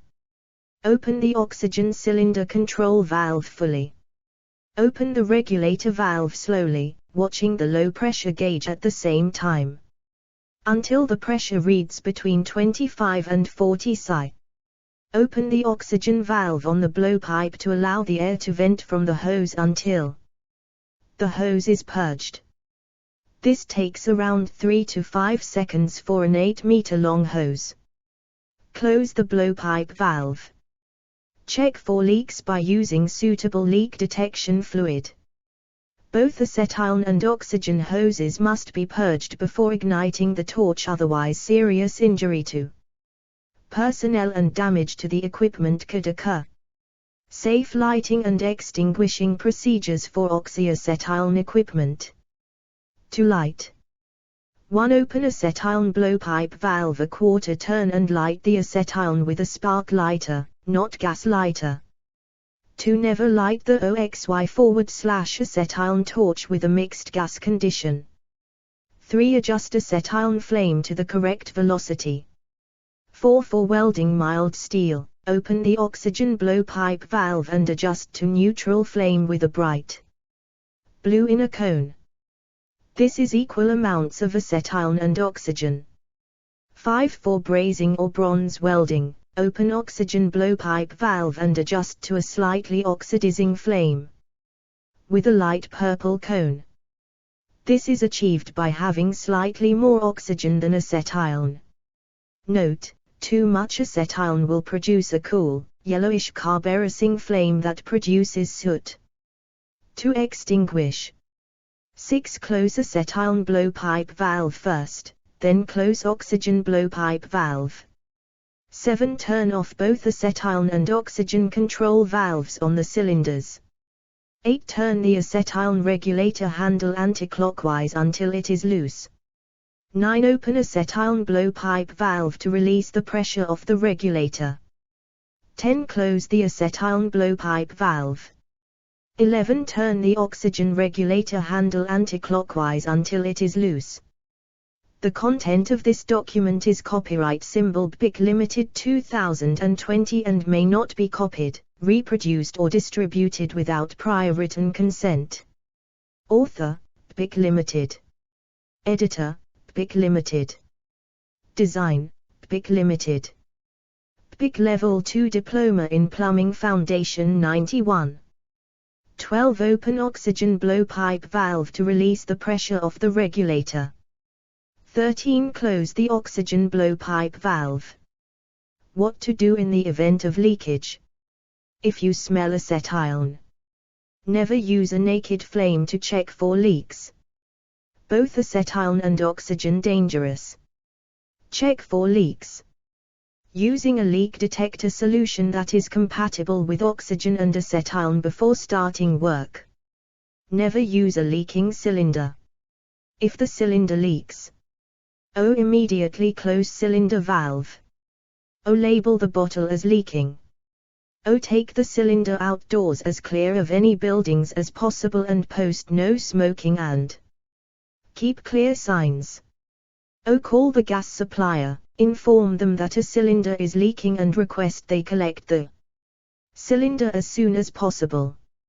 LPG, propane, regulators, hoses and blowtorches. The image to the right shows a typical layout for a traditional blowtorch used with LPG, propane. There are 5 key components. The burner, often called the nozzle. This is the business end of the torch. The burners are connected to the handle using threaded nipples. The burner size varies depending on the job it has to do. The larger the burner, the bigger the fitting that can be soldered. The handle comes in many forms, some of which are ergonomically designed to feel comfortable in the hand when being used. The regulator keeps the gas pressure constant so that the torch works constantly under all conditions. Some regulators are adjustable with different pressure settings. The hose has to be fireproof to EN ISO 3821. Most come with anti-blowback fittings. The LPG cylinder comes in many sizes. These range from 3.9 kilograms to 47 kilograms. There are many different kinds of plumber's blowtorch available. Most have interchangeable aeration nozzles. Some blowtorches do not need a hose or regulator set as they connect directly onto a small 400G gas cylinder. Blowtorches are manufactured to BSEN 9012:2011 and must conform to the Pressure Equipment Regulations 1999. Assembling and testing LPG blowtorches and cylinders. Firstly, check that the blowtorch, hose and regulator are in good condition and free from damage. Wear a plumber's blowtorch. The content of this document is copyright symbol BIC Limited 2020 and may not be copied, reproduced or distributed without prior written consent. Author, PIC Limited. Editor, PIC Limited. Design, PIC Limited. PIC Level 2 Diploma in Plumbing Foundation 92. Required, blowtorches should only be used in conjunction with a British/European standard regulator. It is important to check that the regulator 1. Gives the correct pressure for the blowtorch. 2. Is suitable for the gas being used. 3. Has a large enough maximum flow for the blowtorch. Before connecting a regulator to a cylinder, always check that the mating parts are clean, free from dirt and undamaged. Do not use jointing compound or PTFE tape. The unions on the regulator and the cylinder are ground-faced and should be smooth and grease-free. The connecting nut of the regulator must be spanner tightened to the cylinder valve. Care should be taken as the thread is left-handed. Do not over-tighten the nut. After connecting regulator, hose and blowtorch, check that there is no leak of gas before using. Propane hose. A distinctive smell and a leak can usually be detected immediately by this fact. If a leak is suspected, extinguish all naked lights and close the cylinder valve. Never look for a leak with a naked flame, but trace it by smell. And confirm the leak by brushing leak-detecting fluid over the suspected joint. Equipment must not be used until the leak is cured. Turning off after use. After using the blowtorch, it is important 1. That the cylinder valve is closed first, as this allows the gas in the system to burn off. 2. That the blowtorch control valve is then closed to ensure that when the torch is used again, turning on of the cylinder valve will not allow gas to escape from the blowtorch before being ignited. AC 8.5 Identify the 3 elements of the fire triangle and how combustion takes place. Combustion is a chemical reaction in which a substance reacts violently with oxygen to produce heat and light. The substance is known as fuel and can be a solid such as wood or paper, a liquid such as petroleum spirit, or a gas such as propane. A third element is required for the reaction to take place. This is known as a source of ignition. These 3 elements combine into the fire triangle. For the reaction to take place, all 3 elements need to be. The content of this document is copyright symbol PIC Limited 2020 and may not be copied, reproduced or distributed without prior written consent. Author, PIC Limited. Editor, PIC Limited. Design, PIC Limited. PIC Level 2 Diploma in Plumbing Foundation 93. Present. Remove any one of them and combustion will not occur. Fuel can be removed in 3 ways. 1. Natural removal, as the fuel is consumed by the fire. 2. Mechanical removal by taking the fuel away, or 3. Chemical removal by making the fuel incombustible. Removal of the oxygen will result in the fire extinguishing itself because the fuel has nothing to react with. This is called suffocation, and there are several ways that we can do this. By removing the oxygen. By replacing the oxygen with carbon dioxide, such as a CO2 fire extinguisher. By the use of powder which starves the fire of oxygen, such as a powder fire extinguisher. By the use of foam. This again denies the fire of oxygen and so the fire extinguishes itself. Without an ignition or heat source, fire will not begin. Remove the heat and the fire will die out. When water is poured onto, say, a solid material fire, then the water removes the heat in the form of steam. The heat from the fire is transferred to the water, which then undergoes a change in state to steam. This effectively removes the heat from the fuel and the fire goes out. These basic processes are the basis for almost all firefighting techniques that are used to extinguish fires every day. AC 8.6 state the dangers of working with heat-producing equipment and how to prevent fires occurring. As we have already discussed, there are 3 elements required before a fire will start: fuel, oxygen and ignition. In most working environments, it is virtually impossible for these not to be present. To prevent fires, the quantities and locations of fuel sources must be controlled and kept away from any source of ignition. However, in the plumbing industry, we actively work with both fuels and sources of ignition almost every day. Common sources of ignition include boilers, heaters, electrical tools and appliances, processes that use heat such as welding and soldering. Hot working, fire prevention. Hot work is any temporary or permanent operation involving open flames or producing heat and or sparks. This includes, but is not limited to, brazing, cutting, grinding, soldering, torch-applied roofing and welding. The definition of hot work can be applied to activities on a campus such as periodic /planned maintenance. The content of this document is copyright symbol BIC Limited 2020 and may not be copied, reproduced or distributed without prior written consent. Author, BIC Limited. Editor, BIC Limited. Design, BIC Limited. BIC Level 2 Diploma in Plumbing Foundation 94. Activities, new construction work and emergency repairs.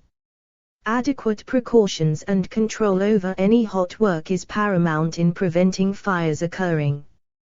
To help prevent fire in the workplace, a risk assessment should identify what could cause a fire to start, i.e. sources of ignition, heat or sparks, and substances that burn, and the people who may be at risk. Once you have identified the risks, you can take appropriate action to control them. Consider whether you can avoid them altogether or, if this is not possible, how you can reduce the risks and manage them. Also, consider how you will protect people if there is a fire. Key points to remember. Think about the risks of fire and explosions from the substances you use or create in your business. And consider how you might remove or reduce the risks. Use supplier safety data sheets as a source of information about which substances might be flammable. Consider reducing the amount of flammable /explosive substances you store on site. Keep sources of ignition, naked flames, sparks, and substances that burn, vapor, dusts, apart. Get rid of flammable /explosive substances safely. Review your risk assessment regularly. Maintain good housekeeping, avoid buildup of rubbish, dust or grease that could start a fire or make one worse. Many companies require a written permit to work before any kind of work involving naked flames is allowed. This is known as hot working. The permit details the type of work to be done, how and when the work is to be carried out and the estimated length of time the work will take.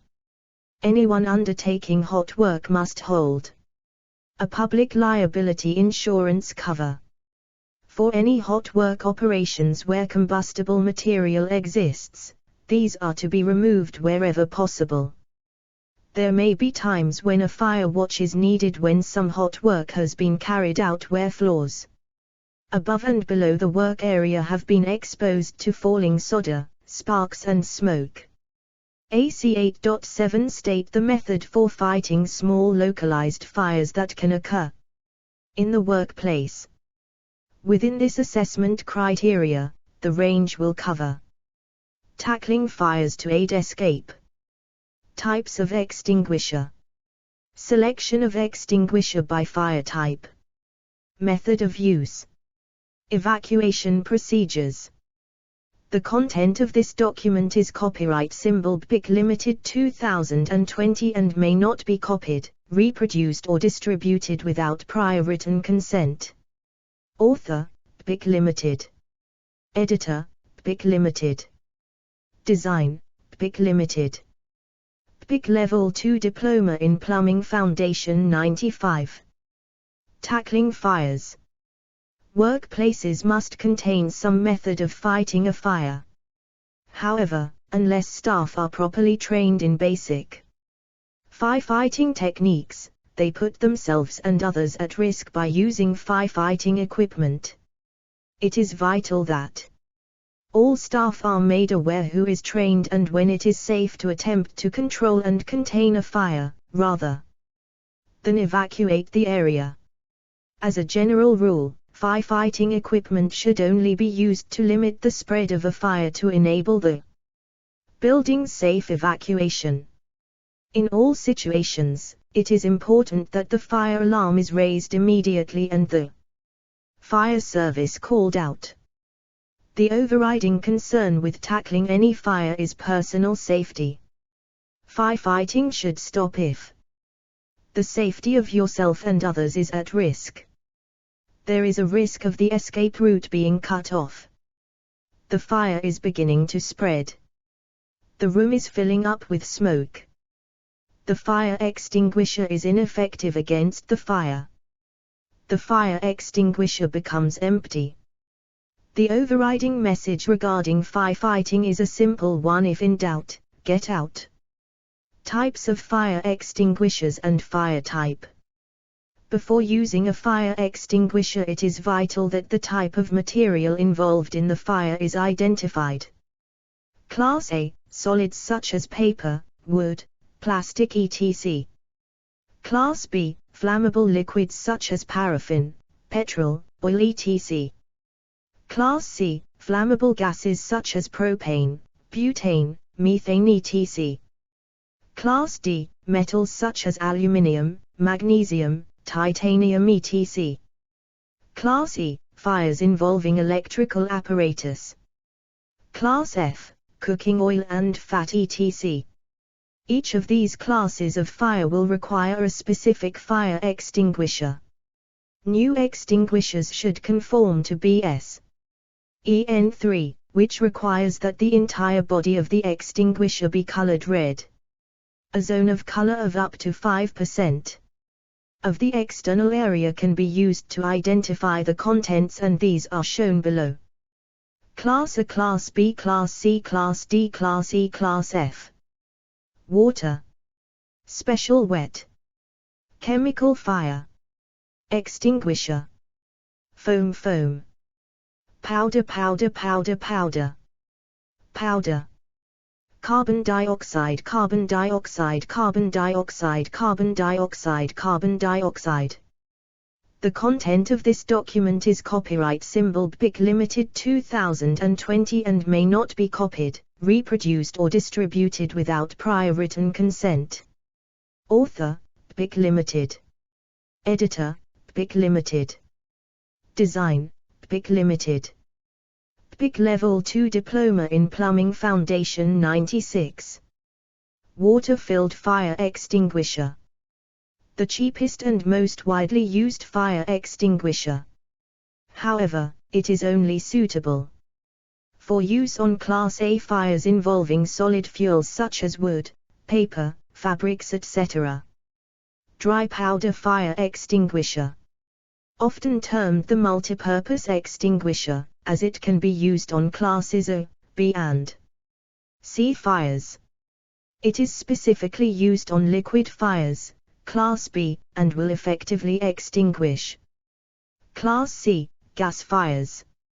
However, you should be aware that it could be dangerous to extinguish a gas fire, Class C, without first isolating the gas supply.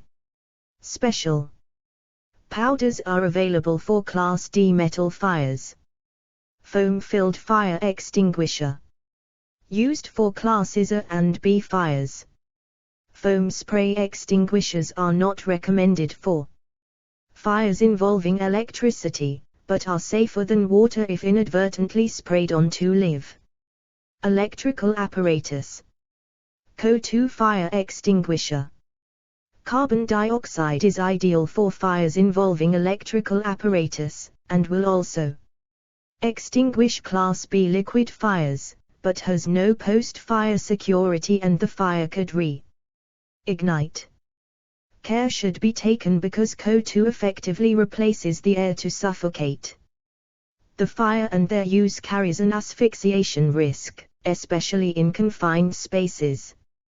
Method of use. The following information is from http://www.fire.london.ca/fire-extinguish.htm. It details the correct procedure for dealing with small fires. There is a simple way to remember the steps to take when using a portable fire extinguisher. Start by standing at least 3 meters back from the fire, then follow the acronym PASS. Pull the pin on the extinguisher. The pin is there as a safeguard and locks the handle. Pulling it out enables it for use. Aim low. The hose or nozzle should be pointed at the base of the fire to be effective. Squeeze the lever above the handle. This will shoot the extinguishing substance from the hose or nozzle. Keep in mind that most small extinguishers will run out of their extinguishing agent in 10 to. The content of this document is copyright symbol BIC Limited 2020 and may not be copied, reproduced or distributed without prior written consent. Author, BIC Limited. Editor, BIC Limited. Design, BIC Limited. BIC Level 2 Diploma in Plumbing Foundation 97. 25 seconds. Sweep from side to side. Move slowly toward the fire, keeping the hose or nozzle aimed at the base of the fire. If the flames appear to be out, release the handle and watch closely. If the fire reignites, repeat the process. Keep in mind, before you use an extinguisher to fight small fires, make sure everyone has left the area and that the fire service has been called by dialing 999. Always have an exit route behind you. Never let the fire get between you and your escape route. Call the fire service to inspect the fire area, even if you are sure you have extinguished the fire. Evacuation procedure. In most premises, the evacuation in case of fire will simply be by means of everyone reacting to the warning signal given when a fire is discovered, then making their way, by the means of escape, to a place of safety, away from the premises.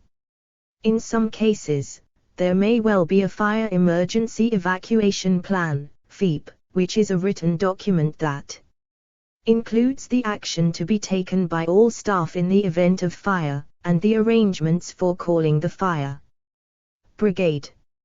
It can include any relevant information in relation to the FEEP. Fire safety and evacuation plans will include a clear passageway to all escape routes, clearly marked escape routes that are as short and direct as possible, enough exits and routes for all people to escape, emergency doors that open easily, emergency lighting where needed, training for all employees to know and use the escape routes, a safe meeting point for staff. The content of this document is copyright symbol BIC Limited 2020 and may not be copied, reproduced or distributed without prior written consent. Author, BIC Limited. Editor, BIC Limited. Design, BIC Limited. BIC Level 2 Diploma in Plumbing Foundation 98. Learning Outcome 10. Know the methods of safely using access equipment in the building services industry. The content of this document is copyright symbol BIC Limited 2020 and may not be copied, reproduced or distributed without prior written consent. Author, BIC Limited. Editor, BIC Limited. Design, BIC Limited. BIC Level 2 Diploma in Plumbing Foundation 99. Within this learning outcome, there are 5 assessment criteria. AC 10.1. Identify the situations where it may be necessary to work at height. AC 10.2. Identify the types of equipment used to permit work at heights in the building services industry. AC 10.3. Identify how to select suitable equipment for carrying out work at heights based on the work being carried out. AC 10.4. State the range of safety checks to be carried out on access equipment before it is used. AC 10.5. State the method of assembly and use of access equipment. AC 10.1. Identify the situations where it may be necessary to work at height. Working at height remains one of the biggest causes of fatalities and major injuries. Common cases include falls from ladders and through fragile surfaces. Work at height means work in any place where, if there were no precautions in place, a person could fall a distance liable to cause personal injury, for example a fall through a fragile roof. There are many situations in the building services industry where work is carried out above ground level. Some of this work will take place at heights up to 1.5 m without the assistance of step ladders or some other working at height apparatus. However, there will be situations where working above 1.5 m cannot be avoided. In these situations, the equipment we use needs to be chosen carefully and wisely if serious accidents are to be avoided. There are many different types of equipment that can be used when working at height. Each of these has specific uses and should not be used outside of its limitations. Access for working at height equipment includes step ladders, generally used for light indoor work but can also be used outside provided that the ground is level and firm. Ladders, these are used primarily for access to scaffolds but can be used for light work at high level, such as fixing soil and vent pipes, rainwater pipes etc. Roof ladders, these are not standalone ladders and must be used in accordance with a standard extension ladder. They are used for light work that is required on the roof, such as lining a chimney. Tower scaffolds, mobile and fixed. Tower scaffolds are used where the work at high level is to continue for a period of time, such as fixing pipe work at high level. Tubular scaffolds, fixed. There are many situations where a plumber might work from a scaffold, such as installing gutters or lead roof work. Mobile elevated working platforms and mobile mini tower scaffolds used for short duration work, where the use of a ladder or fixed tower scaffold is impractical or impossible. The content of this document is copyright symbol BIC Limited 2020 and may not be copied, reproduced or distributed without prior written consent. Author, BIC Limited. Editor, BIC Limited. Design, BIC Limited. BIC Level 2 Diploma in Plumbing Foundation 100. The type of access equipment used on a job will depend on many factors. We must consider the following. First, assess the risk. The Working at Height regulations give specific guidelines for working at height. See image above.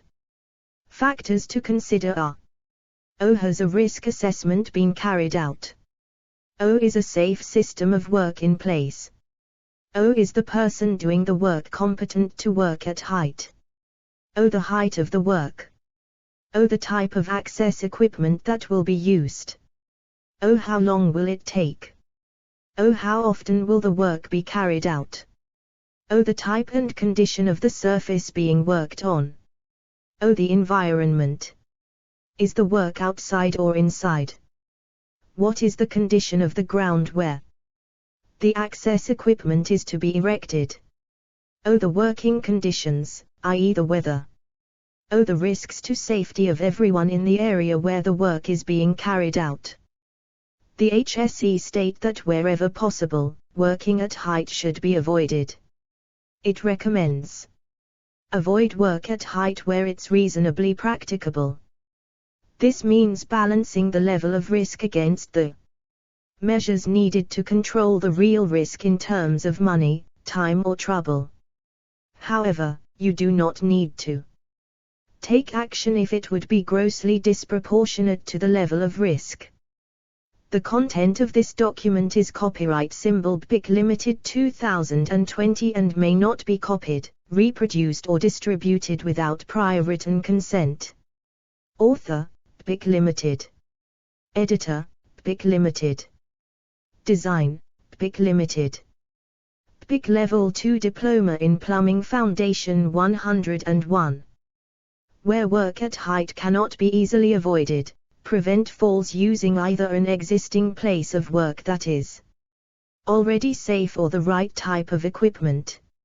Minimize the distance and consequences of a fall by using the right type of equipment where the risk cannot be eliminated. AC 10.2 Identify the types of equipment used to permit work at heights in the building services industry. Within this assessment criteria, the range will cover step ladders, harnesses, roof ladders and crawling boards, mobile tower scaffolds, fixed scaffolds and edge protection, mobile elevated work platforms including scissor lifts and cherry pickers. Step ladders. Step ladders are manufactured from either timber, aluminium or glass reinforced plastic, GRP. They are available in various sizes and heights. Modern step ladders incorporate a locking bar between the back and front frames so that the ladder can be locked into place to prevent the steps from collapsing. The locking bar also helps to maintain the ladders at the correct angle. Timber step ladders are susceptible to damage, warping and twisting, whereas the aluminium and GRP type step ladders are much lighter, stronger and rot-proof. Ladders. Ladders are used mainly as access to scaffolds but can be used for light work at high level providing care is taken in their use. All ladders that are manufactured and sold within the UK must comply with EU legislation, and classified correctly. These requirements apply to all portable ladders including step ladders, platforms, and extension ladders. However, special single-use ladders such as pole ladders, all fixed access ladders such as loft ladders, and static roof ladders are not included in the standards. The standards are timber ladders manufactured to BS 1129, 1990, British. Aluminium ladders manufactured to BS 2037, 1994, British. The content of this document is copyright symbol BIC Limited 2020 and may not be copied, reproduced or distributed without prior written consent. Author, BIC Limited. Editor, BIC Limited. Design, BIC Limited. BIC Level 2 Diploma in Plumbing Foundation 102. Timber and Aluminium Ladders to EN 131, 1993, European. There are 3 classifications of ladder. 1 Class 1. 2 Class EN 131. 3 Class 3. Each class of ladder indicates the safe working load that a ladder can support, including the weight of a single person and their equipment. It is known as the maximum static load. Duty. Rating. Max static. Vertical. Load. Application. Class I. Industrial. 175 kilograms. 130 kilograms. 175 kilograms. Class 1 ladders are the highest rated ladders in terms of strength and quality. These ladders are suitable for use in heavy-duty industrial applications and environments. Class EN131. Commercial. 150 kilograms. 115 kilograms. 150 kilograms. The European standard EN131 replaced the old British Class 2 ladder standard. In the UK this classification is known as PSN 131. They are most suited to commercial light trade, work and heavy-duty DIY use. Class 3. Domestic. 125 kilograms. 95 kilograms. 125 kilograms. Class 3 ladders are only suited to occasional light domestic use and are not suitable for use within any commercial or trade environment. The standards detail dimensions, markings and testing requirements such as deflection, torsion, rigidity, straightness, loading and performance. Ladders are color-coded, according to their classification, to make identification easier. Class 1 ladders, blue. Class EN131 ladders, green or yellow. Class 3 ladders, red. Ladder types. There are several different types of ladders and each one is used for a specific purpose. One single section ladders made to Class 1 standard from both aluminium and timber. They can be found up to 10 m in length and are often called standing ladders. The content of this document is copyright symbol BIC Limited 2020 and may not be copied, reproduced or distributed without prior written consent. Author, BIC Limited. Editor, BIC Limited. Design, BIC Limited. BIC Level 2 Diploma in Plumbing Foundation 103. 2 extending or multi-section ladders. These generally consist of 2 or 3 sections, which can be opened up to make the ladder longer. Various lengths are available from 2.5 m to 3.5 m. When extended, a typical extending ladder can reach 8 m and is suitable for most 2-story properties. 3-section ladders extend to 10 m. Small multi-section ladders are often extended by hand. 3-section ladders may need a rope and pulley system to enable them to be extended. Generally multi-section ladders are made from timber, aluminium or GRP. 3-roof ladders, often called cat ladders, these are designed specifically for working on pitched roofs. They are not a standalone ladder and must always be used in conjunction with a scaffold and not a ladder. The roof ladder is fitted with a set of wheels and this allows the ladder to be pushed up the roof without damaging the tiles. At the top is a hook which simply hooks over the roof ridge to stop the ladder from sliding down the roof. Care must be exercised when using a roof ladder and a safety harness should always be worn. Crawl boards. These should be used with great care and should only be used for gaining access to fragile roofs. They work by spreading the weight of a person to prevent the roof from giving way. They should be used for access only and not for tools or materials. Harnesses. Work restraint system. A work restraint system is a fall prevention system, which relies upon personal protective equipment, consisting of a harness and a lanyard, which is adjusted or set to a fixed length that physically prevents the person from getting to the place where they could fall. This system requires close supervision. While it is normal to use a specific work restraint lanyard for this purpose, it is acceptable to use a fall arrest lanyard, provided the lanyard and energy absorber are correctly sized and used. Harnesses that form part of a personal fall arrest system. This system uses a harness connected to a reliable anchor point to prevent the user hitting the ground. The harnesses are designed to limit the forces on the body using an energy-absorbing device. It should be noted that this type of fall arrest harness should only be used where all other collective measures cannot be used. Mobile and fixed tower scaffolds.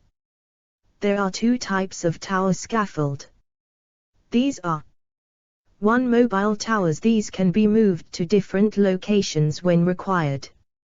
2. Static towers. These are fixed in one position and cannot be moved without dismantling and re-erecting. Both of these can be made from individual tubular scaffold components and constructed in situ. The content of this document is copyright symbol BIC Limited 2020 and may not be copied, reproduced or distributed without prior written consent. Author, BIC Limited. Editor, BIC Limited. Design, BIC Limited. BIC Level 2 Diploma in Plumbing Foundation 104. Modern tower scaffolds are made from proprietary components that simply fit together using standard sections. Correct erection is essential and certification in tower scaffold erection is essential. 1. Mobile tower scaffolds. These scaffolds are mainly used for light, short-duration work such as installing soil and vent pipes. They are often made from light materials such as aluminium or glass fiber. Mobile tower scaffolds should only be used where the ground is firm, smooth and reasonably level so that the stability of the scaffold is not compromised. All wheels must be lockable and kept locked in place when the scaffold is being used. The scaffold must only be moved by pushing or pulling from the bottom of the scaffold and must never be moved by pulling from the top. Mobile tower scaffolds must never be moved with people or tools / materials still on them. The use of outriggers. Outriggers are extensions to the scaffold base width that are used to stabilize the scaffold when erected. Outriggers can be used to increase the surface area of the scaffold, and this would allow the scaffold to be raised to a greater height. For example, if a tower scaffold measures across its base 2 m x 1.5 m, then by taking the short side of 1.5 m and multiplying by 3 equals. In this case, the scaffold can be raised to 4.5 m. Using outriggers, the base size is increased to say 3 m x 2.5 m. Then equals. The scaffold can be raised to 7.5 m high. 2. Static tower scaffolds. This scaffold is constructed from standard tubular scaffold components using regular scaffold clips and is strengthened by the traditional scaffolding methods of horizontal ledgers and diagonal braces. It should be designed to carry a maximum weight of 150 kgm2, which should be spread over the whole of the working platform. Access to and from the scaffold can be via a ladder fixed inside the scaffold or by a ladder fastened to the outside of the tower.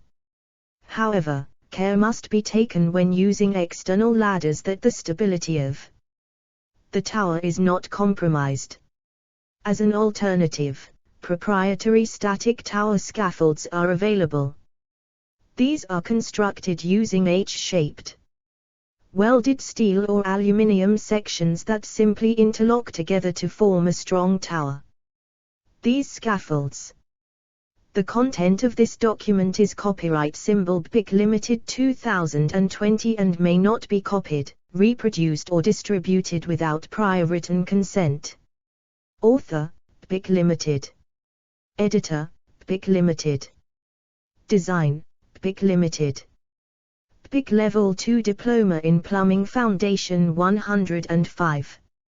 Although very easy to erect, are often expensive, often heavy, being made from steel, and not as adaptable as other static towers scaffolds. Tubular scaffolds, fixed. There are two main types of tubular scaffold that can be found on construction sites. These are 1. The independent scaffold. 2. The putt-log scaffold. The independent scaffold. This type of scaffold stands completely independent of the building. It is tied to the building for safety and stability. The main uses for the independent scaffold are access for brickwork /stonework on masonry buildings, access to solid or reinforced concrete structures, maintenance and repair work. The independent scaffold consists of two sets of vertical uprights, called standards, joined together by horizontal ledges that support the scaffold boards. The structure is strengthened by diagonal tubes called transoms. The standards must be upright but tilted slightly toward the building. The inner row should be as near to the building as possible but no more than 375 mm away from the wall. Cross braces at every working platform, called a lift, add strength and stability by triangulation. The ground that the scaffold stands on should be firm and level, and base plates should be used under every standard.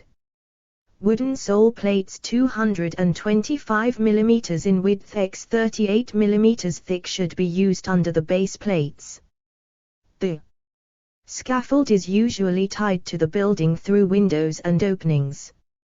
The putt-log or dependent scaffold, also known as the bricklayer's scaffold, the putt-log scaffold has only one row of standards. This means that the building supports the scaffold with the putt-logs, which are short scaffold tubes with one end flattened, directly inserted into the brickwork joints. The putt-log scaffold is usually erected as the building progresses. The working platform is supported by the putt-logs, which are in turn supported by the brickwork. The putt-logs should never be removed, or the scaffold may collapse. The scaffold should be tied to the building at least every 4 m vertically and 6 m horizontally. General information for fixed tubular scaffolds. A. Access and egress from tubular scaffolds. The usual way to access a scaffold is from a correctly fixed and secured ladder. A suitable gap must be left in the handrail and toe boards, and the ladder must extend at independent scaffold. The content of this document is copyright symbol BIC Limited 2020 and may not be copied, reproduced or distributed without prior written consent. Author, BIC Limited. Editor, BIC Limited. Design, BIC Limited. BIC Level 2 Diploma in Plumbing Foundation 106. Least 5 rungs, or 1 m, past the working platform, the final rung ideally being slightly above the platform so that the operative steps down onto it. The gap between the ladder and the toe board / handrail should be not more than 500 mm. B. Guardrails and toe boards. Access platforms more than 2 m high must have guardrails, brick guards and toe boards. These are necessary to prevent materials and tools etc. from either rolling off or being accidentally kicked off the edge of the working platform. They must be fixed to all open edges of the working platform. C. Working platforms. The following points should be observed. O. Materials must be spread as evenly as possible. O. Gaps between working platform boards should be kept as small as possible. O. Working platforms must be kept free from ice, snow, grease and all other hazards. BS 2482 specifies timber scaffold boards must have a width of 225 mm and a thickness of 38 mm. Boards must lay evenly on their supports. Boards must not project more than 4x its thickness beyond its end support, and no less than 50 mm beyond. All board ends must be bound with a steel strap to prevent splitting. Split or damaged boards must be discarded. Mobile elevated working platforms. Mobile elevated working platforms, MEWPs, include cherry pickers, scissor lifts, vehicle-mounted booms. MEWPs provide a safe way of working at height when the use of a ladder or scaffold not possible or practical. They can be used inside or outside a building. They must only be used by trained operatives. It must be remembered that the employer must choose the right MEWP for the task, and identify and manage the risks involved with using a MEWP. MEWPs are extremely dangerous if misused or not properly maintained. For this reason, a series of safety checks should be performed before they are used. All gates and safety barriers must be in the closed position before use. The content of this document is copyright symbol BIC Limited 2020 and may not be copied, reproduced or distributed without prior written consent. Author, BIC Limited. Editor, BIC Limited. Design, BIC Limited. BIC Level 2 Diploma in Plumbing Foundation 107. The maximum operating weight must not be exceeded. They must not be used in high winds, storms or when covered in ice or snow. They must not be used as cranes. They must not be used with personnel in the basket unless the equipment is designed for such activity and is operated in accordance with the regulations and standards in force. MEWPs must be operated on stable, flat and structurally sound ground only. The work area must be clearly marked with warnings, such as rope barriers or other no less effective means of traffic control. Objects that could move such as tools, bricks, debris etc. must not be allowed to gather on the floor of the MEWP. AC 10.3 Identify how to select suitable equipment for carrying out work at heights based on the work being carried out. Once the hazards and risks of working at height have been identified, steps can then be put in place to ensure that the hazards and risks are controlled and people are kept safe. Selecting the correct equipment for working at height means thinking about 1. Eliminating the working at height hazards. 2. Isolating people from the working at height hazards. 3. Minimizing the distance and impact of the fall, nets, airbags etc. Considerations for choosing the correct equipment. The content of this document is copyright symbol BIC Limited 2020 and may not be copied, reproduced or distributed without prior written consent. Author, BIC Limited. Editor, BIC Limited. Design, BIC Limited. BIC Level 2 Diploma in Plumbing Foundation 108. Ground and working conditions. Soft ground, sloping ground, Traffic and obstructions are just some of the working conditions that may need to be considered when choosing the correct equipment for working at height. Distance to be negotiated for access and egress. Ladders are unlikely to be suitable for higher access and egress. Distance and consequences of a fall.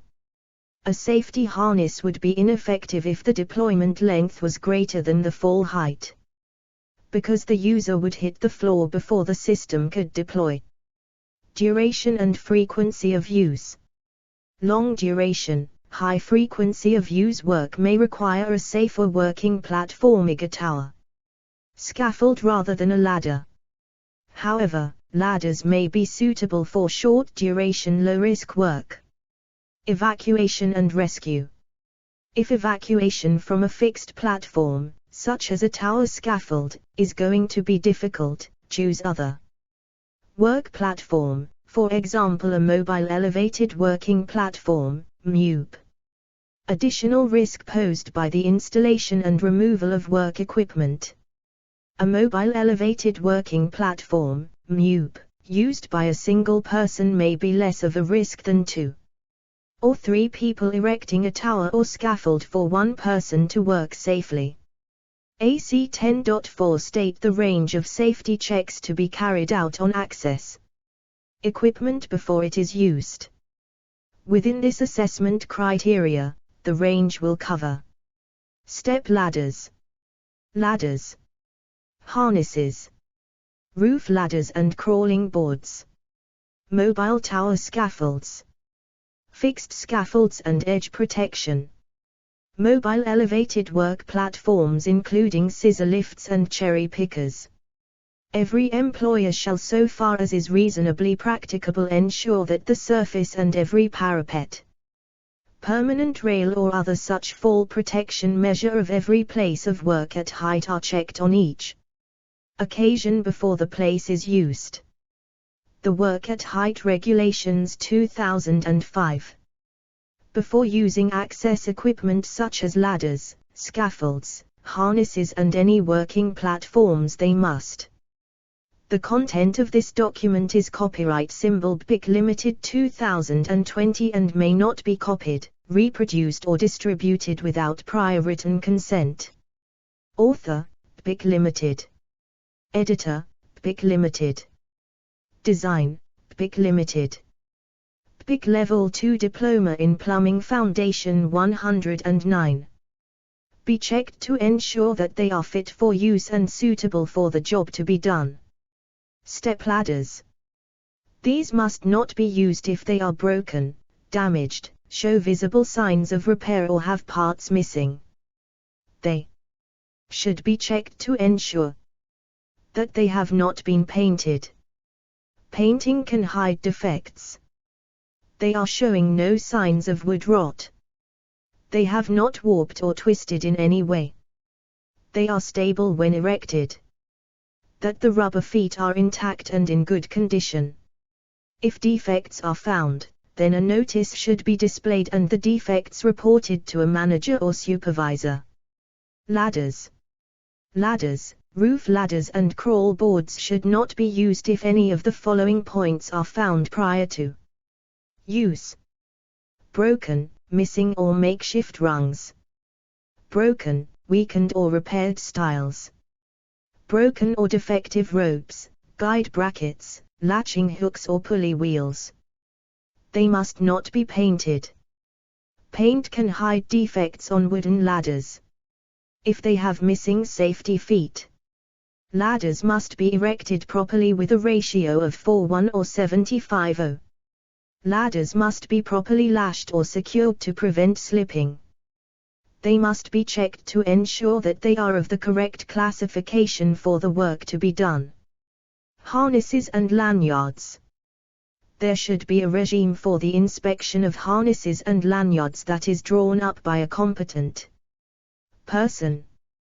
These will include the harnesses /lanyards to be inspected, including their unique identification.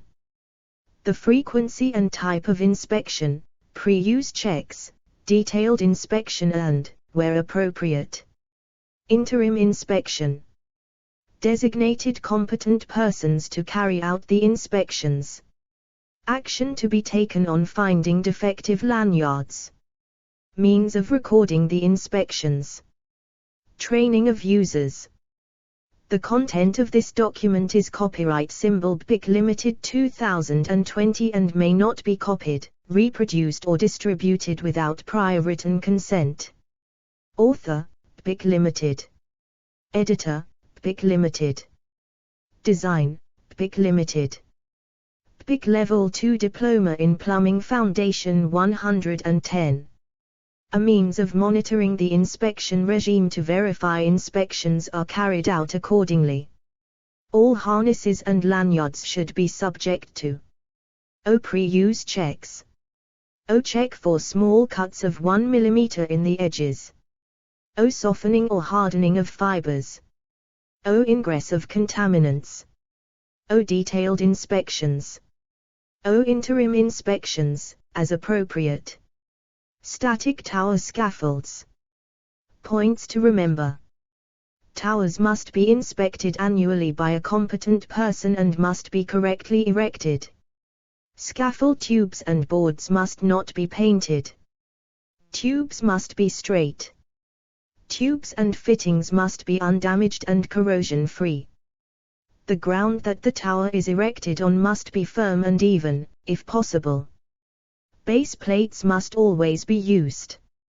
Adjustable base plates can be used on ground that has different levels or is uneven. If the tower is to be used on soft ground, sole plates must be used to provide even weight. Distribution.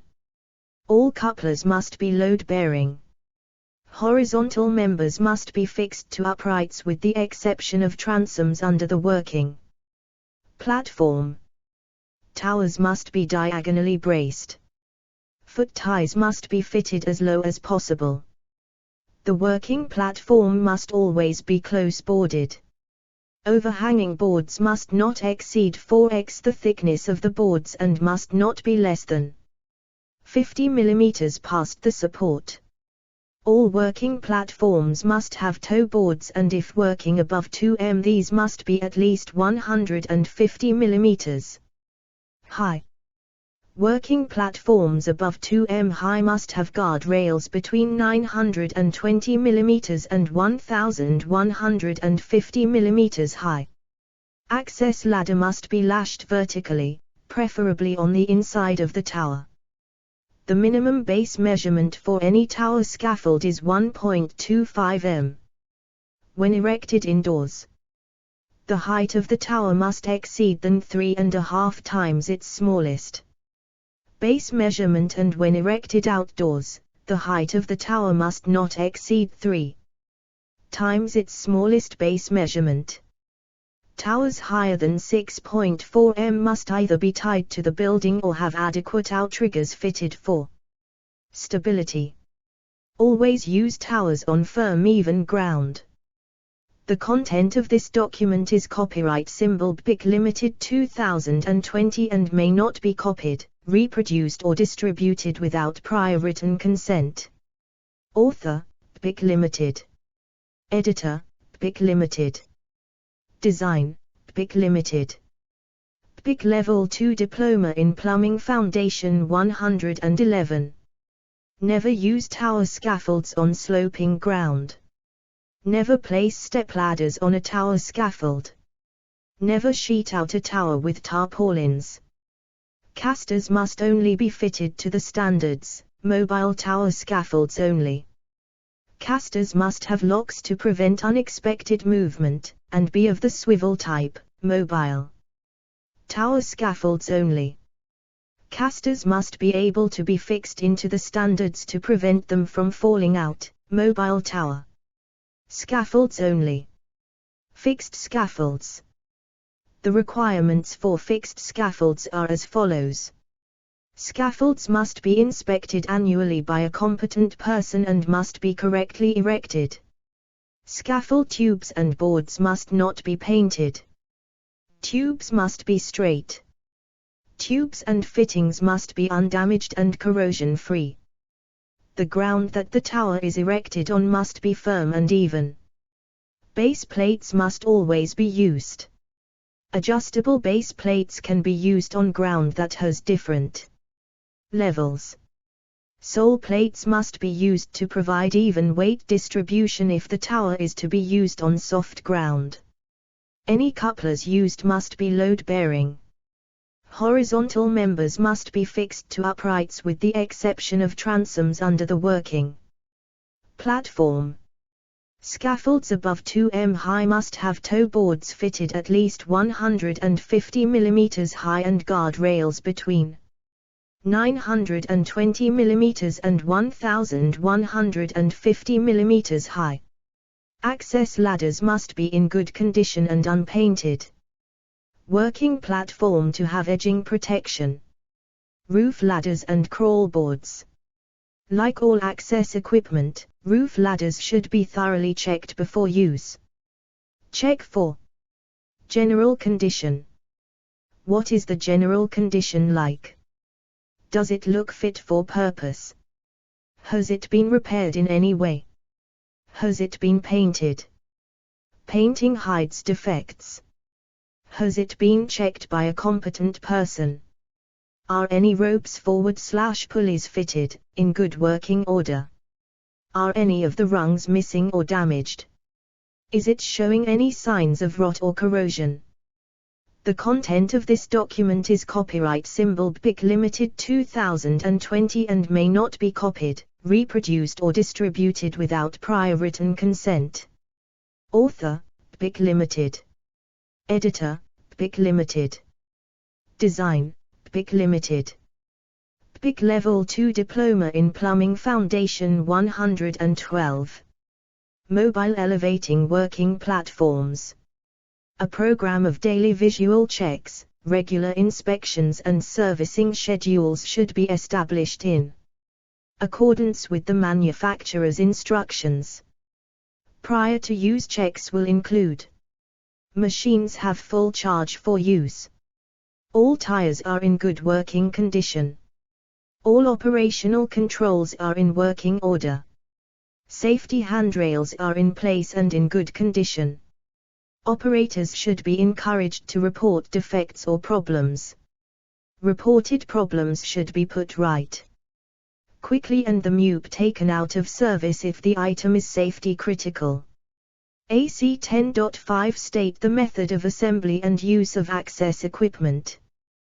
Within this assessment criteria, the range will cover step ladders, ladders, harnesses, roof ladders and crawling boards, mobile tower scaffolds, fixed scaffolds and edge protection, mobile elevated work platforms including scissor lifts and cherry pickers. Method of assembly and use of step ladders. Step ladders should only be used on even, firm ground.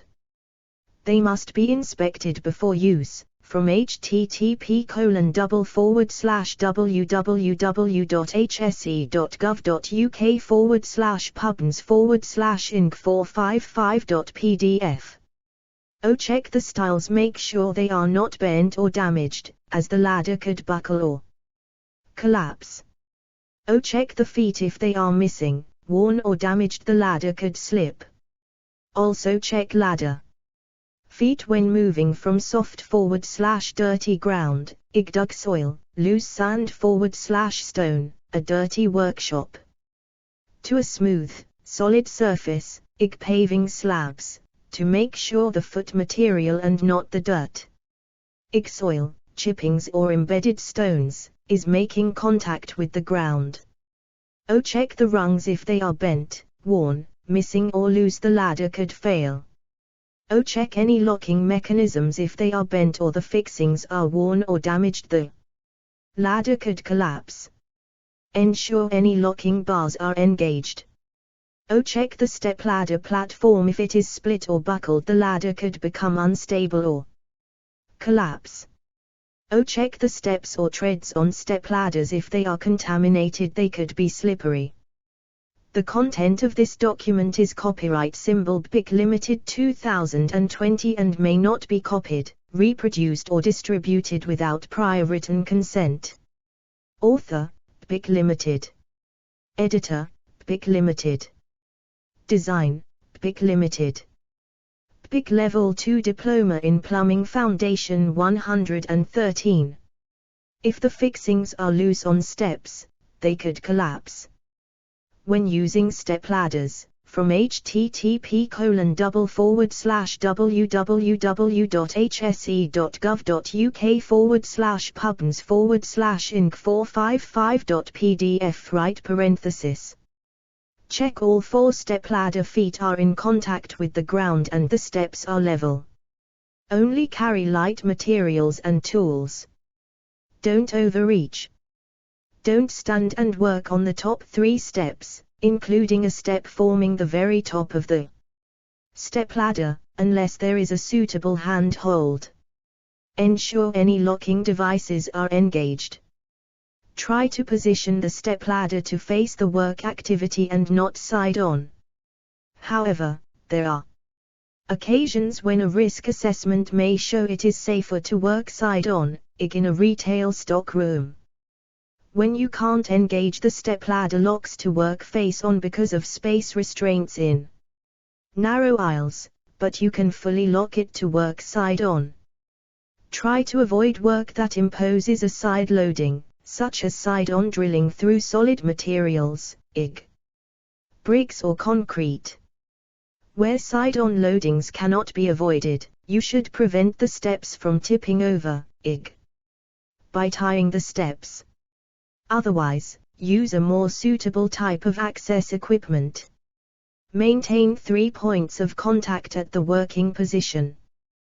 This means 2 feet and 1 hand, or when both hands need to be free for a brief period, 2 feet and the body supported by the stepladder.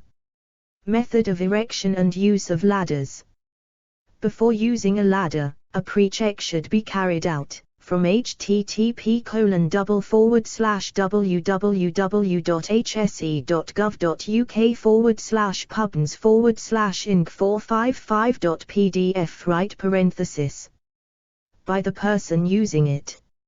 At the beginning of every working day, and if the ladder has been dropped or moved from a dirty working environment to a clean one. As with step ladders, checking ladders follows a familiar pattern. Check the stiles, make sure they are not bent or damaged, as the ladder could buckle or collapse. Check the feet, if they are missing, worn or damaged, the ladder could slip. Also check ladder feet. When moving from soft /dirty ground, dug soil, loose sand /stone, a dirty workshop, to a smooth solid surface, paving slabs, to make sure the foot material and not the dirt, soil, chippings or embedded stones, is making contact with the ground. Check the rungs, if they are bent, worn, missing or loose, the ladder could fail. Check any locking mechanisms, if they are bent or the fixings are worn or damaged, the ladder could collapse. Ensure any locking bars are engaged.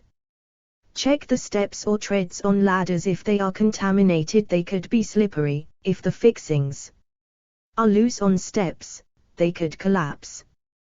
The content of this document is copyright symbol PIC Limited 2020 and may not be copied, reproduced or distributed without prior written consent.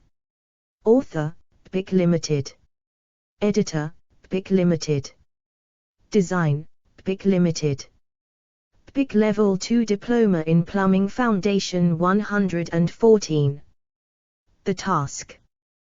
Will the job involve awkward or bulky loads being handled while climbing the ladder or doing the task, for example installing soil pipes, solar panels, or gutters? Does the task require power tools or other equipment designed to be operated with 2 hands, for example, hammer drills? Will the job involve the use of heavy tools such as stilsons or chain dogs that require a high degree of leverage, thereby increasing the risk of a person overbalancing and falling? Will the task require working on a ladder for long periods, thereby introducing a fatigue hazard? Will the task require someone to work outside of the ladder styles and possibly overreach? Will the user be unable to maintain 3 points of contact whilst going up, down or working from the ladder, i.e. 2 feet, 1 hand? Does the task require personal protective equipment that may introduce additional risks, e.g. wearing safety goggles that may restrict the vision? Erecting the ladder. If the ladder is long, or of the extending ladder type weighing more than 25 kilograms, or where conditions complicate the task, it is always better to get help with erecting it. Place the ladder on the floor facing the position where the ladder is be placed. Support the ladder against the helper's feet. Grab hold of the top rung with both hands, raise the top of the ladder above the head and walk towards the base of the ladder. Grab the rungs in center to maintain stability. Move the erect ladder to the correct position and lean it against the building. When lowering a ladder, the previous instructions should be followed in reverse order. When erected, the ladder must be at an angle of 75 or 4 up, 1 out. If this cannot be achieved because the ladder is either too short, too long or something is in the way, then do not use it. There must be at least 0.9 m overhang, for access purposes, and secured at the top. Do not place the top of the ladder against anything fragile, such as plastic guttering or glass. Using the ladder. Do not stand on the top 3 rungs, and make sure the ladder extends at least 1 m above where the work is, or, if used to access a scaffold, 1 m above the working platform. Always secure the top of a ladder when using it to access a platform or scaffold. Always secure the ladder at the base to ensure that the ladder does not slip away from the building. If securing the ladder cannot be achieved, then get a work colleague to stand on the bottom rung. This is called footing a ladder. Face the ladder when climbing up or down. Maintain 3-point contact. Do not carry materials in your hands. The content of this document is copyright symbol BIC Limited 2020 and may not be copied, reproduced or distributed without prior written consent. Author, BIC Limited. Editor, BIC Limited. Design, BIC Limited. BIC Level 2 Diploma in Plumbing Foundation 115. Make sure that only one person at a time is on the ladder. Don't stretch or reach beyond the styles of a ladder, as a shift in the center of gravity could cause the ladder to slip. Assess hazards that may be present in the work area. Identify and where possible keep work away from power lines. If you must work near power lines, ensure that you know where they are and always use a fiberglass ladder. Never work with a metal ladder around power lines.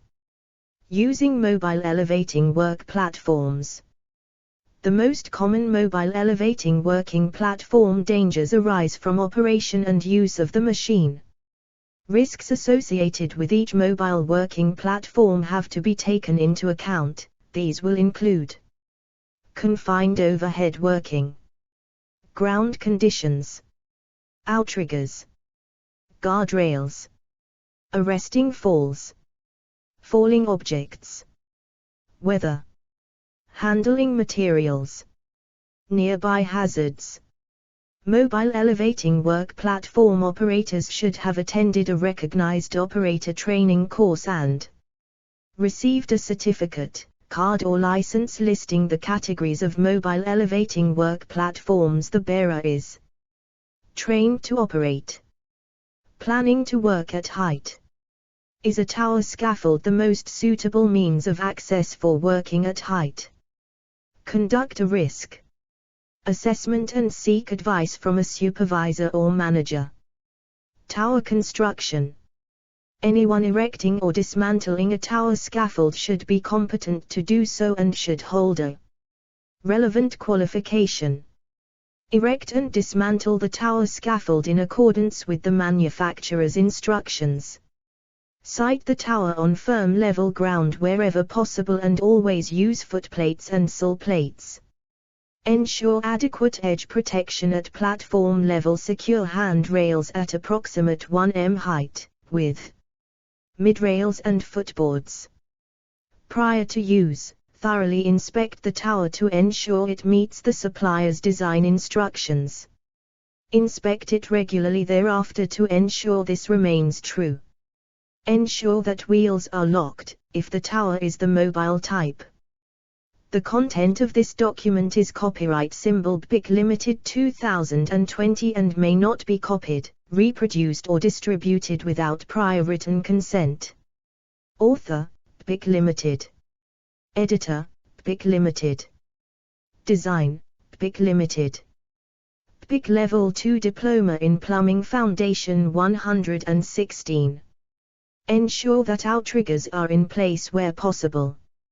Alternatively, tie the scaffold to the building. Using a tower scaffold.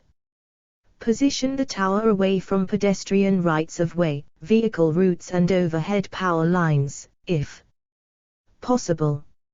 Never move the tower with tools, materials or people on the working platform. Raise and lower tools and equipment via the internal trapdoors or via rope and pulley system. The content of this document is copyright symbol BIC Limited 2020 and may not be copied, reproduced or distributed without prior written consent. Author, BIC Limited. Editor, BIC Limited. Design, BIC Limited. BIC Level 2 Diploma in Plumbing Foundation 117. Advert. The content of this document is copyright symbol BIC Limited 2020 and may not be copied, reproduced or distributed without prior written consent. Author, BIC Limited. Editor, BIC Limited. Design, BIC Limited.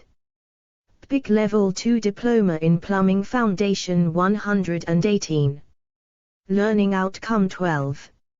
Know the methods of working safely in excavations and confined spaces in the building services industry. Danger. Deep excavations. The content of this document is copyright symbol BIC Limited 2020 and may not be copied, reproduced or distributed without prior written consent. Author, BIC Limited. Editor, BIC Limited. Design, BIC Limited. BIC Level 2 Diploma in Plumbing Foundation 119. Within this learning outcome, there are 5 assessment criteria. AC 12.1 Identify the situations in which it may be necessary to work in excavations. AC 12.2 State how excavations should be prepared for safe working. AC 12.3 State the measures that need to be applied to prevent persons or equipment falling into excavations. AC 12.4 Identify where work in confined spaces may be required. AC 12.5 State the potential dangers when working in confined spaces. AC 12.1 Identify the situations in which it may be necessary to work in excavations. The need for a plumber to work in an excavation is limited. Most of the below-ground services, such as gas, water and building drainage that we may work with are often dealt with by the company supplying them. However, there may be a need for a plumber to work in shallow excavations when working on water supplies from the boundary stop valve to the dwelling /building. Some aspects of below-ground drainage work. Water /heating gas /drainage on sites not covered by the utility companies, i.e. hospitals, universities, colleges etc. AC 12.2 state how excavations should be prepared for safe working. Within this assessment criteria, the range will cover safe access into the excavation, trench support systems. An excavation can be described as a cavity that has been formed by cutting, digging or scooping. In construction, the term refers usually to a trench that has been cut for the sole purpose of laying and burying the services that are used by the building. The CDM Regulations 2015, mentioned in Law 1, make the following definition with regard to trenches and excavations. Excavation includes any earthwork, trench, well, shaft, tunnel or underground working. Working in trenches, although a dangerous operation, can be made safe provided careful management of the process is in place and there is an awareness of the hazards involved. These include 1. Collapse of the sides of the excavation. 2. Materials falling onto the people working in the excavation. 3. People and vehicles falling into the excavation. The content of this document is copyright symbol BIC Limited 2020 and may not be copied, reproduced or distributed without prior written consent. Author, BIC Limited. Editor, BIC Limited. Design, BIC Limited. BIC Level 2 Diploma in Plumbing Foundation 120. 4. The undermining of nearby structures causing their collapse into the excavation. 5. Damage to underground services during excavation work causing electrocution, explosion, gas escape, flooding etc. 6. Ingress of water causing flooding. Plumbers only rarely work in trenches and excavations. Most of this type of work is undertaken by specialist trades such as ground workers and the service companies, gas, water, electricity.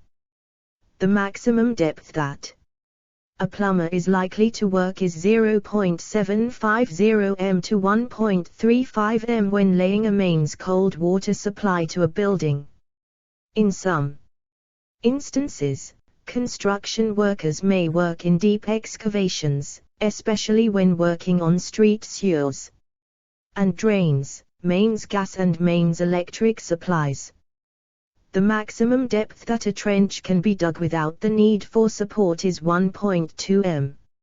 On the average person, 1.2 m would fall near the waist. The significance of 1.2 m is that, in the event of trench collapse, only the lower half of the body would be buried. The top half, the chest, lungs etc., would be free so that breathing would not be restricted in any way. After this depth, the trench sides should either be benched, a process where the sides are cut into steps away from the point of work. Battered, a process where the sides are sloped upwards away from the area of work at around 45 degrees. Depending on the ground type. Supported by a recognized trench walling or support system. All trench systems should be accessible with access and egress points along the trench length, usually ladders placed at strategic points that are appropriate for the trench length. Trench support systems. Trenches are usually supported by one or, in some instances, a combination of methods. Sloping or benching the trench walls is usually the first choice, because it is quicker and cost-effective. Trench supports, or shoring, are used when no other method is practicable. There are many different types, depending on the type of excavation. Soldier piles and lagging. Drilled or driven H-section beams with wood or steel plate lagging to hold back the trench walls. Sheet piling shoring. These are interlocking steel piles that lock together to form a wall. The content of this document is copyright symbol BIC Limited 2020 and may not be copied, reproduced or distributed without prior written consent. Author, BIC Limited. Editor, BIC Limited. Design, BIC Limited. BIC Level 2 Diploma in Plumbing Foundation 121. Speed shores. These are aluminium sheets braced by hydraulic jacks that support an almost vertical trench wall. Trench box. This is a rigid frame, designed to protect operatives from soil that is collapsing. Modular shoring. These are a commercial system of panels, piles and struts that are prefabricated in sections. Each of the above methods has variations that are adjusted to suit the specific site conditions. AC 12.3 state the measures that need to be applied to prevent persons or equipment falling into excavations. Within this assessment criteria, the range will cover use of warning signs, use of barriers for pedestrians, vehicle proximity to excavation edges. The general requirements for a well-planned, well-dug trench are: 1. Ladders, used for access and egress, should be fastened to the trench supports. 2. Long trenches should have access points placed at regular intervals as means of escape in an emergency. 3. To prevent trench collapse, the spoil from digging the trench should be positioned at least 1 m away from the edge of the trench. 4. A 2 m high barrier must be erected around the trench and be at least 1 m away from the edge of the trench to prevent personnel or the general public from falling in. It must also have toe boards fitted to stop tools and materials from being accidentally kicked in. 5. Vehicle stops must be used to prevent vehicles and items of plant, such as dumper trucks and diggers, traveling too near to the edge of the trench. These also help to stop the build-up of poisonous carbon monoxide fumes within the trench itself. 6. Warning notices should be placed at regular intervals along the entire length of the trench. 7. The use of propane gas is strictly forbidden in trenches as propane is heavier than air and a leak will gather in the bottom of the trench. The content of this document is copyright symbol BIC Limited 2020 and may not be copied, reproduced or distributed without prior written consent. Author, BIC Limited. Editor, BIC Limited. Design, BIC Limited. BIC Level 2 Diploma in Plumbing Foundation 122. General Trench Safety. Always wear a high-vis jacket and hard hat when working in trenches and any other PPE that is deemed necessary, such as safety boots, etc. Never work in an unsupported trench deeper than 1.2 m. Never work ahead of the trench supports. The trench will not be supported and may collapse. Make yourself aware of the nearest access point and ladders. This could be vital in an emergency. Always be aware of site vehicles approaching the trench. AC 12.4 Identify where work in confined spaces may be required. Within this assessment criteria, the range will cover drainage systems, plant rooms, main service duct rooms, tanks, cylinders, boilers or cisterns, under suspended timber floors, in roof spaces. A confined space is a place that is closed in where there is a very real risk of death or serious injury / illness from a hazardous substance, lack of oxygen, being overcome by fumes. During plumbing operations, you may be required to work in large tanks or cisterns, large boilers, trenches, sewers, drainage systems, plant rooms, flues, ductwork, Unventilated or poorly ventilated rooms. In small roof spaces, under a floor or in a small cellar. All of these work situations are classed as confined spaces and are subject to the Confined Spaces Regulations. 1997. These regulations contain the following key duties. Avoid entry to confined spaces, by doing the work from the outside.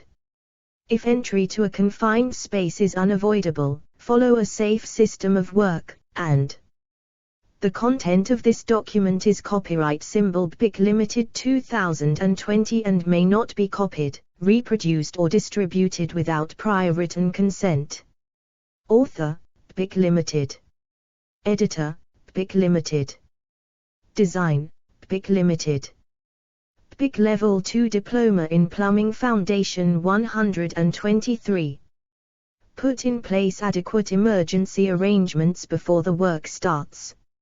Employers and the self-employed are required to carry out a full risk assessment when operatives are working in confined spaces. This means identifying the hazards present, assessing the risks and determining what actions to take. AC 12.5 state the potential dangers when working in confined spaces. Within this assessment criteria, the range will cover inadequate ventilation, inadequate lighting, flooding, obstruction of an escape route. Every year, people are killed and injured when working in confined spaces. Those victims include not only those working in the confined space but also those who attempt rescue without the proper training or equipment.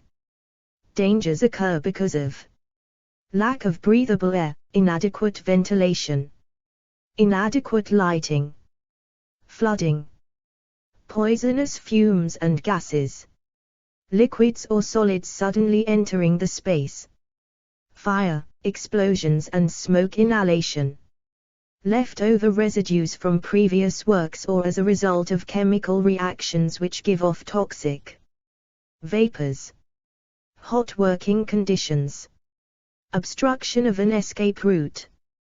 With proper planning, training and precautions these can be avoided. Legal duties and obligations when working in confined spaces. The Management of Health and Safety Regulations 1999 and the Confined Spaces Regulations 1997 require employers to assess the risks for all works carried out in confined spaces so that decisions can be made on the measures required to manage and, if possible, eliminate those risks. In most cases the risk assessment will consider the task, the working environment, the suitability of those carrying out the task, arrangements for emergency rescue, tools and materials required. The content of this document is copyright symbol BIC Limited 2020 and may not be copied, reproduced or distributed without prior written consent. Author, BIC Limited. Editor, BIC Limited. Design, BIC Limited.